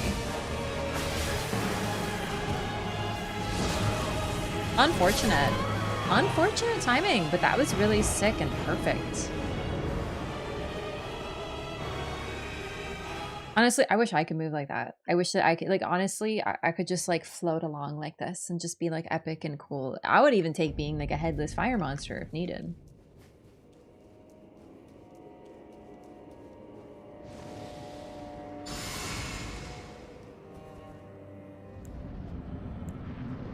I feel like I should be more worried about the madness buildup, but I'm really not. This fella deserved a second phase? What do you mean? He has one. This is phase 1. No, I'm kidding. I know what you mean.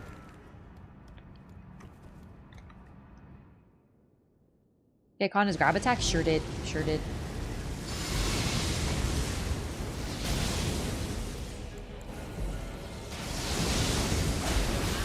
Aw, I didn't see. Oh, not that one. Not that one. Oh, shit.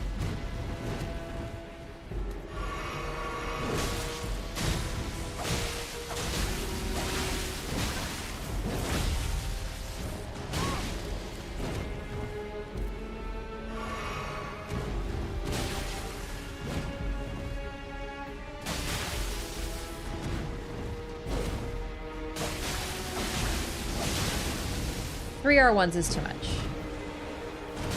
No, I did. I dodged it. I did. I promise. I swear. No. No. We're dancing. And I dodged that.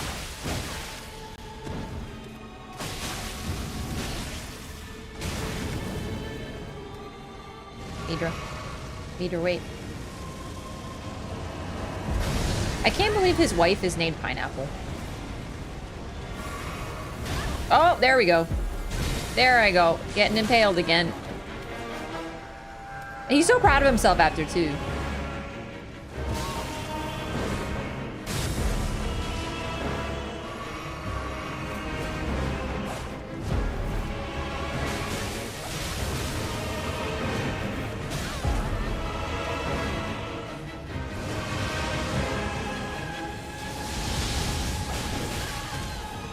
Not enough time there. Okay.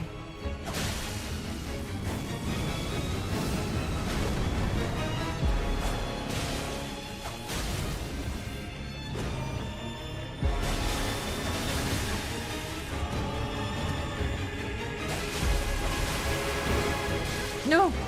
No! Ooh. Oops. Oops. Wait, okay, but I did click the button, though. Oh, no.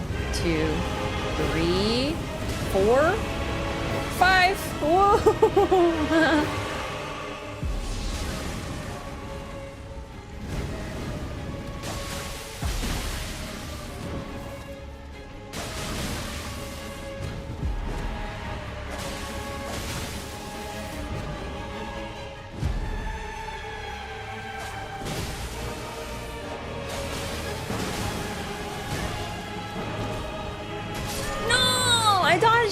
I clicked the button. Listen, I don't care about getting hit. I don't care. It's just, it has to feel like a really, really good dance. Do you know, like I want to dance. I want it to, like when I click the dodge button, I want to dodge. I don't care if I get hit when I goof it, but like, please, it's so smooth. It like absorbs my entire brain. It's like fighting Mesmer. It's only him and Mesmer that have this feel. It's incredible. Rolana is really good too, but I think she just, something about her is like a little too, I can't figure her out. I still really like her, but I never feel like I'm dancing too much with her because I haven't gotten good enough.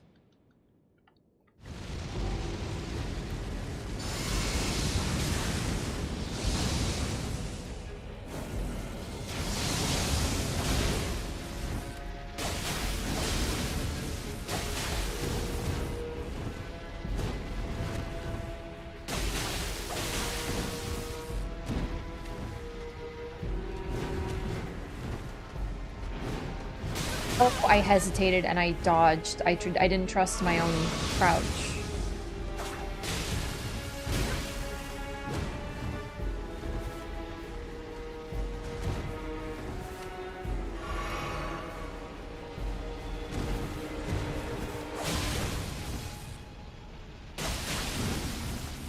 Oh, that's slow. That's slow. Fuck. Okay.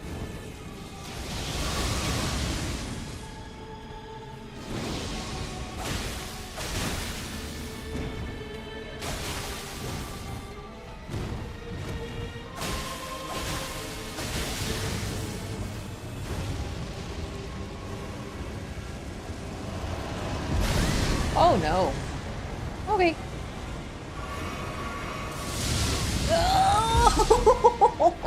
Wow, I'm cooked.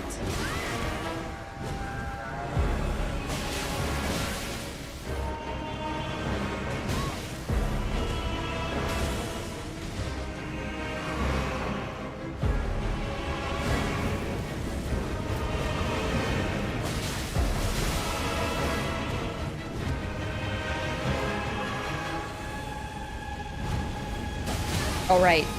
3, 4. Not my best display.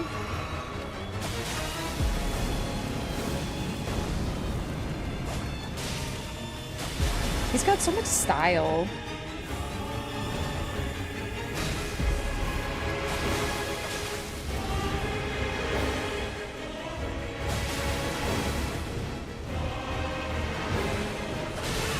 Okay, so hitting him made me too tall.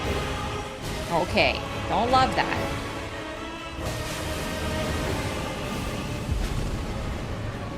It's very much like the Fire Giant spell.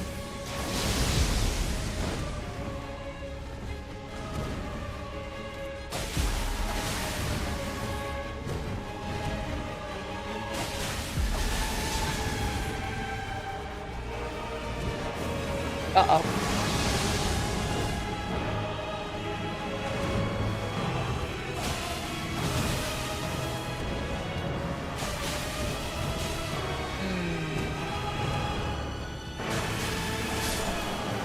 Oh, shit! Oh, really? Oh. Oh, I was having too much fun. Wow, he's like all-encompassing. Like, he takes over your brain. There's very few fights in Elden Ring that give me the feeling of just constantly... It's constant pressure. That's the other thing, too, about a lot of fights. You know what? I think that might actually be it. I think I may have sussed out personally why I don't like a lot of Elden Ring base game fights. It's...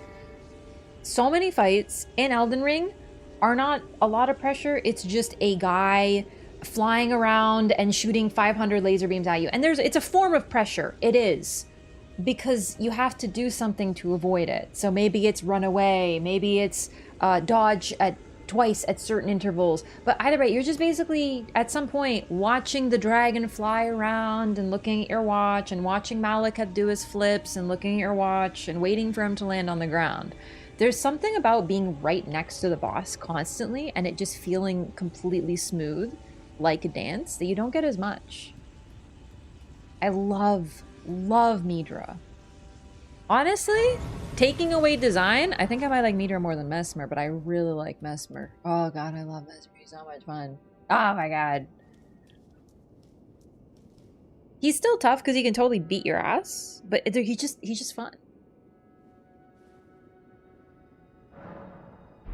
They basically worship the Crucible and the melding of life. Jar Sainthood seems to fit just as well as an extension of that. Oh, we're still talking about Shabriri. Yeah, sorry. I was fighting the boss. Oh, that was fun.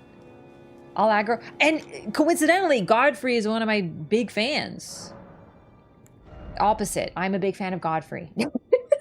Godfrey's a fan of me. No, I'm a Dex user. I don't think Godfrey would accept me.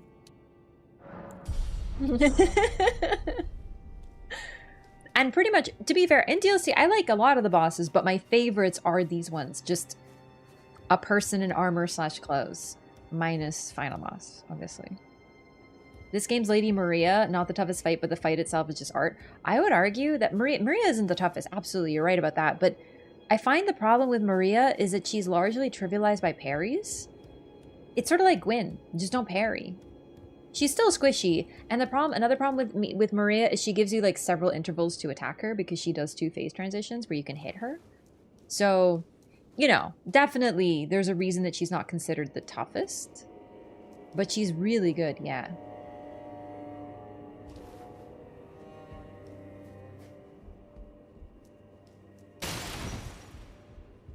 Margaret's the one who wrote history? I wouldn't even say that Margaret's the one who wrote history, though. She started a new age of history. But what's interesting is, while she does definitely hate the Hornsent and wants to punish them, she doesn't really seem that interested in controlling the narrative. Radigan seems to be the one who wants to control the narrative, I would say. His symbol is literally like a block that prevents access to things, including information. It's interesting. Okay. So we're done with Midra's. I think we're ready for Ra. There's like nothing left to do. Ludwig's music is the best. I don't know the music for Ludwig. I just know his screaming. He is my favorite screams in FromSoft.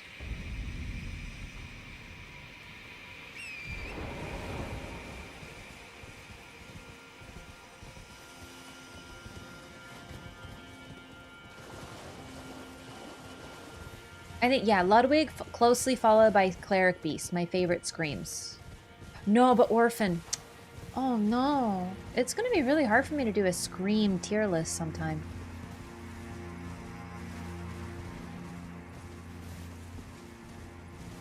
You know how I'm not good at music? I'm pretty sure I could tell you all the screams in Bloodborne.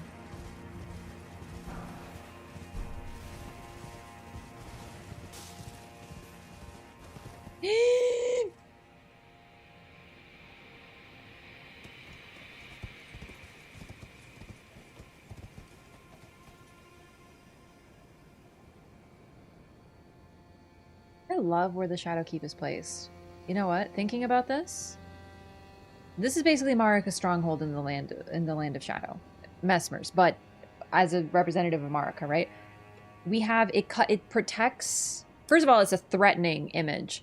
It separates the Hornsent Tower. There's also Castle Ensis, but it separates the Hornsent, you know, Bellerot from their ancestral lands that they were studying, and it also protects the hinterlands and the Shaman village. You go from this to this. Damn. It just smack dab in the middle of so many important things and prevents access to the Shadow Tree. It's pretty cool. Dude, what if Ariandel went, yo, fuck bringing me my flail.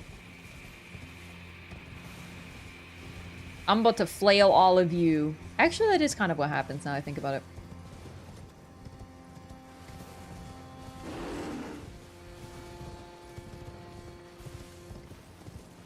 Deathblade was already a natural thing in the world. Man, I don't know what to think about Deathblade after DLC. I really don't know. Thing is, the Divine Beast, while it uses natural things, is not natural. It's an artificial creation, right? Like, it's a sculpted keeper. It's literally a being that was created for dance and theater that was then turned to combat. It's pretty contrived, all things considered.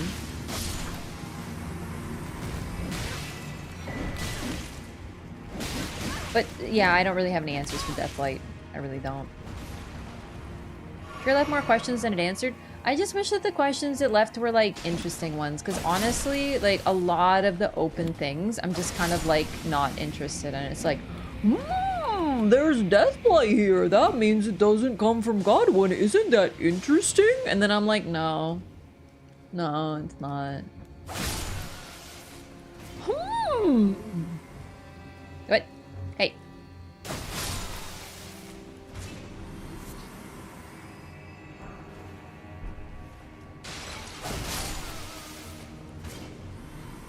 Yeah, with the repose, the backhand guy just kind of goes along with it for the play since he dies too. Oh, that's interesting. Right, they are linked. They're one health bar. We keep talking about the Boar and Putrescent Knight being one health bar. So is the two guys in the Beast.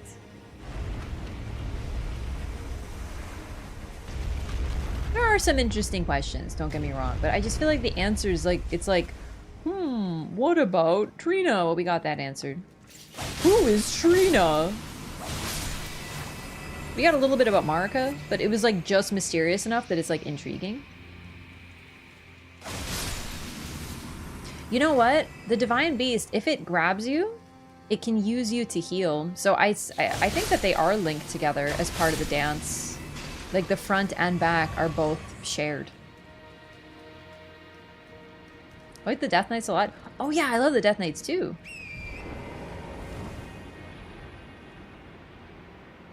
Kind of forgot you can ride Torrent here. They were really fun. But they also, in my opinion, made no freaking sense. Respectfully.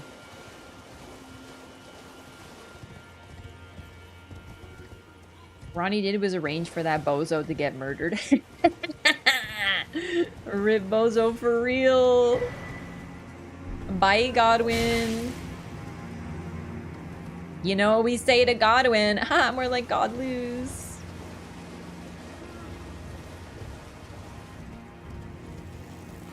Bro, seriously, I hope that people realize that they're actually very lucky that we didn't get any Godwin in the DLC. Like, you know, we did get like, hey, he had knights, and he had like a bunch of bodies. We get that. But other than that, we didn't get any Godwin. Dude, if we got Godwin, we'd be calling him Joffrey by the end of the DLC. Fucking every character got actually character assassinated in this DLC. Except for Moog.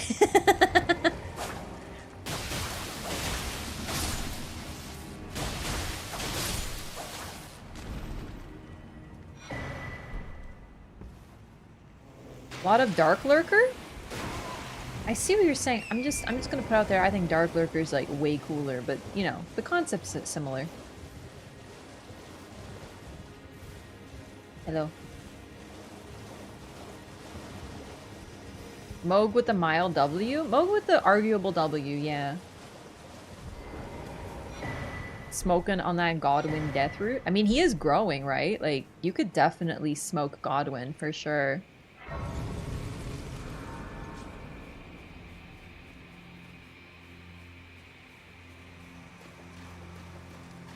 Moog beat one of his many allegations. It's true.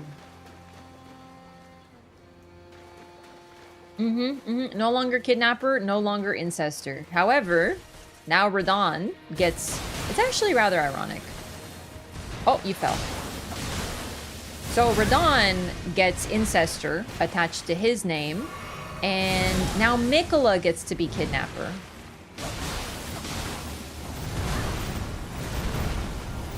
What animal are you?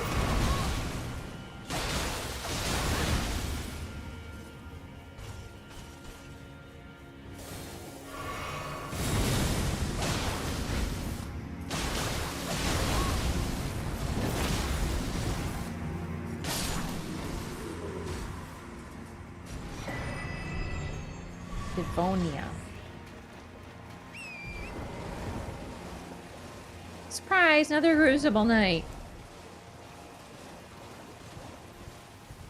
It is said that Devonia quested in search of the Crucible's origin and departed from the lands of the Earth Tree alone. So basically, the Crucible Knights had no idea what they were doing, which is really, like, comforting. Is Radahn not also under his spell? We don't know.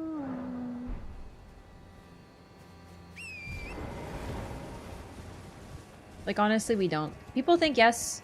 I personally think it's just people trying to defend Radahn. Which, understandably, poor Radahn, dude. But I just think there's enough evidence that he was into what was happening. Like, really. What else did Radahn want than to be Godfrey?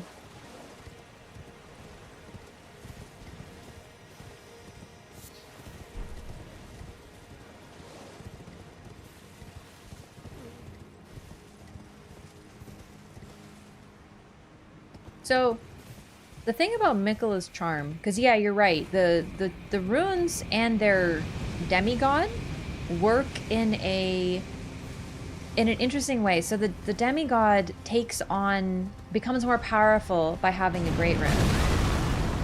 But the great rune also changes depending on its demigod, its holder, right? We know this for certain.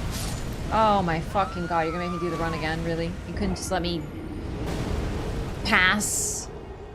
Ugh. Radahn was always a dingus? The thing is, he thought that Godfrey was very heroic. God, that's beautiful. And if he was a hero, and he wanted to be heroic himself, then he would have wanted to be like Godfrey. In this case, I'm actually not even roasting him and calling him an idiot this time. I'm just saying that his goal was to become like Godfrey. And you could argue that he was trying to become a hero. And he kind of succeeded.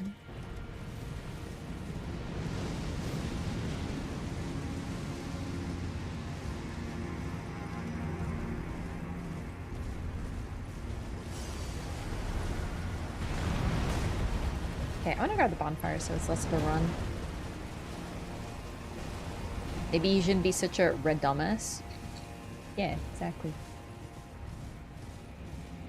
Radahn is like your ex-husband, the way you talk about him? No. You should hear me talk about Radahn, then you'll know. That's how I would talk about my ex-husband, for sure. Then again, I would never be stupid enough to marry Radahn, but, you know.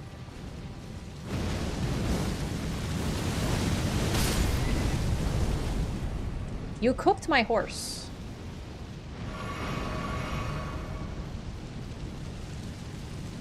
I just don't trust horse boys. Or dragon boys, for that matter.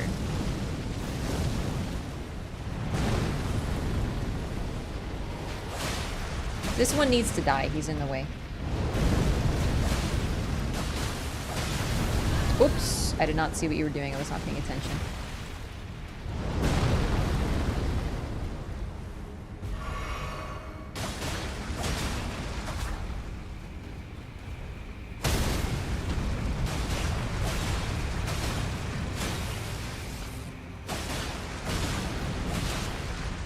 Fighting for him, he no longer need to be a warlord for Mikola? But he was never a warlord for Mikola. He was just a warlord. And being a warlord and having like a little slice of pie is not the same as being Godfrey and getting to fight the strongest foes and becoming the Elden Lord. As someone who wanted to be like Godfrey, he wanted to become the Elden Lord, which is why before DLC, there was evidence that he was going for Great Runes. And this was like a major part of his story. Why else would he fight Morgoth? He was trying to become Elden Lord. He wanted to get to the seat of the Elden Lord.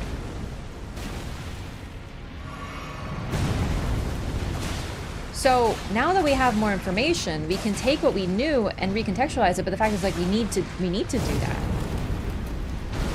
But even before DLC, there were signs that he wanted to be Elden Lord, so just him having, like, Caelid and a little fort is not the same thing.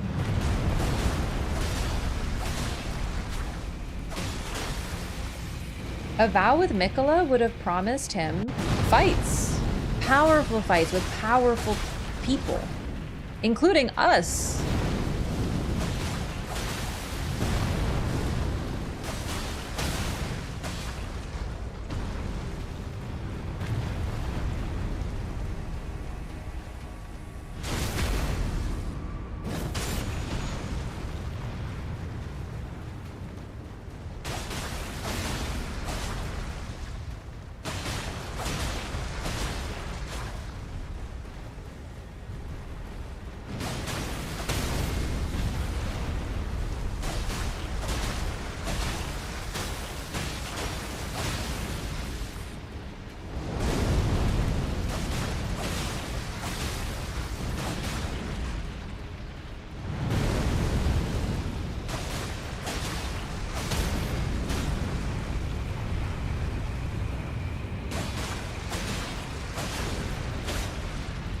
No, I don't think Radahn was very smart. If we want to talk about smart, it's got to be Renala. Or Radahn's kind of like Aldrich. He's smart enough, but he's mainly strong.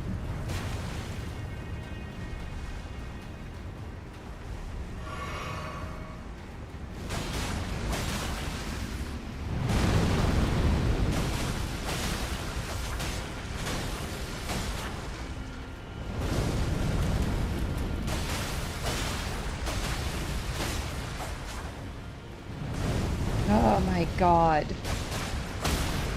By all means, die at a glacial pace.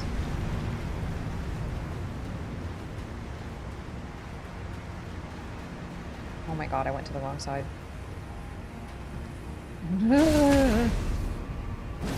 Is Ranni smart? Yes. Her spell requires like fucking 70 int, as does Renala's.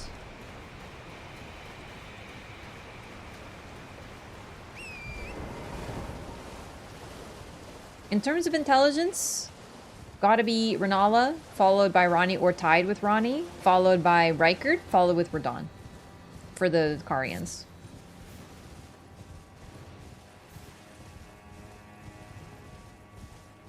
Rykard because he found spells, hexes, and he turned them into sorceries. So it shows the level of creativity.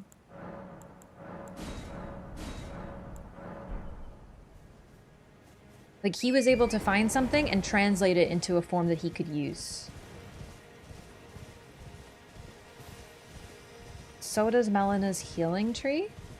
That would be Faith. For Ranni above Renala. Yeah, there's different levels. Not to mention, Renala, while not directly Ranni's teacher, did guide her to her teacher. It says she took her by the hand when she had the encounter with the, what do you call it? The moon. So Renala was involved in Ranni's education very directly. She wanted her daughter to succeed her.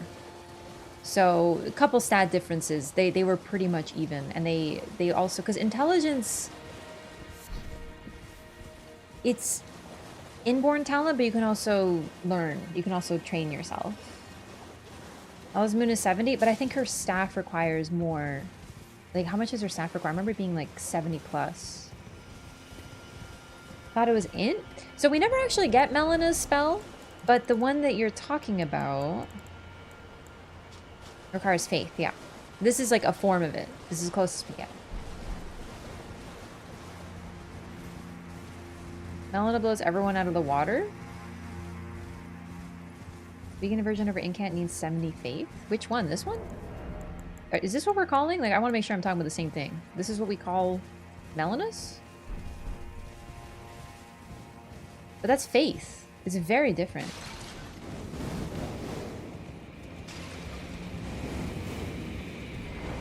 Faith is still, like, the equivalent. It's powerful, but, like, Faith is just, like, believing in something really hard. They'll look comparatively dinky.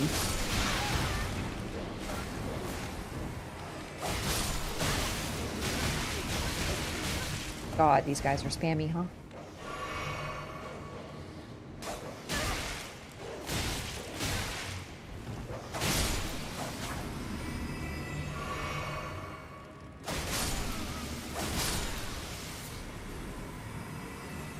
And people looking down on Faith as usual? Yeah, pretty much. Faith is, like, kind of stinky.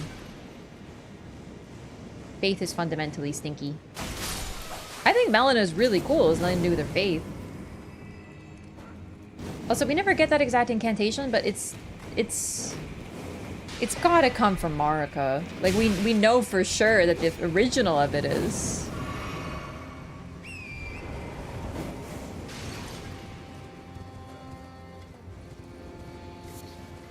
I wonder if they were gonna give us that and then change their minds.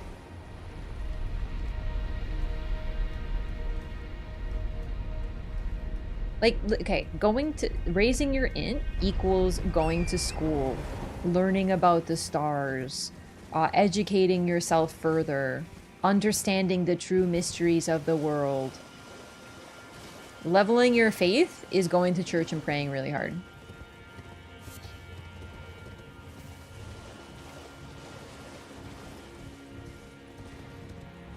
Or in Melina's case, going to visit your mom. I believe this fireball is gonna fuck your day up. Having faith in the fire giants. And the fell god. Yup. Wait, who? What? Hello? Sir? Oh. Well, this is unfortunate. I don't know if I goofed up your quest, but I guess it's time to die, baby boy. No dialogue for me? Okay, you got me.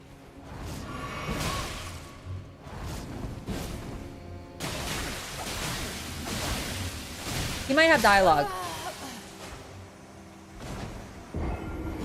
Okay, nothing. I didn't want to chance it.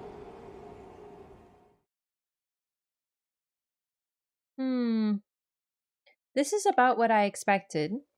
And I don't think I missed any steps with him. So I think we're fine. This should be fine. Because we did his quest. He appeared in the Shadow Keep, and then the next step after Shadow Keep is here. So it looks like we're just next on his list, which is fine. And after I let him kill Mesmer. Right before Romina, too. Interesting location.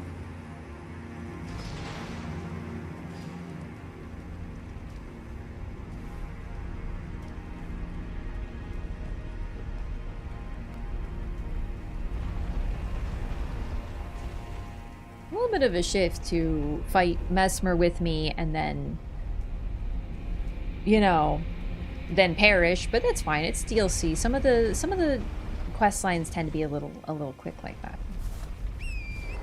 I still love it. This is exactly what I expected. I expected him to turn on me. Just I wasn't expecting it to be like quite this instant.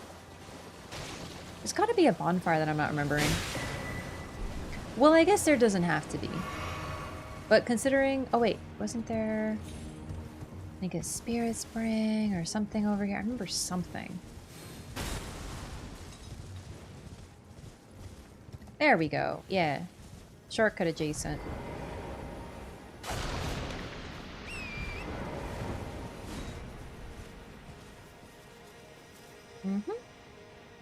Nice.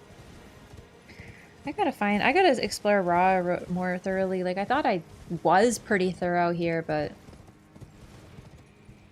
I doubt whatever decision he chose was based on logic. Yeah, he is kind of a dingus. We love him, but he's a dingus. Let's be honest with ourselves.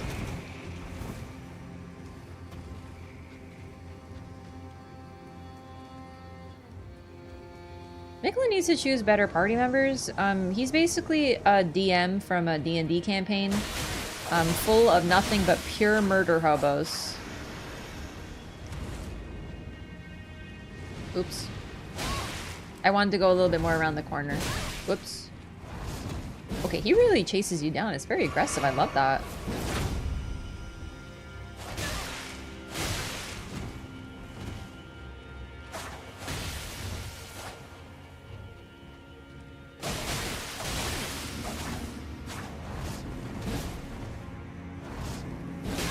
The timing, the roll timing is goofed up because it makes it another sound as another weapon, so I like instinctively roll at the same time, but it's a different thing.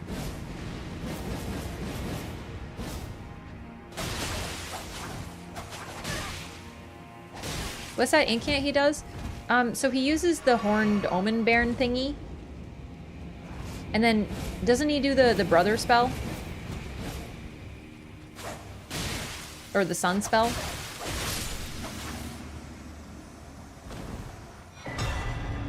What?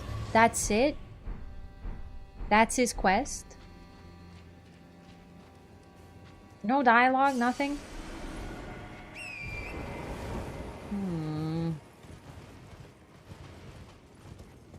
Well, I'm glad I killed him with Letta in the first playthrough then.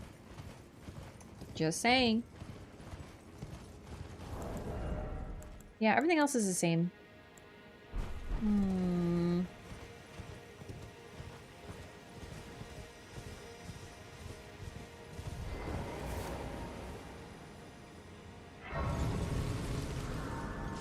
Looks like Black Flame? No, it's not. It's these, like, these special ones for that the Horn Scent have.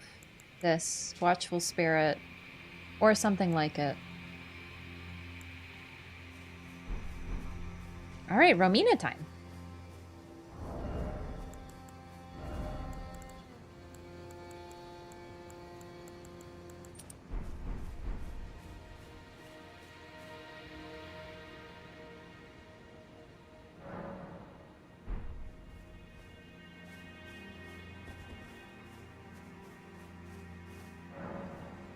Dane! Right, I forgot I could summon you.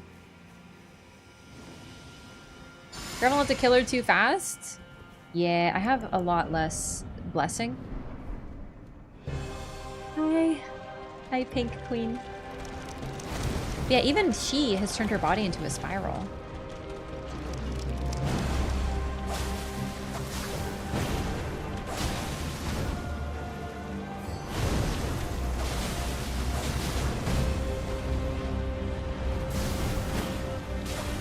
Butterflies, butterflies, butterflies.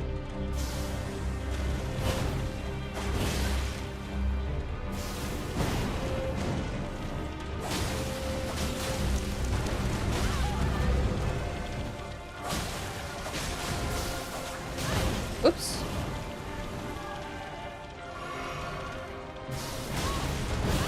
Oh. Clever, because the centipede can attack you, right?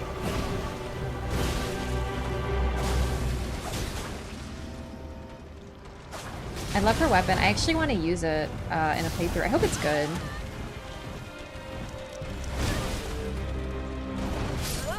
Oh, consistent hitbox.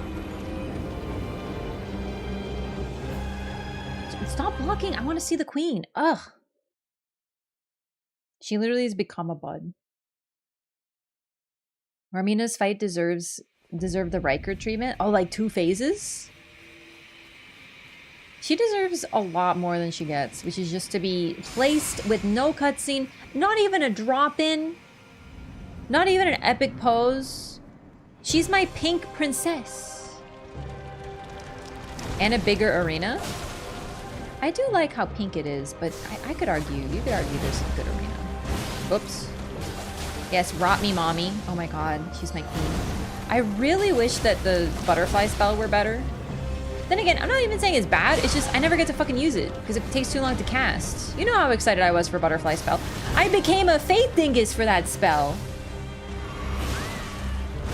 One of her eyes shut? I thought her eyes were just a plant now. Like, not gonna lie to you.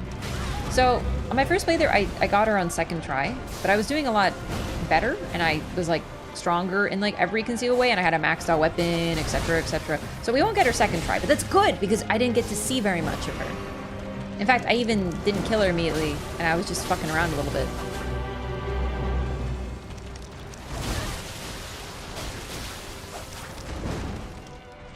This really has been a boss rush, though. I think this is the 6th boss today.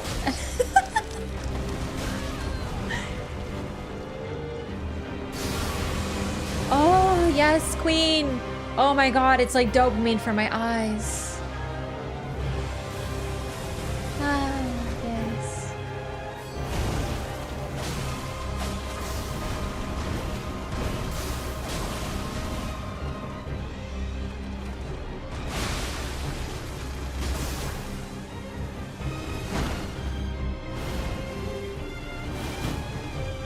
She's so fair. Like, actually too fair.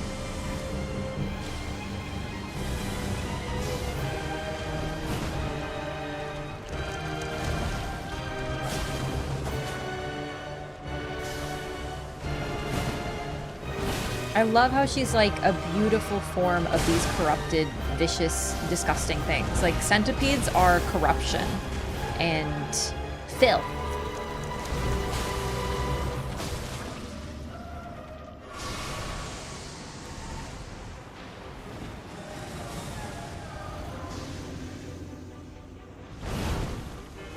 Oops, missed the second dodge. Get out of there.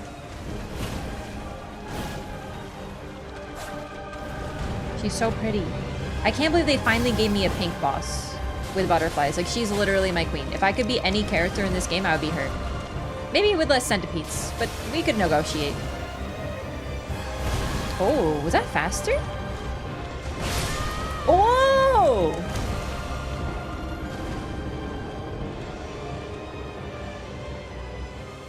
Perfumes were gutted?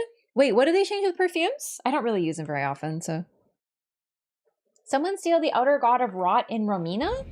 I mean, she kind of accepted the rot, though. What bug would you choose? Butterfly. Full centipede, take it or leave it? No, you're not. I'm not negotiating with you. I'm talking to Miyazaki. I'm negotiating with Michael Zaki at this time. Oh my god, I can't believe it's a pink. Like, I can't believe centipede. I love centipede. I love centipede. I do. I love hot centipede lady. Scorpion centipede lady. Scorpioness Naika from Dark Souls 2? Who? Quaylog from Dark Souls 1? Who? No, there is only Romina, the Saint of the Blood. Ow. Romina, it's really hard to sim for you when you're like stabbing me in the face. Just kidding, no it isn't. Oh, that made me dizzy. Paladinus! Thank you for the 5 gifted subbies! What the heck? What? I appreciate the support. Thank you so much. Dude, how did I clap her cheek so hard before? Now she's like absolutely beating my ass.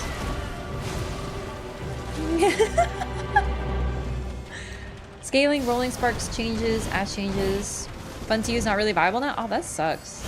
I know very little. First of all, my PvP knowledge is like, what, a year out of date? So I know like very little about things. And then even outside of, I like sword. I like 2 swords and I like swinging them. And that's my entire gameplay, both PvE and PvP. So I know nothing. I'm so out of date. I'm just a little guy now. Oh, she, true combo? Did I get true comboed right now? Love the top. Where'd you get it from? Oh my goodness. I got this from Forever 21, but a very long time ago. So I don't think it's old now.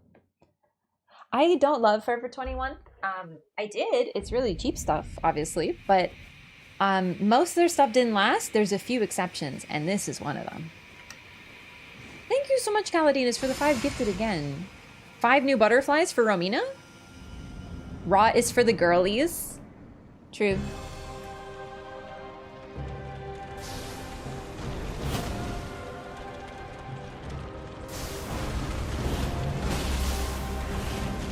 I gotta stop relying on my eyes.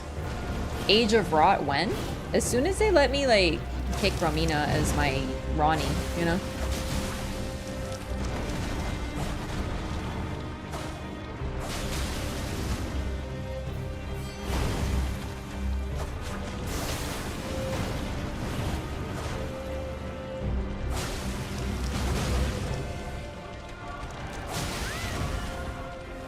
Not gonna lie, I thought the snake was just moving.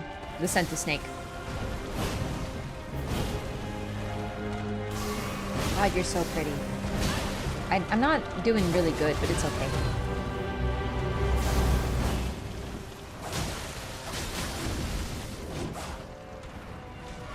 No!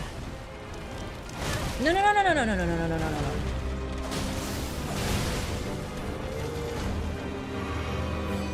I'm really missing Dark Souls 2 the more that I play Elden Ring. Like, I love Elden Ring, But I can't wait to get back to Dark Souls 2 with the Lorathon.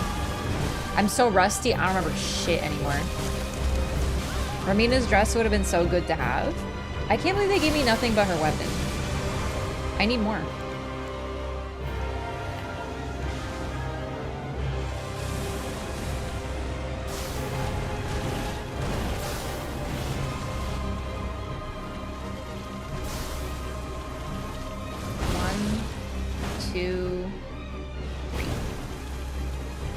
Oh, right, I forgot about the butterflies.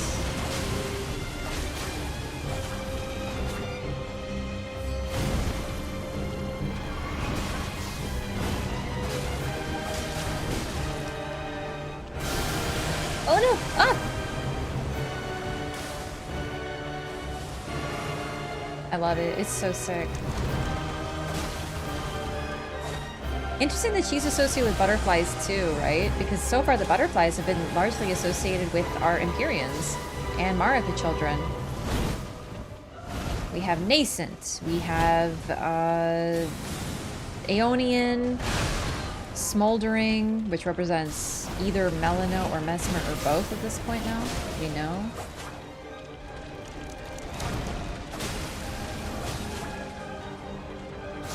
Kidding.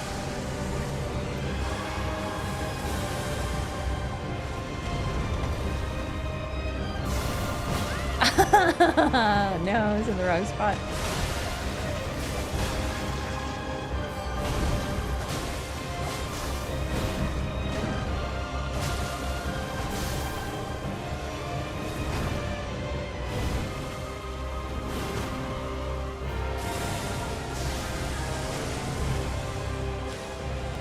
I can excuse a lot because you're pretty, but I will admit that it's a little bit of what I was talking about where the boss runs away from you and then flies around a lot, but it's really cool. I don't mind a little bit of flying, I don't. As long as you're not Gaius. It's one of those Romina, aw, you're sweet, Gaius flies. Hello, human resources? You know, it's like that meme.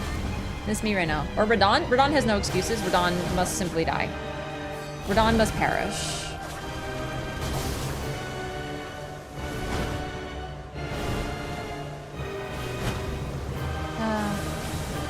God, I can't look away. You know what I mean?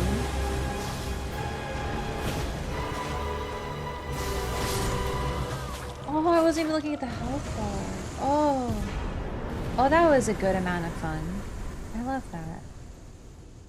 Black Pyrefly? Oh shit, I forgot about the Black Pyrefly. But what's interesting is they're both smoldering, right? Like they both burn. And now we know how similar the sister and brother are. I was gonna say, Radon bores me. Finally, basedness in the chat. Just kidding. A lot of people don't like him, I know, but that's the thing. People, when I was fighting him, I fought him for a while because I was stubborn and I was doing it my way. And the problem is that every single time I would be like, this is a bad boss. Most people were like, yeah, but inevitably there were people who were like, oh, it's just hard and you get good and whatever. Difficulty is not the problem. It's how interesting the fight is. And I was desperately bored by Radon. And I don't know what the problem is. Like, what was the command? Exclamation mark Radon? Was it boring? What was it? Oh, hard. Yeah, no, it's just not fun. Because it's just hard. It's just hard. And inevitably people were like, oh, you'll like it once you beat it because it clicks. Yeah, the fight clicks. I just don't like where it ends up. I don't like it. I wish I did. I do. Even if I don't like his lore design, whatever, I wish I liked it.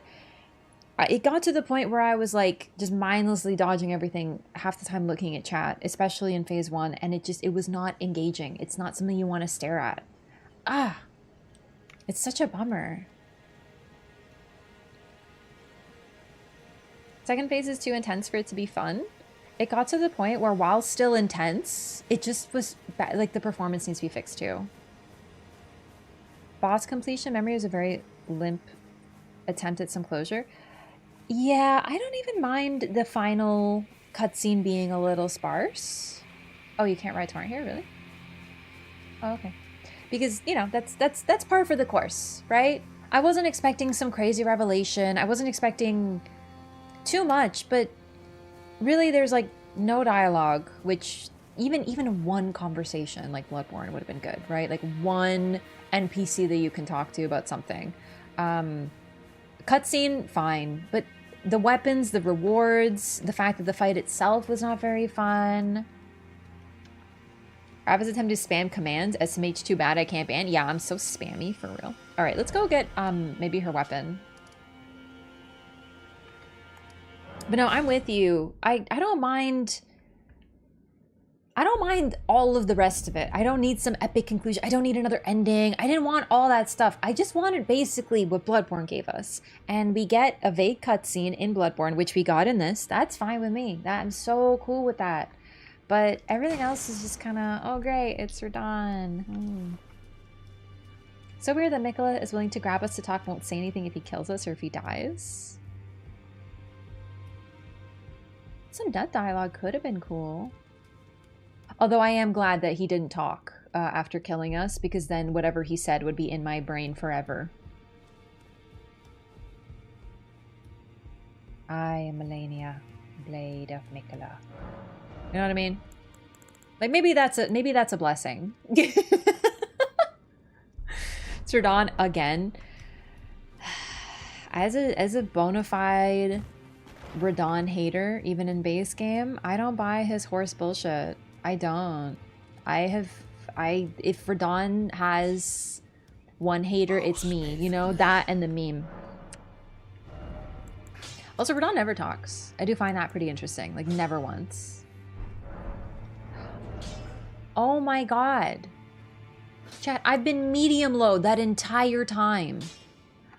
Oh my god, because I was parrying the aged Untouchables, so I put my fucking buckler on. No wonder I was getting hit by everything. Fuck, I keep doing this. Everyone is like, he learned gravity magic to ride his horse, meanwhile he actually stomps his horse in the sand. Okay, no, you're right. Hang on, you're setting me up. All right. Hello, everyone. Let's sit down and let me tell you why Radahn is a dingus, okay?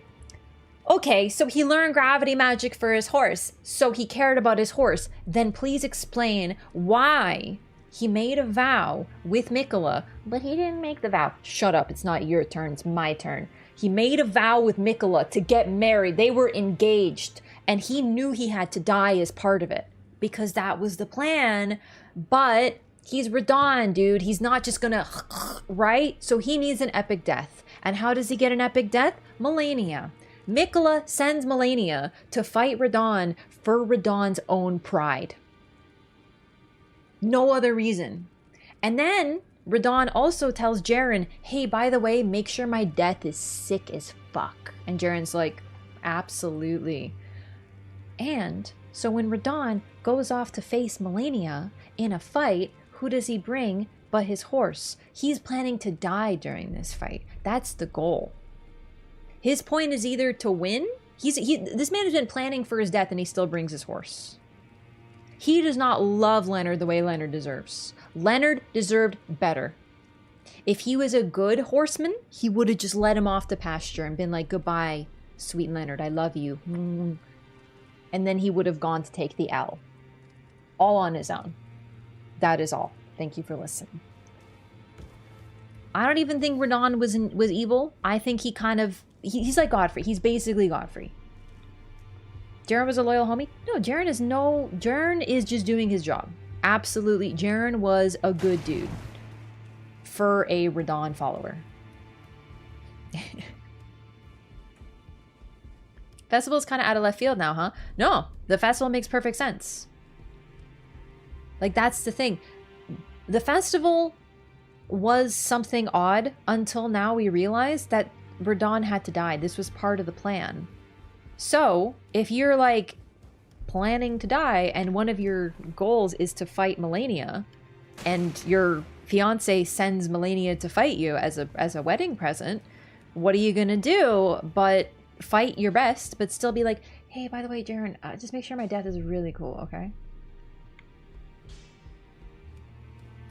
Jaren is also a murderous sycophant. If you mean the murdering of the, like, Selin and stuff, I think she may have deserved that one. Love Selin. Totally. But I think that that might have been justified. Alright, so I got Mesmer's weapon, but isn't it so interesting the different color of the remembrances? Looking at it, isn't it kind of interesting that Rolana and Gaius were probably from the lands between, not the Land of Shadow, and they still have gold, even though it's shadow touched.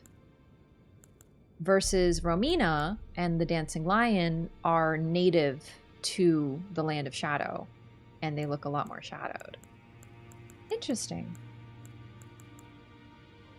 We can also assume by the phase 2, Radahn is clearly the bottom. There's no shame in being a bottom, or a power bottom, which I would argue that Radahn is. But also there's nothing wrong with giving your brother slash fiance slash husband a cute piggyback ride. And I love that for them. If it wasn't incest and Miquella wasn't a perpetual 10-year-old slash 12-year-old, let's be real, I would probably be like, aww. There's just too many problems. The Radahn planning to die is pure fan theory? Let me explain something very important to you. The whole fucking game is fan theory. What do you think we're doing here? If you enjoy lore, welcome to fan theory. Everything is fan theory. Even the shit that's confirmed. We still have to discuss it in the context. Yes, it's fan theory, but I explained to you my evidence and why it exists as it is, and we knew that Radahn was planning for his own death.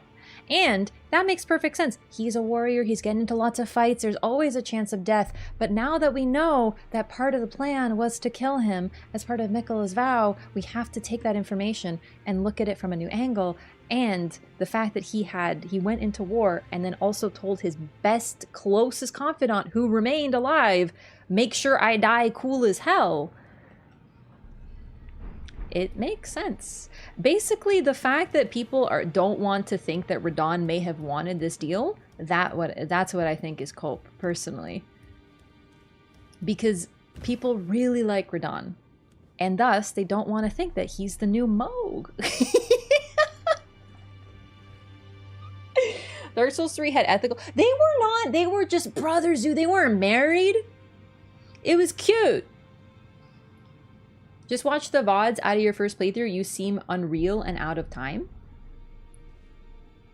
Time for what?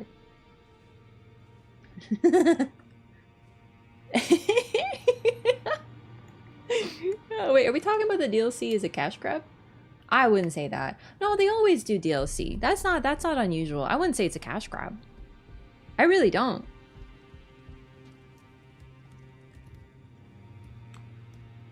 I may not be like 100% happy with the DLC, really, but that's okay. I still think it's like the greatest thing that they've, you know, I think that's far too far, yeah. Sorry, I'm just wandering around Roundtable Hold talking, I guess. I don't know what I'm doing, I'm so tired. I like Radahn and Radigan, but Raph insults them. Because you have horrendous taste!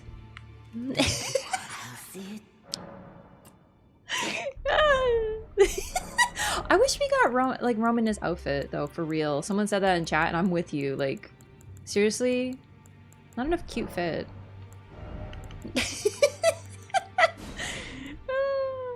Oh, I want it, though.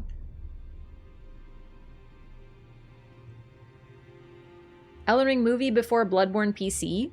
Yeah, Bloodborne might be a pipe dream. Arc! Fuck, it's an arc weapon. I forgot. Because of the space stuff.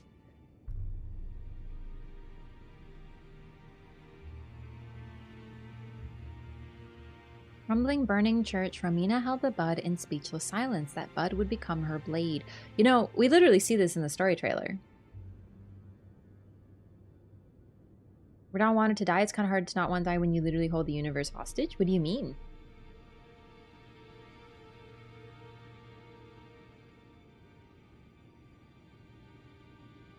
Idea just doesn't appeal to me. I heard a better theory that Radahn's vow is that if he died, then his soul is free for Miquella to use. That's the same thing. That's pretty much the same thing with a slight asterisk on it. That means he was planning to die. Like, really? It's the same thing. I don't know. Listen, I think that what Radon... I spent hundreds of hours playing this game on stream.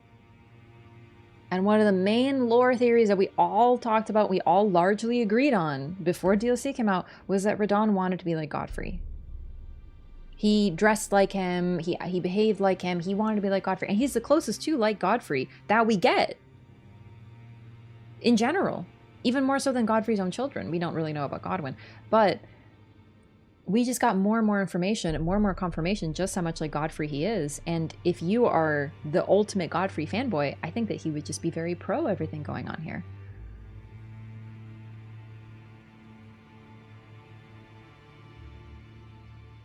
If he's alive, the universe didn't move, but that's something he wanted though. Yeah, like he did that on purpose. So I don't think that's like... Are you saying that he's like Atlas, like holding up the world and like suffering in that case? Because he's not like Atlas.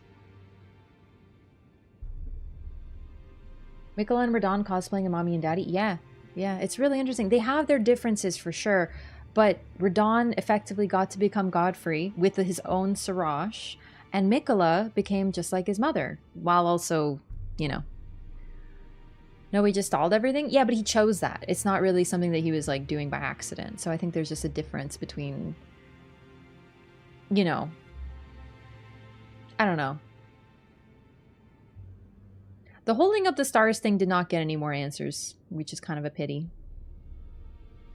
Okay, I'm not going to be able to use this, which is too bad because it's so cool. I think I might finally make an arc build, just so I can use this properly.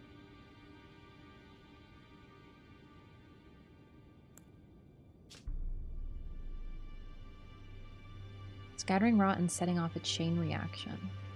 The scarlet butterflies are as the goddess of rot's wings. Bereft of a master, they were soothed by Romina, who reached out to them. Ah, that's what I was looking for.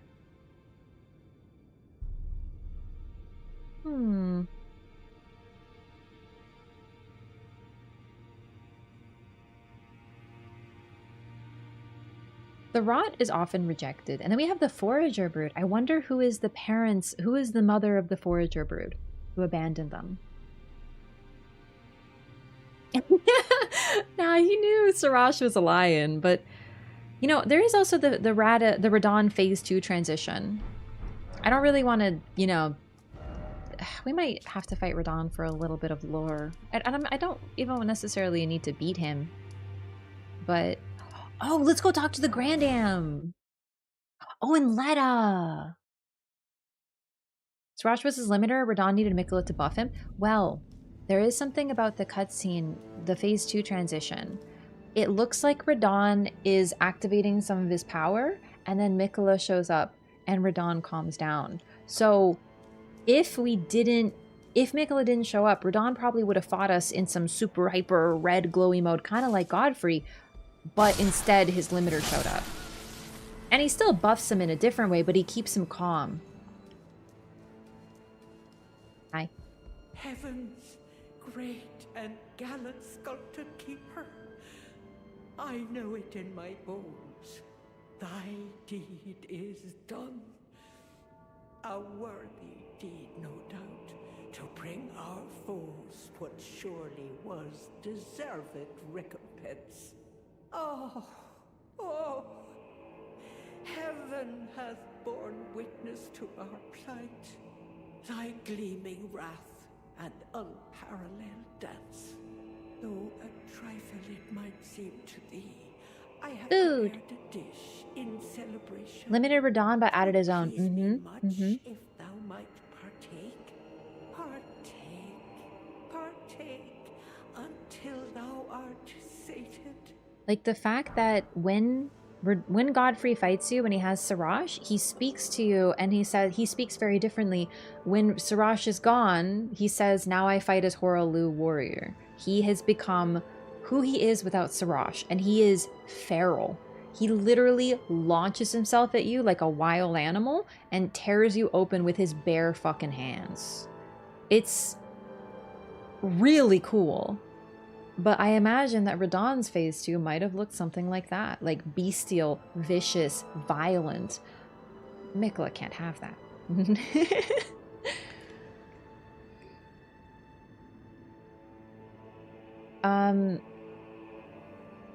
Did he hope that the stars post Godwyn's death? Maybe he did it to stop Godwyn from being the consort. I don't think so, just because of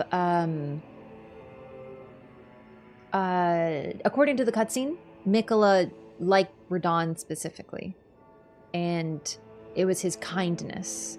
And sorry, not the cutscene says that. It was the item description. That he's basically liked Radahn because he's kind. And what's really interesting is, in his way, so is Godfrey.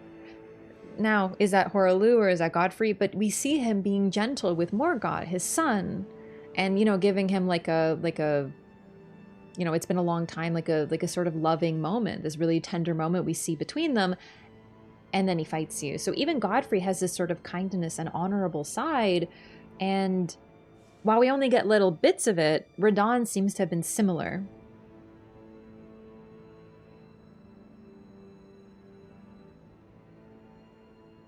Miquella and Radahn defeat you, then they would likely kill Radian and Elden Beast? I wonder. Because he doesn't seem to want to go back to the lands between. He doesn't seem to care about the people he's left behind. Her love made him Godfrey later? That and Siraj, but yeah.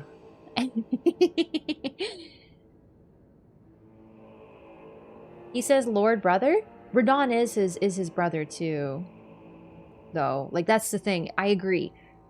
Miquella had a lot of brothers, so yes, he does call Godwyn Lord Brother in the in that one item description, but he's got more siblings, and all of them were his Lord Brothers and Lord Sisters, I guess. So I agree. When I heard Lord Brother, I was like wondering if Godwyn's gonna step out. Like, I seriously expected like Radahn and Godwyn and then Malenia. Like, I was joking about it, but to a point I was like, when I heard Lord Brother, my brain said Godwyn because that's who was otherwise referred to as Lord Brother, but Radahn fits the bill too. So I don't know if the Redmanes were coerced by Miquella, like Freya was said to be touched by Miquella. Yeah, but then when the curse broke, she wanted to get the answer to her question, and when she got it, she was like, hell yeah. We're bringing Radahn back. Endless war has always suited General Radahn best. According to her, she's extreme. So I'm not saying I trust her wholeheartedly, but even without the charm, she is pro Miquella. A lot of these characters are. Ascend and then return home to claim the Elden Ring, like Malenia was just waiting for him to come home. That's what she thought. But the cutscene when we fight Radahn for the first time says, Miquella says, my loyal blade, the champion of the festival. So loyal blade is Malenia. Champion of the festival is us. He says, thy deeds will be praised in song, or something like that. Basically, he says, we'll remember you with many songs. We'll remember your sacrifice. Malenia isn't dead, and neither are we. He's saying this when we walk into the fight. He's basically saying, when I kill you, we will remember you. Thank you for your sacrifice. Bitch, I'm alive. So he clearly doesn't even have any intention of going back for Malenia. He just like, bye, I'm gonna remember you. Fucked up. Really is. On the lore in the Horned Warrior armor? I don't remember it. I probably have it, but I don't... maybe not on this character. I don't remember exactly what it says. Oh, is it the thing about how they're like focus drops, or is that just the headpiece? Oh, sculpted keeper, I offer my thanks. Thou danced with passing wrath and beauty, such that rightfully avenged we would be. Yes, me. I have never known such joy as this. It's so sad that everyone's so happy that Mesmer's dead. Sculpted keeper, oh great and gallant sculpted keeper, wert thou by this old maid unduly pushed into facing such labors as thou didst? Has our Also calls us his blade?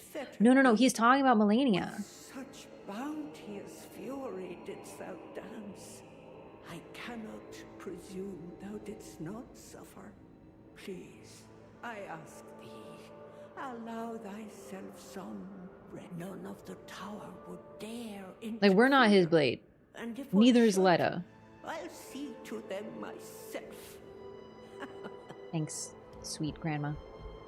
Recipe for the stew, by the way? No, I don't think so. I think it's just an item we get from her, but only temporarily, which is weird.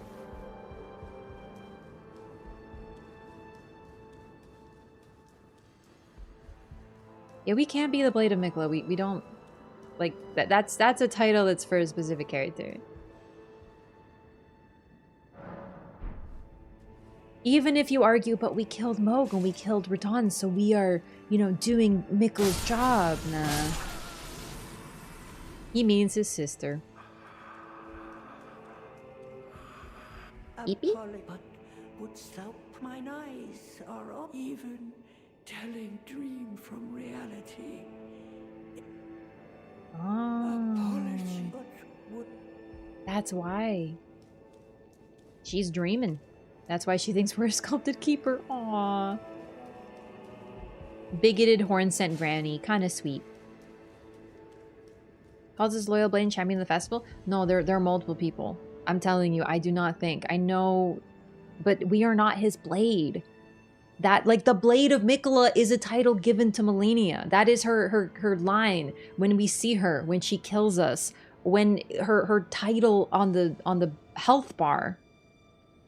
I genuinely don't think, okay. Mikla is the evil villain stepping out, speaking to the world and saying, I have achieved my goal. Everyone who has helped me, this person over here, this person over here, thank you so much for dying for my goal. Nah, I do not buy us as the Blade of Mikla. Absolutely not. We have never even communicated with him. We have no knowledge of him. Yes, we did a couple favors to him coincidentally, but I don't think that makes us the Blade. I don't. The only one who is the Blade of Mikla is the one who says it 400 times when she beats your ass. Is Melania. Also, we don't take out Radon without her help. Not how language works, I'm telling you. It doesn't make any sense. It is not a title that you can ascribe to us. It makes zero sense. We are not his blade. We have never been his blade.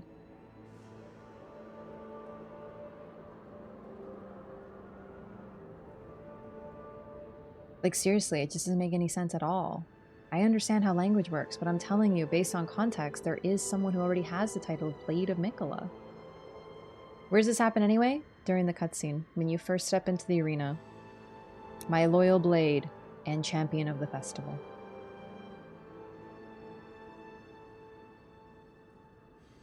We disregarding the title given to Melania, but he's not talking about us. I do not ever believe that he's talking about us as a blade of his blade. It's the stupidest thing. Our loyal blade? We're not loyal to him. We are not his blade. Equal senses him talking to Melania? No, I think the one who has the title Blade of Mikla and who is Mikla's loyal blade is the one who makes more sense. Even by this point, even Letta, who is dead, has realized that we are not there to help Mikla and we never have been. So where does this absolute dipshit come out? She's not in the room? Mikla isn't even in the room. He's talking to us from the beyond.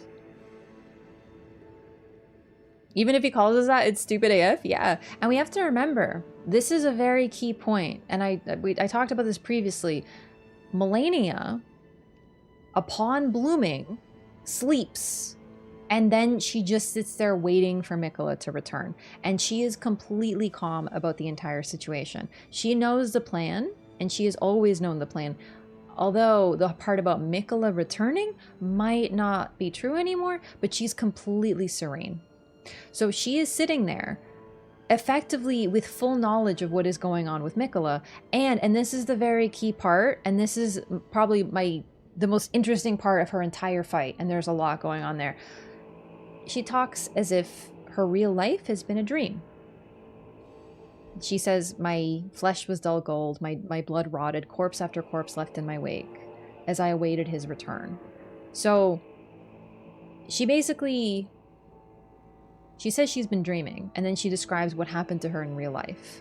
So she has been sleeping for such a time that she thinks that that was a dream. She's completely twisted around what is waking and what is reality. And then we have we have Grandam, we have Renala, whose rich slumber we must not interrupt. There is something to do with sleeping here. Could have something to do with Trina. But maybe the reason Malenia has been sleeping is not because the fight took a lot out of her, is because she's just been chilling, waiting, serene, calm. But she might also just not be needed anymore.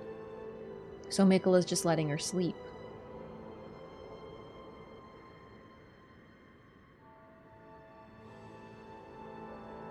These are us killing Moog and Radahn, hence champion of the festival. Yeah, but we are the champion of the festival. We're not the Blade of Miquella. We are not Miquella's loyal blade.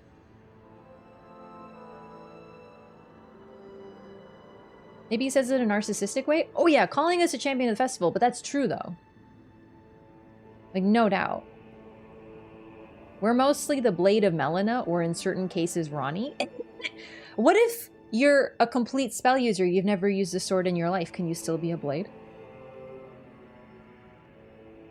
But no, seriously, I just don't buy it for a second. Like,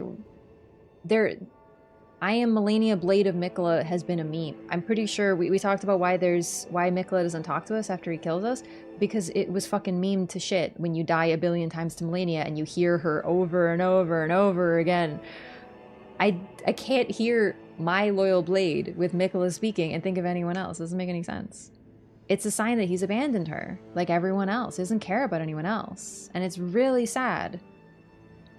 He's given up everything for this goal, and then we're sitting there gonna take him out. Use a scythe and Letta talked about his sword. Letta's an idiot. No, seriously though. This is supposed to be the moment where we realize just how poorly treated Malenia has been. People in the lands between just don't understand weapon classifications. What if Miquella called you his loyal fist? That would make sense. Letta can't read. No, that's Freya. Anyway, I'm EP. I'm gonna go to bed, gamers. I don't want to fight the boss or do Enhir Alim right now, but we can do Enhir Alim next time, and then... And I think we're nearly done the quest lines. It's really just about taking them all out of the gang and see what happens. My loyal armament. Did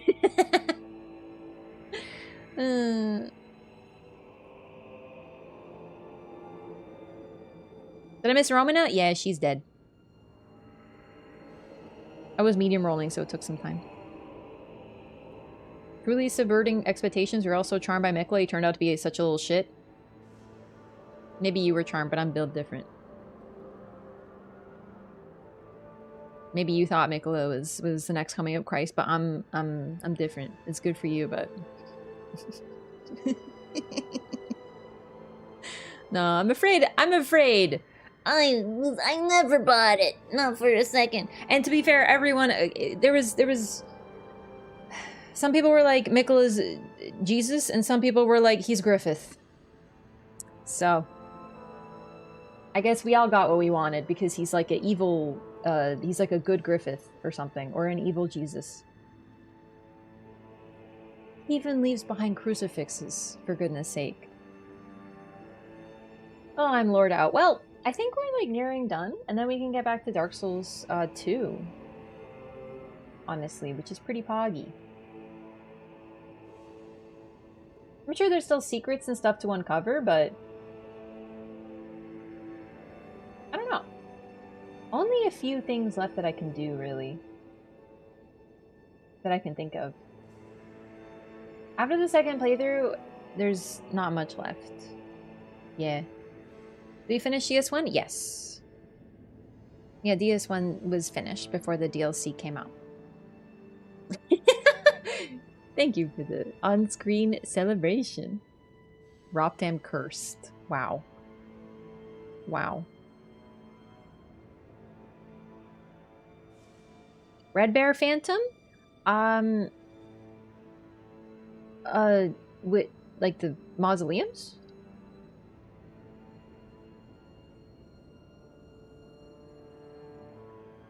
I did also think about doing challenge runs. I just don't think I'm going to be able to do that, to be honest.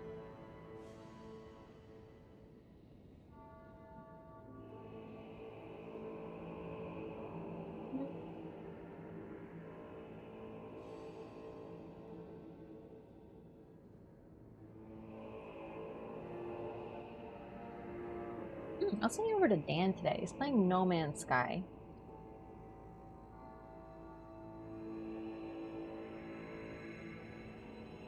Oh, animated emotes. I see.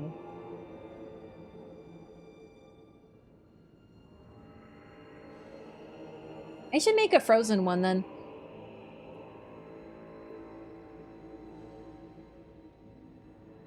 I think I'll look at like my most unpopular emotes that are like least used. And swap them over to more Mesmer.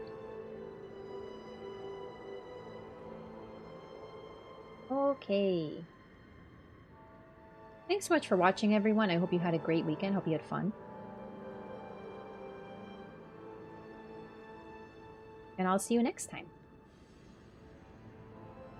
Have a lot of slots? I don't think so. Maybe? Oh, I do have like the follower slots. I don't know what to do with that because I thought follower slots could only be used outside your channel, which was weird.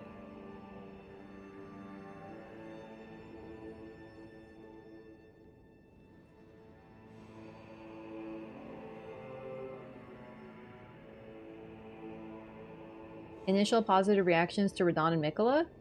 I never had a positive reaction to them too. I hated them from the moment I saw them. I was just trying to be positive. I guess that counts.